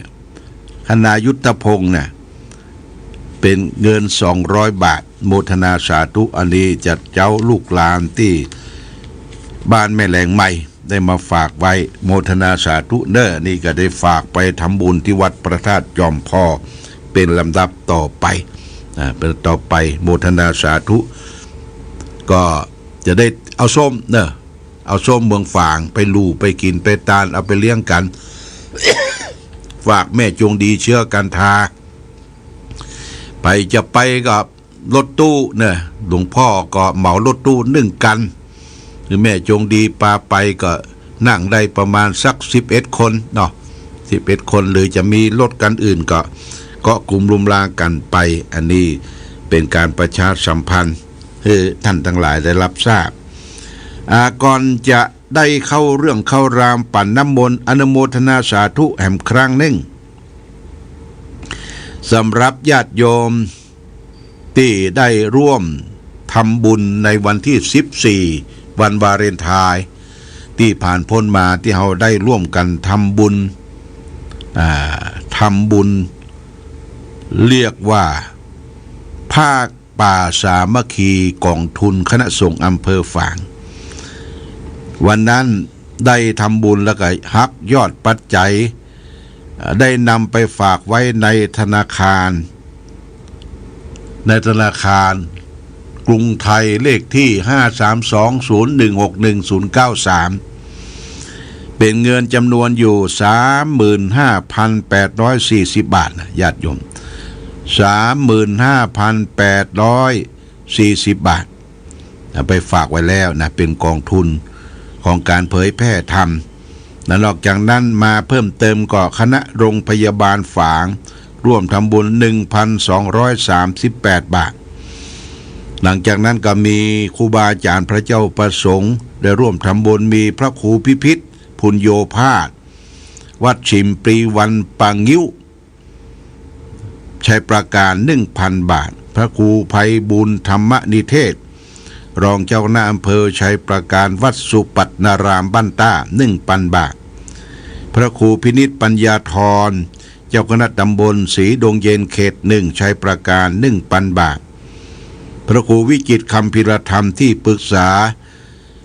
จอชัยประการวัดอริยวาสี500 บาทคณะศรัทธาวัดฉิมพรีวันปางงิ้วรวม360 บาทพระครูวิมลบุญญาคมเจ้าคณะตำบลศรีดงเย็นเขต 2วัดบ้านอายชัยประการ 1,000 บาทพระครูสุทธิพนาภิลักษ์วนาภิลักษ์เจ้าคณะตำบลหนองบัววัดต้นโชคชัยประการ 1,000 บาทพระครูปริยัติชัยการวัดถ้ำเขาปูนเมืองกาญจนบุรีแม่อุ้ยตาชัยวงศ์โยมแม่บ้านสวนดอกบริจาค 2,000 บาทคณะศรัทธาวัดแม่กือวัดสันปสักหลวงอำเภอดอยสะเก็ดเชียงใหม่เปิ้นมาแอวหาแล้วก็ร่วมทำบุญ520 บาทโมทนาสาธุเนอะแม่วรรณาวงศาอินบ้านปางงิ้วนี่ฝากคุณรักพีพันธ์เครือโยมา200 บาทโมทนาสาธุนายสุขประเสริฐกุลรัตนรักรัตนรัก300 บาทแม่แก้วพาสุกันนาบ้านป่า ปะวงเวียง200 บาทแม่ยอดซ้อยอินทเปง100 บาทคณะศรัทธาวัดพระธาตุจอมซักตำบลบ้านดูคณะศรัทธาวัดสันหนองหมู่บ้านริมจันทร์ตำบลรอบเบียงอำเภอเมืองจังหวัดเชียงรายมาเอวบ่ปบได้ร่วมทำบุญ240 บาทในบรรดาศักดิ์บทนอกนางสาวพิรัชยาคำยอดเด็กหญิงกฎชกรบทนอก200 บาทโมทนาสาธุนะญาติโยมนี่เป็นรายชื่อรายนามที่ได้ร่วมทำบุญเป็นกองทุนเผยแผ่ธรรมของวิทยุชุมชนของคณะอำเภอฝางขึ้น 88.50 .50 หลวงพ่อได้รับแล้วโมทนาสาธุก่อนมาก็มันมีรายชื่อนักเขาก็ได้ประกาศก่อนที่จะทำบุญแล้วนะโมทนาสาธุได้ให้ได้หอมเด้อญาติโยมนี่ก็เขาได้ไปฝากไว้เป็นกองทุนเป็นการเผยแพร่ทำเป็นแค่ค่าอินเทอร์เน็ตเป็นค่าไฟฟ้าค่าซ่อมแซมสถานีบอกว่าหลายที่หลายต่างฟังชัดเจนขึ้นโอ้ม่วนอกม่วนใจเนาะญาติโยมได้ฟังธรรมะอู้จาได้ฟังชัดเจนคือกับม่วนอกม่วนใจจึงเป็นสิ่งที่น่าอนุโมทนาเป็นอย่างยิ่งวันนี้ได้ปะไปพบแล้วก็อย่างที่บอกว่ารักธรรมะในวันมาฆบูชาก็คือให้เว้นชั่วทำดีและกระทำจิตใจของตนเองให้สงบสัพพะปาปัสสะอาการนังกุศลสูปสัมปทาสจิตตะปริโยทะปนังเว้นชั่วทำดีทำจิตใจของตนเองให้สงบนี่เป็นธรรมะอันหัวใจของพระพุทธศาสนาฝากคือแก่ศรัทธาญาติโยมขณะนี้ก็เวลา9:10 ญาติโยมลำดับต่อไปนี้ก็จะได้แปลงน้ำมนต์ละญาติโยมแปลงน้ำมนต์ออนไลน์ฝากคือแก่พ่อแม่พี่น้องศรัทธาทั้งหลายในช่วงท้ายก็จะเปิดสายเนอะญาติโยมว่าโอ้หลวงพ่อบอกเปิดสายนี่บ่ได้อู้จากันอีกละได้เปิ้นทักท้วงมาวันนี้จะได้เปิดสายอู้จากันเด้อเตรียมความพร้อมและหลายที่ฟังอยู่ที่ไหนจอกใดแจงใดก็ช่วงท้ายรายการเอาละวันนี้จะทำน้ำมนต์เจิญเทวบุตรเทวดามาคุ้มครองรักษาสถานที่วัดวาบ้านจองเคหสถานบ้านช่องของญาติโยมท่านสาธุชนตลาดให้มีความจุ่มความเย็นมีเทพเทพารักษาในโอกาสบัดนี้ปริตูนาเมตังสเมตาปตันตาอวิคิตาจิตาปริตังพนันตุสักเกกาเมจะรูเปคิลิสิขารตเตจันตริเควิมาเนทิเปลเทจะคาเมตรวนาคาเนเคหวัตุเมเขเตปุมมัฏฐาตโยจตุโรกปาระราชายามราชาอินโตเวสสุวรรณราชาอริยเมตไตโยโพธิสัทธาวกาทโยอริยสาวกาจะปุถุชนะกัลยาจะสัมมาทิฏฐิเยวะพุทเทปัสสนาธัมเมปัสสนาสังฆปัสสนาพุทเทสักรวาธัมเมสักรวาสังฆสักรวาอิโตทานะโตยาวะปรัมปราอิมัสมิงสุจักวาเรสุเทวตานังมุริลวจานังสาทะโวเมสุนันตุธรรมสวนาการโรอายัมภะตันตาธรรมสวนาการโรอายัมภะตันตาธรรมสวนาการโรอายัมภะตันตานะโมตัสสะภะคะวะโตอะระหะโตสัมมาสัมพุทธัสสะนะโมตัสสะ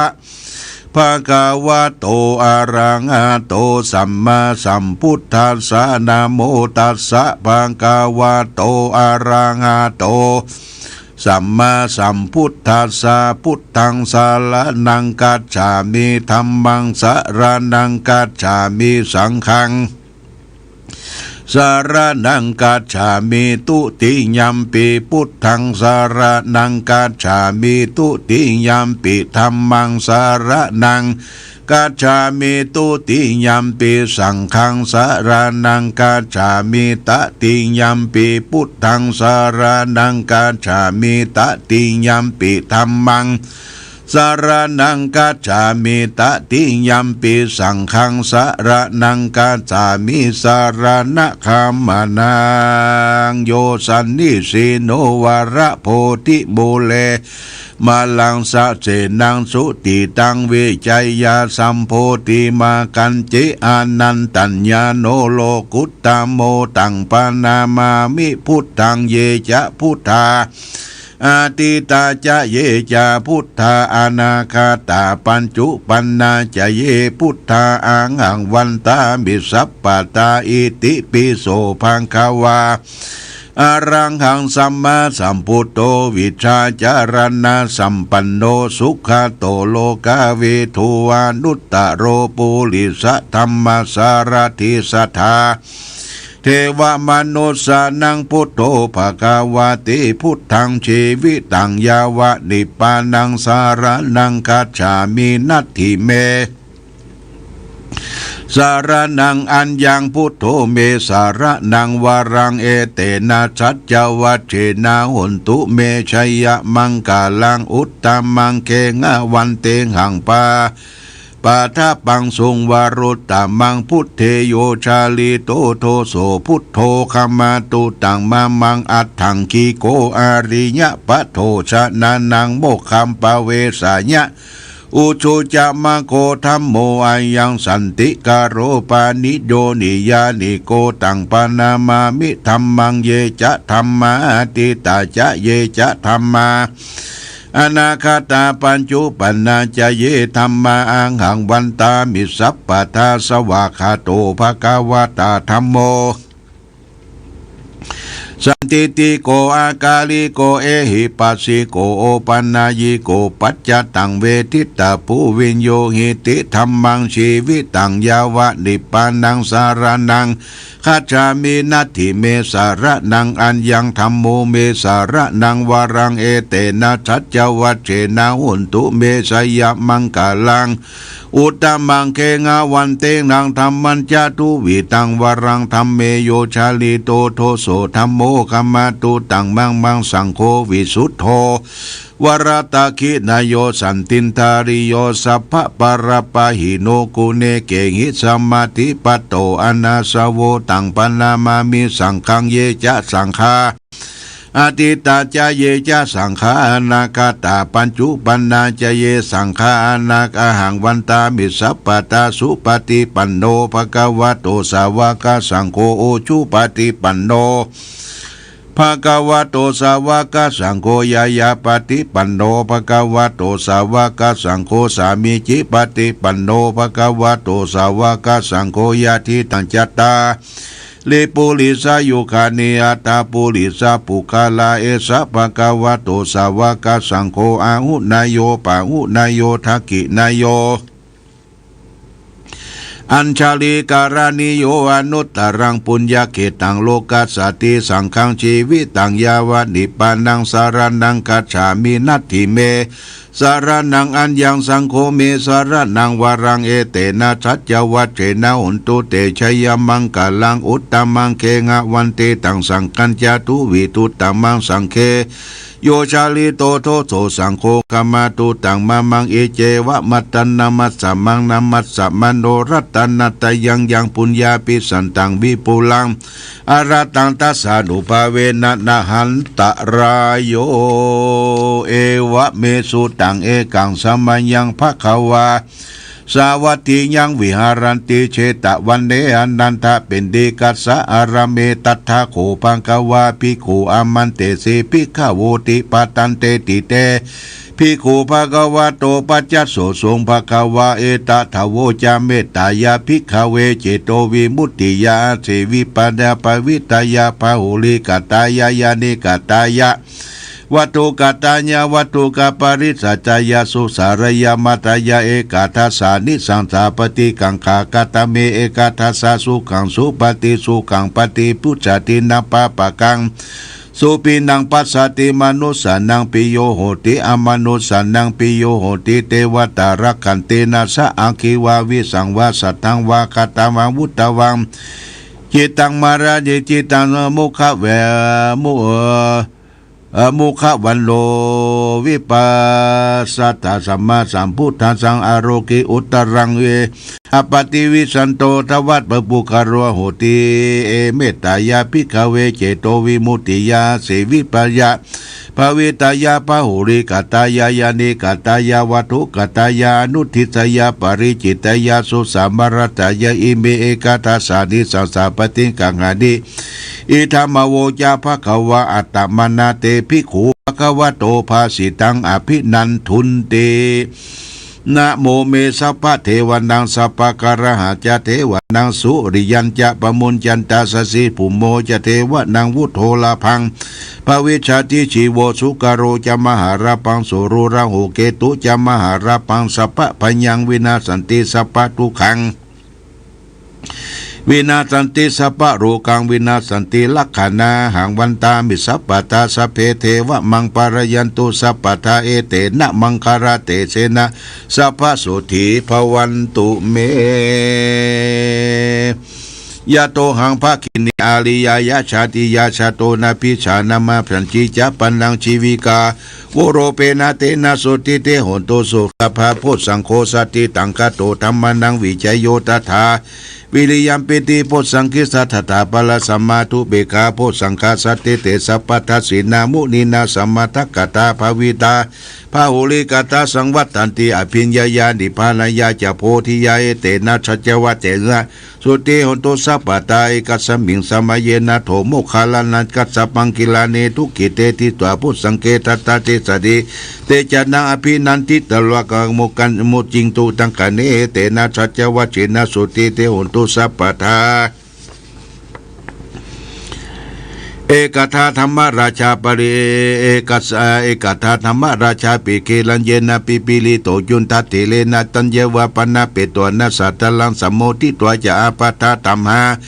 วุตติสานาโสเอเตนะชัจจวัจเจนะสุติเตอุนตุสัพพตาปะหินาเตจะอาปตาตินันนัมปิมหิสินังมัคคหตากิเลวะปตานุปติธรรมตังเอเตนะชัจจวัจเจนะสุติเตอุนตุสัพพตายันตุนิมิตังอาวามังกลัญจโยจามานาโปสกุณาสัสตุปปะกะโหทุสุปินากันตังพุทธาโนภาเวนาเวนาสัมเมนโตยันโตนิมิตังอาวามังกลัญญาจามานาโปสกุณาสัสตุปปะกะโหทุสุปินากันตังธรรมานุภาเวนาวินาสัมเมนโตยันโตนิมิตัง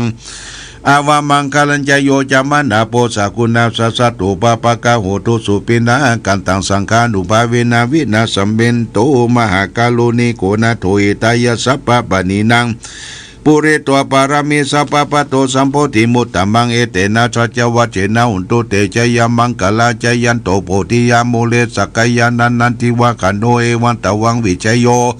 โอหิจยาสุสยามังกาเลอปลาชิตาปลังเกสิเสปตาวิบุคาเลอภิเสเกสัพพะปุตตานังอาคัปปะโตปโมตติสุนักตังสุมังกลังสุปปะตังสุติตังสุกันโดสุโมโตจะสุเจตังพระมาจาริสุปตะกีนังกายกัมมังวาจากัมมังปทะกีนังปทะกีนังมโนกัมมังปณิทิเตปทะกีนานิกัตตวันลปันตเตปทะกีเนโสอัตระโตสุกิโตวิลุนะหุปัสสะชเนอโลโกสุกิโตหิสหัสสเปยติปิสาอัตระตาสุกิตาวิรุณหาพุทธศาสนาโลกาสุกิตาโอติสหัสสเปยติเปเตอัทรตาสุกิตาวิรุณหาพุทธศาสนาอโรกาสุกิตาอุตสาสเปยติปินัตถิเมสารนังอัญญังพุทโธเมสารนังวาลังเอเตนาชัจจวัจเจนะอุนตุเตจยามังกลังนาติเมสารนังอัญญังธัมโมเมสารนังวารังเอเตนาชัจจวัจเจนะอุนตุเตจยามังกลังนาติเมส สารนังอัญญังสังโฆเมสารนังวลังเอเตนะสัจจวัจเจนะหุนตุเตชยมังกลังยังกินจีรัตนังโลเกวิสัติวิวิตังพุทโธลัตนังพุทธสมมานาติตัสสมมาสุติงภวันตุเตยังกินจีรัตนังโลเกวิสัติวิวิตังพุทโธลัตนังธรรมสมมานาติตัสสมมาสุติงภวันตุเตยังกินจีรัตนังโลเกวิสัติวิวิตังพุทโธลัตนังสังฆสมานาตินัสสมาสุติภวันตุเตหิริโอตปะสัมปันนาสุขธรรมสมัยโตสันโตสัพพุริสาโลเกเทวะธัมมาเทวุจเลสันติปะขาปัตตนาสันติปะทาวัญจนามาตาปิตาชเนกันตาชาตะเวตาปริกมังอาทิอุณจวิจโยธรรมโรเกอนุตตโลสัพพสัตตาอิตตายะตังตวังขณะหิเตวเตปริวาเจละจักกันเตอมนุเสปวะกิวิยเกนะเสวิเตปุเต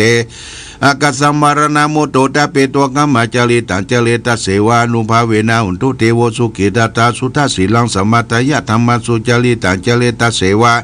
อนุภาเวนะหุนตุเทวโสกุตันตาลิกิตังจิริตังพุทธังรานังวจานังกลุงบริตังเทศนาตุโตตัสสายุปวัตติสกตัวพุทธรัตนังโอสตังอุตมาวรังหิตังเทวมนุสสันนังพุทธเตเสนาโสตินานาสันตุปัตตวาสเปตุขาวุปสัมเมนตุเตสกตัวธรรมรัตนังโอสตังอุตมังวรังปาริลาหุปัสสัมมนันธรรมเตเสนาโสตินานาสันตุปัตตวาสเปพยังวุปสัมเมนตุเตสกตัวสังฆรัตนังโอสตังอุตมวรังอาหุนายังปาหุนายังสังฆเตเสนาโสตินานาสันตุปัตตวาสเปโลกาวุปสัมเมนตุเตเพสัจจังเทวมนุสสันนังกตุกันติติตังละสังอัมปิลังละวันเจวสัพพปายติวินาสันตุเอกตวิติจตุปัญจชัตตาตินันตถายวัตุกาวินาสันตุชีวิตานันตตันตุเตชีวิตานันตตันตัสสายุวันนังสุขังพลังชีวิตานานุภาเวนะหุนตุเทวสุขิตตาชีวิตานันจโยทัตังอุสตังวรังสุขังปรังชีวิตานานุภาเวนะหุตุเทวสุขิตตาชีวิตานันจโยทัตตาโอสตังอุตมังวรังสลีลังทุกขังนาเจติเพสัจจังธนามุตตมันตัสสมะกัลยากัลยังนิจจยังสัมปรยังปุญญานิปะละโลกัสสมิปฏิตาโหติปฏินังอิมินิจิอิมิเนียชีวิอิมินาชีวิตานินาตุมากังกิงภวิสัตติทิกายุกัสสตาอุนตุสุขิตาอุนตุสัพพตาโยโส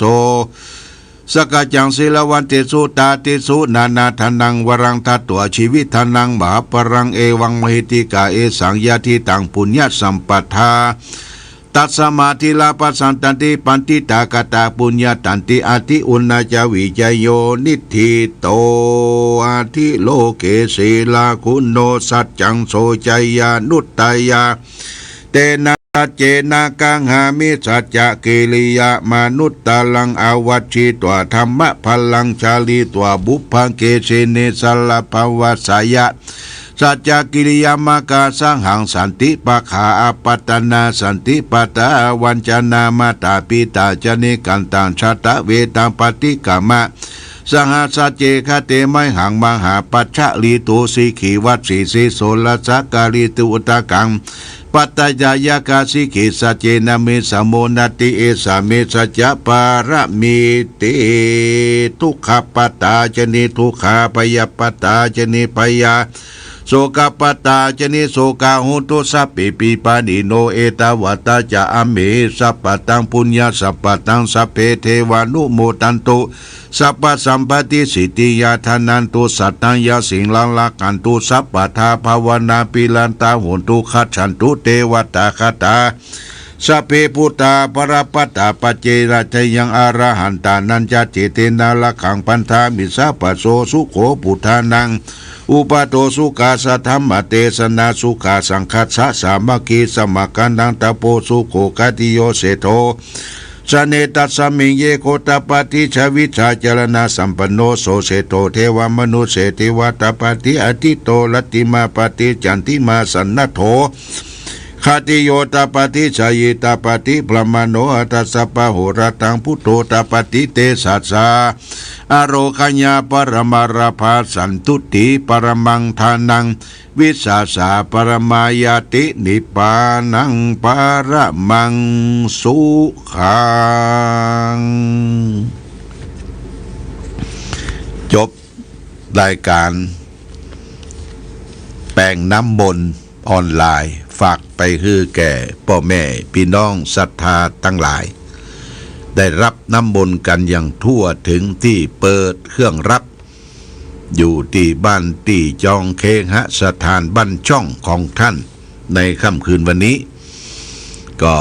ได้สวดยาวพอสมควรเด้อญาติโยมเด้อเป็นมังกละเป็นมงคลเป็นคาถาฝากคือแก่ศรัทธาญาติโยมเอาก็เก็บน้ำมนต์ไว้เก็บใส่ตู้เย็นนะเก็บใส่ตู้เย็นเมาหัวเมาเก้าเป็นจืดๆเลยเราเอามารูปหัวรูปเก้าแล้วก็ดื่มเข้าไปเนอะญาติโยมสัจจะอธิษฐานนึกถึงพระพุทธก่อนพุทโธเมนาโธธัมโมเมนาโธสังโฆเมนาโธแล้วก็ดื่มน้ำมนต์น้ำพระพุทธมนต์ชโลมเข้าสู่จิตสู่ใจเฮาชื่นอกชื่นใจก็ขออำนวยอวยใจคือศรัทธาญาติโยมที่รับน้ำมนต์รับธรรมะในค่ำคืนวันนี้จงได้อยู่ดีมีสุขมีโชคมีใจหิมากาขึ้นคิดอันใดส่งความมุ่งมั่นความปรารถนาของญาติโยมสาธุชนทุกท่านที่ได้ฟังได้ยินได้รับน้ำมนต์ได้ฟังธรรมะในค่ำคืนวันนี้ขอให้มีความสุขความเจริญอย่างกันทั่วหน้าทั่วถึงเหมือนกันทุกท่านทุกคนคราวนี้เวลาก็ใกล้จะข้างหามสัก2 นาทีก็จะใกล้9 โมงเก่งก็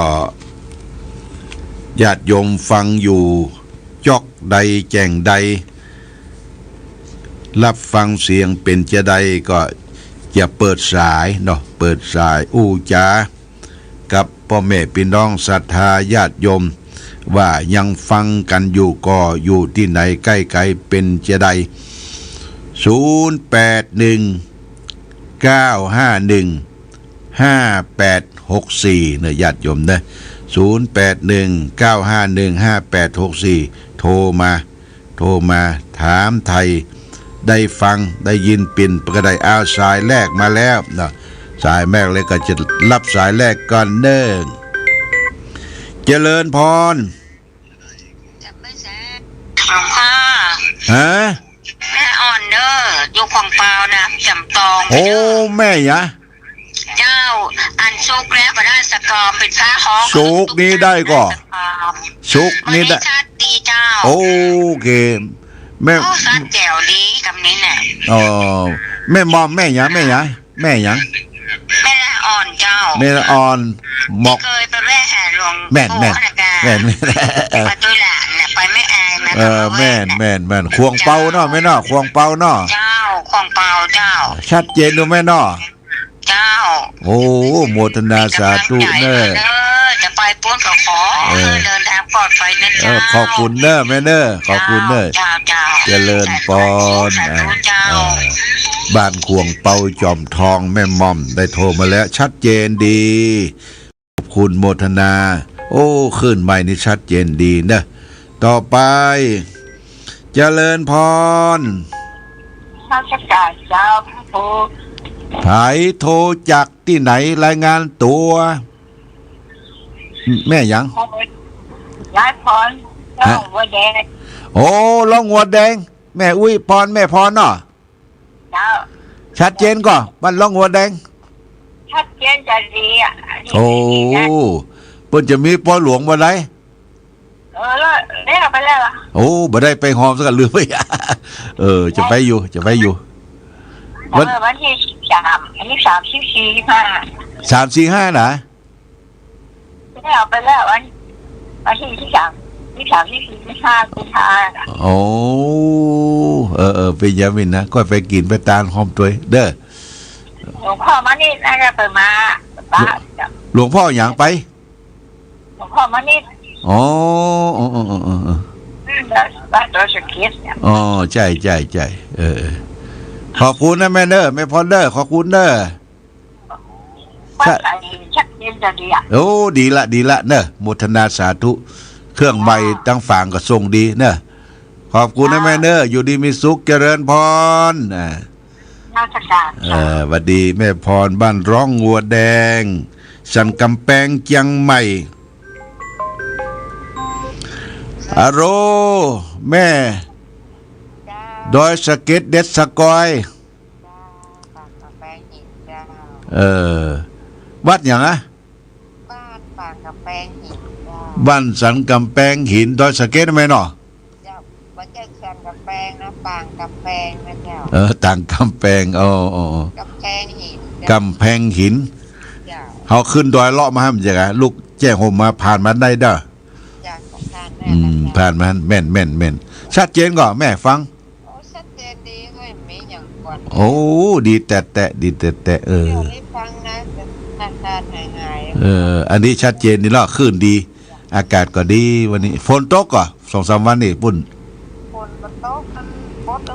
มันบดอึบคืบแต่เย็นนะเจ้าเย็นเนาะอากาศดีเนาะคนไปตังบนนักเนอเขาลบบุญน่ะเนาะ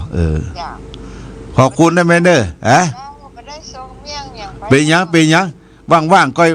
ก็เสาะเมียงส้มฝาดนะเอาส้มฝาดนะเอาไว้ในเลี้ยวนะฮะโอ้มีให้ละกะ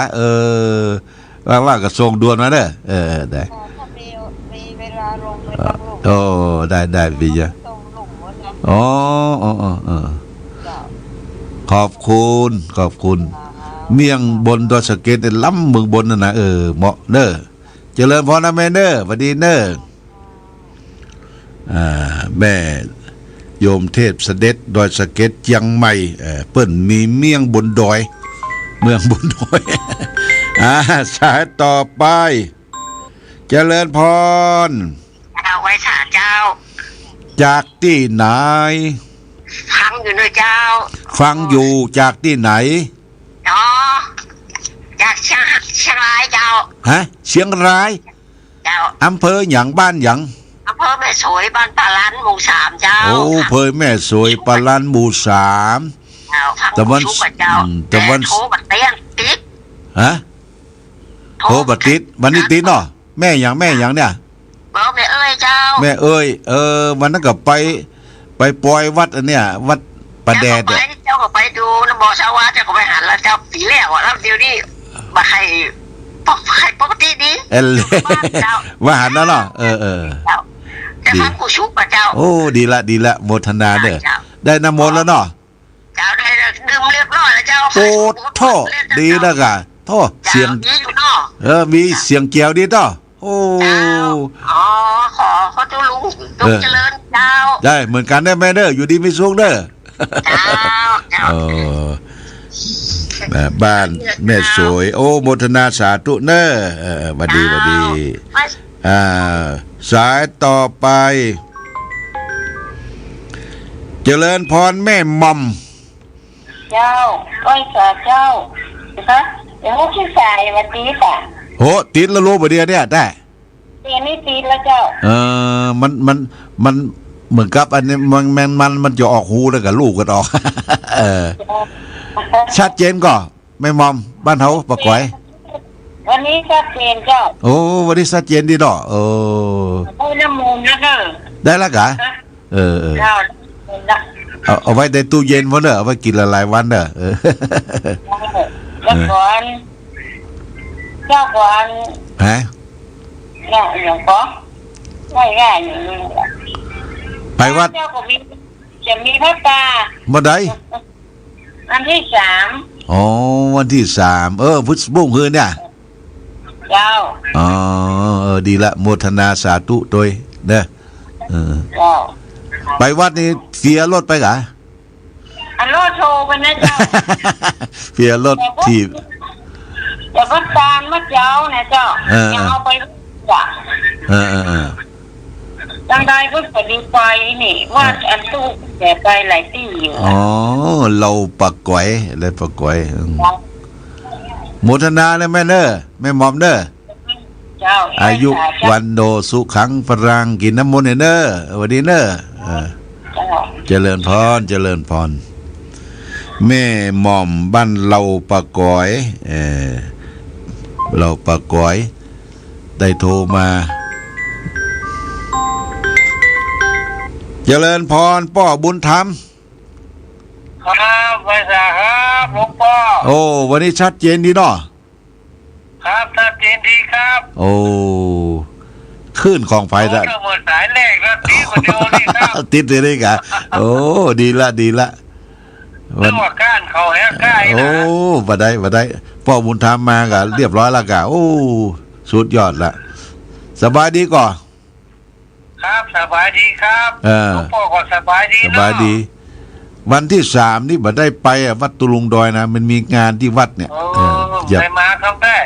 เพิ่นปฏิบัติธรรมจะให้แม่จงดีเข้าไปป้าแตนครับพ่อบุญธรรมจะได้มาอยู่กะเนาะมาอยู่ครับ ดีละโมทนาโมทนาเด้อพ่อบุญธรรมเด้อ ครับผม เจริญพรหวัดดีอยู่ดีมีสุขเด้อหวัดดี ครับ พ่อบุญธรรมบ้านปงหนองเวียงป่าเป้าโอ้โทรมาบอกว่าชัดเจนดีใจเนอะญาติโยมดีใจที่ญาติโยมฟังแล้วก็ชัดเจนดีแฮมซ้ายอัลโหล กลับไปสาหลวงพ่อ แม่ยัง แม่สีกุลจันทุระบ้านหนองลอง แม่สีกุลกันทุระบันหลองลองลำปางชัดเจนอ่ะวะนี่ฮะ ชัดเจนดีเจ้า โปรดโทษ ได้น้ำมนต์เรียบร้อย โอ้น้ำบนก็ได้ชัดเจนดีโอ้ดีละ เป็นกำลังใจให้หลวงพ่อนะ ขอบคุณโมทนาเด้อแม่สีกุลเด้อ เจ้าขอให้หลวงพ่อสุขภาพแข็งแรง เมียนกันเด้อปอนอันนี้สะท้อนไปถึงแม่ ของแม่ออกสถาต่อไป โมทนาขอบคุณนะแม่สีกุลเด้ออายุวันโนสุขังพลังสัตว์ด้วยเจ้า หวัดดี กำลังใจ หวัดดีแม่สีกุลบ้านหนองล่องปุ้นลำปางเจริญพรพ่อหลวงวิน ครับหลวงพ่อครับ พ่อหลวงวินชัดเจนดีก่อ ชัดเจนครับชัดเจนขึ้นดารุณีขึ้นดารุณีเนาะ ครับนี่มัน ได้เขาพ่อฮะบางทีได้เขาแม่นมันได้โทรเจ็ดเมื่อแล้วแหละครับดีละฟังชัดเจนดีละขอบคุณนะพ่อหลวงวินนะพ่อหลวงวินเวียงป่าเป้าปรวินชัยมูลขอบคุณโมทนาสาธุเด้อหวัดดีโอ้FC หลายเด้อวันนี้นะเปิ้นโทรมาบอกรายการมาแฮมซ้ายเจริญพรสาธุเจ้าหลวงพ่อโอ้จากที่ไหนสุปรีอำเภอเวียงปานเจ้าโอ้แม่ยะแม่แก้วลุ้นเจ้าแม่กิ้วลุ้นอำเภอเมืองปานปดโตทั้งชัดเจนดีเนอร์ชัดเจนดีแต่ว่ามันซื้อนี่ฝนตกก่อเมืองปานแค่บัดตกเจ้ามืดบ่ได้เนาะเจ้าโอ้ดีละพี่น้องเมืองปานฟังชัดเจนเนาะแม่เนาะเจ้าบ้านสุบลีพังกันจัดหนักเลยเจ้าโอ้ดีละโมทนาสาโทเนาะคนใดก็บอกว่าไม่กิลุ้นโทพังเนาะอีกครั้งจริงเป็นตัวแทนเนาะเจ้าเนี่ยจะลุ้นเป็นตัวแทนขอบคุณนะแม่เด้อแม่จะลุ้นเด้อเจ้าของโมทนาขอบคุณโมทนาสาธุอันนี้พี่น้องเมืองปานลำปางโอ้ไก่ไปใจไก่เนอะมาแล้วเจริญพรแม่สุแก้วเจ้าพุทโธเมื่อใส่แรกก็มาได้บัดเดียวเด้อเต็งได้ละกลับไว้สาได้หลวงพ่อขอบคุณเนอะโอ้ได้ฟังธรรมได้น้ำมนต์จอยเด้อโอ้ดีละแม่สีแก้วสุรศิลพรชัดเจนเนาะแม่เนาะชัดเจนเนาะชัดเจนไปเลยจ้าโอ้ได้น้ำมนต์ได้ฟังธรรมตัวหลวงพ่อวันนี้โชคดีขนาดนะเมื่อสายแรกก็มันได้บัดเดียวกลับไว้สาเจริญพรนะแม่สุแก้วเด้ออยู่ดีมีสุขเหมือนกันเด้อหลวงพ่อมีสุขภาพสมบูรณ์แข็งแรงเด้อเจ้าขอบคุณโมทนาเหมือนกันเด้ออยู่ดีมีสุขเจริญพร สาธุจ้า เจริญพรแม่สุแก้วศิลาพรบ้านห้องละปูนเปิ้นเต้งมาตั้งแต่สายที่1ละอาสาต่อไปเจริญพรการนมัสการเจ้าแม่ฟังอยู่นะเจ้าแม่อะยังรายงานก่อนแม่สุแก้วคำอ้วนเจ้าแม่สุแก้วคำอ้วนเจ้าสีโพธารามเจ้าสีโพธารามสระปีเจ้าชัดเจนก่อนชัดเจนดีเจ้าฟังฝ่ายหินกันที่ไหนอัน104ฝ่ายหินนะเจ้าโอ้ดีละเจ้าโมทนาสาธุเนอะแม่เนอะเจ้าเป็นซิดสายมาถึงจะได้เจ้าฮะเป็นซิดสายมาถึงจะได้แว่นมันหลายสายเจ้าขอบคุณนะแม่เนอะขอบคุณที่ได้น้ำมนต์ตัวนี้โอ้โมทนาสาธุอยู่ดีมีสุขเนอะเจ้านมัสการเจ้าเจริญพรพี่น้องวัดศรีโพธารามสระปีบอกว่าช่างฟัดเจนอาโลพี่น้องบ้านไก่ฮะพี่น้องบ้านไก่จะไปพรน้ำบ่อสวามันผูกเจ้าผูกมาลวดมาเอาวิทยุเอาขนาดอัลโหลมันได้ยินทีนะฮะอันเก่านี่มันได้ยินทีโอ้เอาเขาเด้อเอาไม้เนาะผูกอย่าฮื้อเด้อเจ้าทำให้สารนะเจ้าสวัสดีเจริญพรมแม่ปราณีมณีจรมแม่มาวแม่ปราณีมณีจรสารต่อไปเจริญพรไหว้ศาลเจ้าของพ่อความจัดหมู่11ของปอจอมตองเจ้าของเปาจอมตองแล้วแม่เนาะจ้าได้น้ำมนต์เรียบร้อยแล้วจ้าโอ้จ้าห้วยตองสักจ้าฟังห้วยตองสักชัดเจนนะแม่เนาะจ้าจัดตัวจ้าหลวงขอบคุณนะแม่เนอพี่น้องศรัทธาของเปาจอมตองโมทนาสาธุเนออาสาต่อไปยังมีเวลาอีกประมาณสัก 3-4 สายนะก็ญาติโยมก็อยู่คนละทิศละทางจื่นอกจื่นใจโทรศัพท์ไปหาเจริญพรลอยสาเจ้าแม่บัวร้อยบ้านซุปก้อตำบลตะก้ออำเภอแม่สวยเจ้าโอ้ซุปก้อตะก้อแม่สวยเจ้าความคืนด้านรุ่นนี้ชัดเจนดีเจ้าเขาไปวัดแม่ไปวัดซุปก้อนะกะบ้านซุปก้อนี่ละเจ้าไปวัดซุปก้อนั่นน่ะเจ้าแต่เจ้าไปบ่ใครได้ว่าเดี๋ยวนี้เห็นกระดูกทับเส้นมาเมื่อน้ำมนต์ตรุงนะกะดีละเจ้าเป็นเรื่องโควิดมาละบัลละวันศุกร์ก็มาเตรียมไว้เนอะตลอดเจ้าขอบคุณนะแม่เนอะอยู่ดีมีสุขเจริญพรฮือปันหอมปันหายเป็นยังโมทนาได้บุญมือเจ้า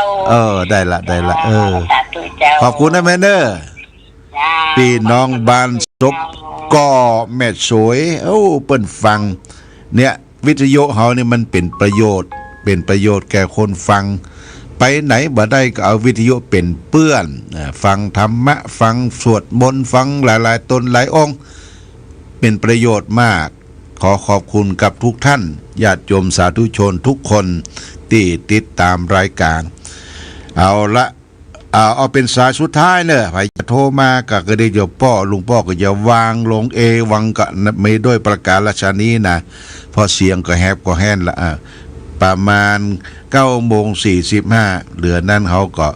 ใกล้จะปิดสถานีเนาะเอาสายสุดท้ายเนาะญาติโยมนะใครจะโทรมาสายสุดท้ายเปิดสายให้ท่านวันนี้ได้ฟังกันหลายที่หลายตางเนอะม่วนอกม่วนใจได้ฟังเสียงญาติโยมสาธุชน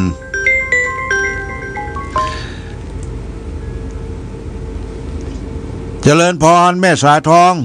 จ้ากับให้สับเจ้าหลวงพ่อได้น้ำมนต์6 ขวดแล้วเนอะ6 ขวดเป็นเวลาเจ้าแม่สายทองดีฟังลำพูนดีโอนะฟังที่ไหน ลำพูนวิดีโอ โอ้ลำพูนวิดีโอ ศูนย์เจ้า โอ้ดีเปิ้นเกาะคือคายเนาะ เจ้า ดีละแล้วก็โยมอยู่บ้านห้วยการไปแล้วอยู่คนเดียว โอ้ห้วยการ เจ้า อยู่กับไผอ่ะ เจ้าตำบลบ้านห้องจังหวัดลำพูน อ๋อบ้านทุ่งโป่งเนี่ยมันจะบ่อยู่เนาะ เจ้าอันพระมหาสมชาติต้นมา2-3 ครั้งแล้วเจ้า โอ้ดีเด้อ นั่นแหละเอาปฏิทินหลวงพ่อมานะกะปฏิทินมีแต่หลวงพ่อแต่ ฮะ ปฏิทินมีกะ โอ้มีก็ โอ้ ได้ก่อน ก็ได้กะไหว้ศาสตร์1 วันนี่ค่ะอัน ได้ละอันได้ของไผ อันเก่านะกะไหว้ศาสตร์1 วันร้อยหลวงพ่อเนี่ย อันใหม่นี่บ่ได้กะ อันใหม่ไปได้เจ้า โอ้ วันเจ้าพ่อ มันมีอยู่นะมันมีอยู่ประมาณ 5 ใบ มันมีอยู่ก็จะส่งไปให้เนอะ เจ้าเพิ่นติดตาแล้วมันจะก็อันจะครูบาอย่างก็นะ ลืมแล้ว อ๋อนี่เป็นห้องหลวงพ่อที่ฝางนี่เป็นรูปพระเจ้ารูปพระเจ้ารูปไอ้พระเจ้าฝางมันนั่นสิบ่มีจะส่งให้สัก2 ใบเนอะแม่สายทองบ้านเลขที่หยัง อันนั่นที่164/2เจ้า 164/2 เจ้าหมู่ 1 บ้านห้วยการ ต่อห้วยการ บ้านห้วยการแล้วก่อนตำบลบ้านห้องอำเภอบ้านห้องจังหวัดลำพูน ต่อบ้านห้อง เนี่ยบ้านห้อง บ้านห้อง จังหวัดลำพูนเจ้า จอละปูน เจ้า ลำปูนแล้วกันรหัสไปนี้จำก่อนเลขอย่างมู้น่ะ ไอ้ยังเนี่ย บ้านห้วยการเนาะไหมเนาะ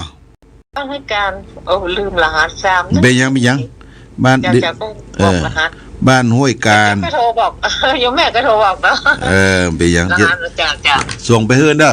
พวกวันจันทร์นั่นนะวันจันทร์ จังวันนี่ก็ไหว้อันเก่านะเจ้า โอ้ได้ใหม่ปีนี้งาม เอาไหว้นี่อ่ะเก่าก็ไหว้นะ ปฏิทินใหม่ หลวงปู่ก็ไหว้ทั้งเก่าทั้งใหม่ทั้งไหว้กันในห้องนี่เจ้าเอาละขอบคุณแม่เนอะขอบคุณแม่สาทองหวัดดี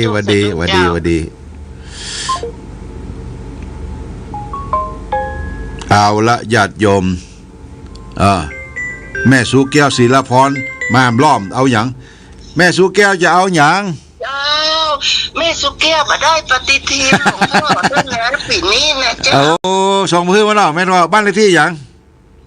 บ้านเลขที่80เจ้าสุแก้วบ้านศิลพรหมู่7เดี๋ยว80เนาะเจ้าบ้านหยังบ้านศิลพรสีเตี้ยบ้านโฮงศิลพรสีเตี้ยบ้านหมู่7เด้อเจ้าบ้านโฮงเจ้าลำพูนโฮงลำพูนมุงปฏิทินหลวงพ่อปีแล้วนะก็ได้ไหว้หมู่7เนาะเป็นงูตัวหลวงปีแล้วนี่เป็นงูตัวน้อยนะ ปีนี้รูปพระพุทธรูปเนี่ยหลวงพ่อปีนี้หลวงพ่อจะได้74แล้วเนาะแม่นจะ74แล้ว74เข้ามาปี69นี่นะเจ้าแม่นวันที่22เนี่ย74แล้วเจ้าขอหลวงพ่อส่งมาให้แม่สุแก้วคำเด้อได้ส่งขึ้นเด้อเจ้ากลับไว้จ้าเด้อหลวงพ่อเด้อเจริญพรก็นึกว่าได้กันหมดแล้วเลยก็ได้หลวงพ่อว่าพิมพ์3 ปันเนี่ยแม่นนี่บ่ได้อ่ะเจ้าขอบคุณจะส่งเพื่อนเด้อแม่เด้อเจ้าสาธุสวัสดี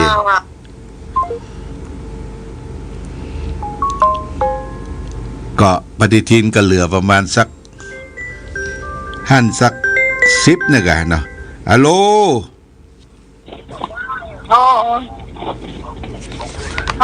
ฮะ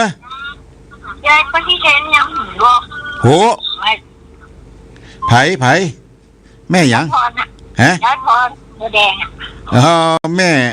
ละพรเหรอยายพรโอ้บ้านเลขที่หยังแม่36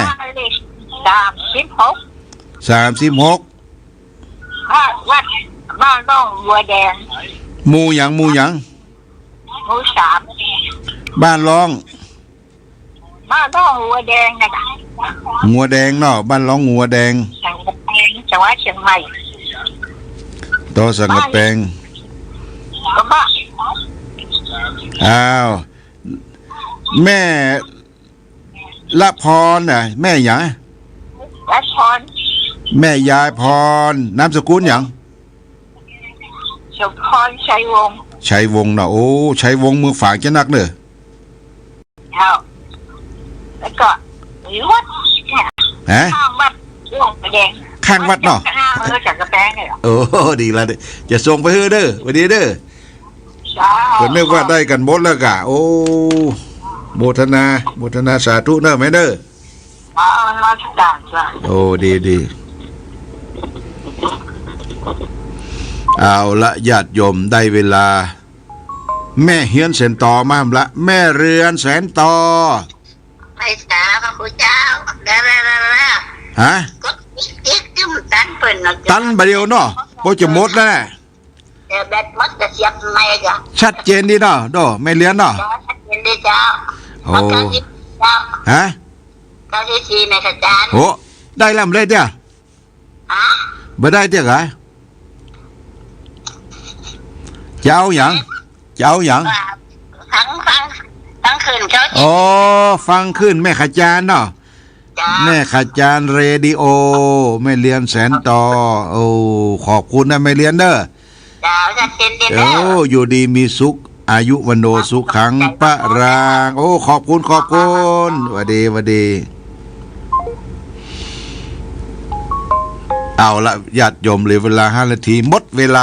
หมดเนาะก็ขอบคุณท่านผู้ฟังท่านทั้งหลายแฮมสายเจริญพร เจ้า จากไหน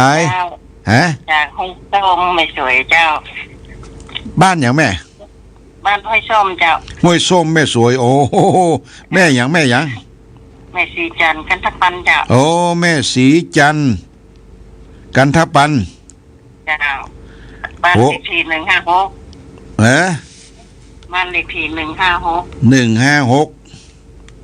156บนเจดีย์หลวงอำเภอไม่สวย หมู่หยัง หมู่3จ้ะ ตำบล เจดีย์หลวง อ๋อแม่สวยเนาะแม่เนาะ เจ้าก็หนูมันมดไปหากะก็มาได้คำเตือนเอา โอ้มีอยู่ปอได้เนอะ เจ้าน ามสกุลกันทปันนะ กันทปันเจ้า โอ้เมืองฝางนี่ก็มีนะกันทปันเนี่ย มีแต่ มีกะ มันจะไปแอล เอวเด้อ ไปก็ไปแอล2-3 ครั้งแล้วนะทั้งหมดเนาะ ขอบคุณนะแม่เด้อมาดูเด้อ ถ้าวันนี้ขอ2แผ่นเด้อ เดี๋ยวพอก่อนเจริญพร เจ้า เอาละญาติโยมท่านสาธุชนทั้งหลาย เวลาหมดเวลาก็ต้องของอำลาพาจากญาติโยมท่านสาธุชนไปก่อน ขอความสุขความเจริญจงมีแก่ศรัทธาสาธุชนญาติโยมทุกท่านหรือท่านทั้งหลายได้ประสบสุขโชคดีประกอบไปด้วยอายุวันนะสุขภระเหมือนกันทุกท่านทุกคนโดยเถิด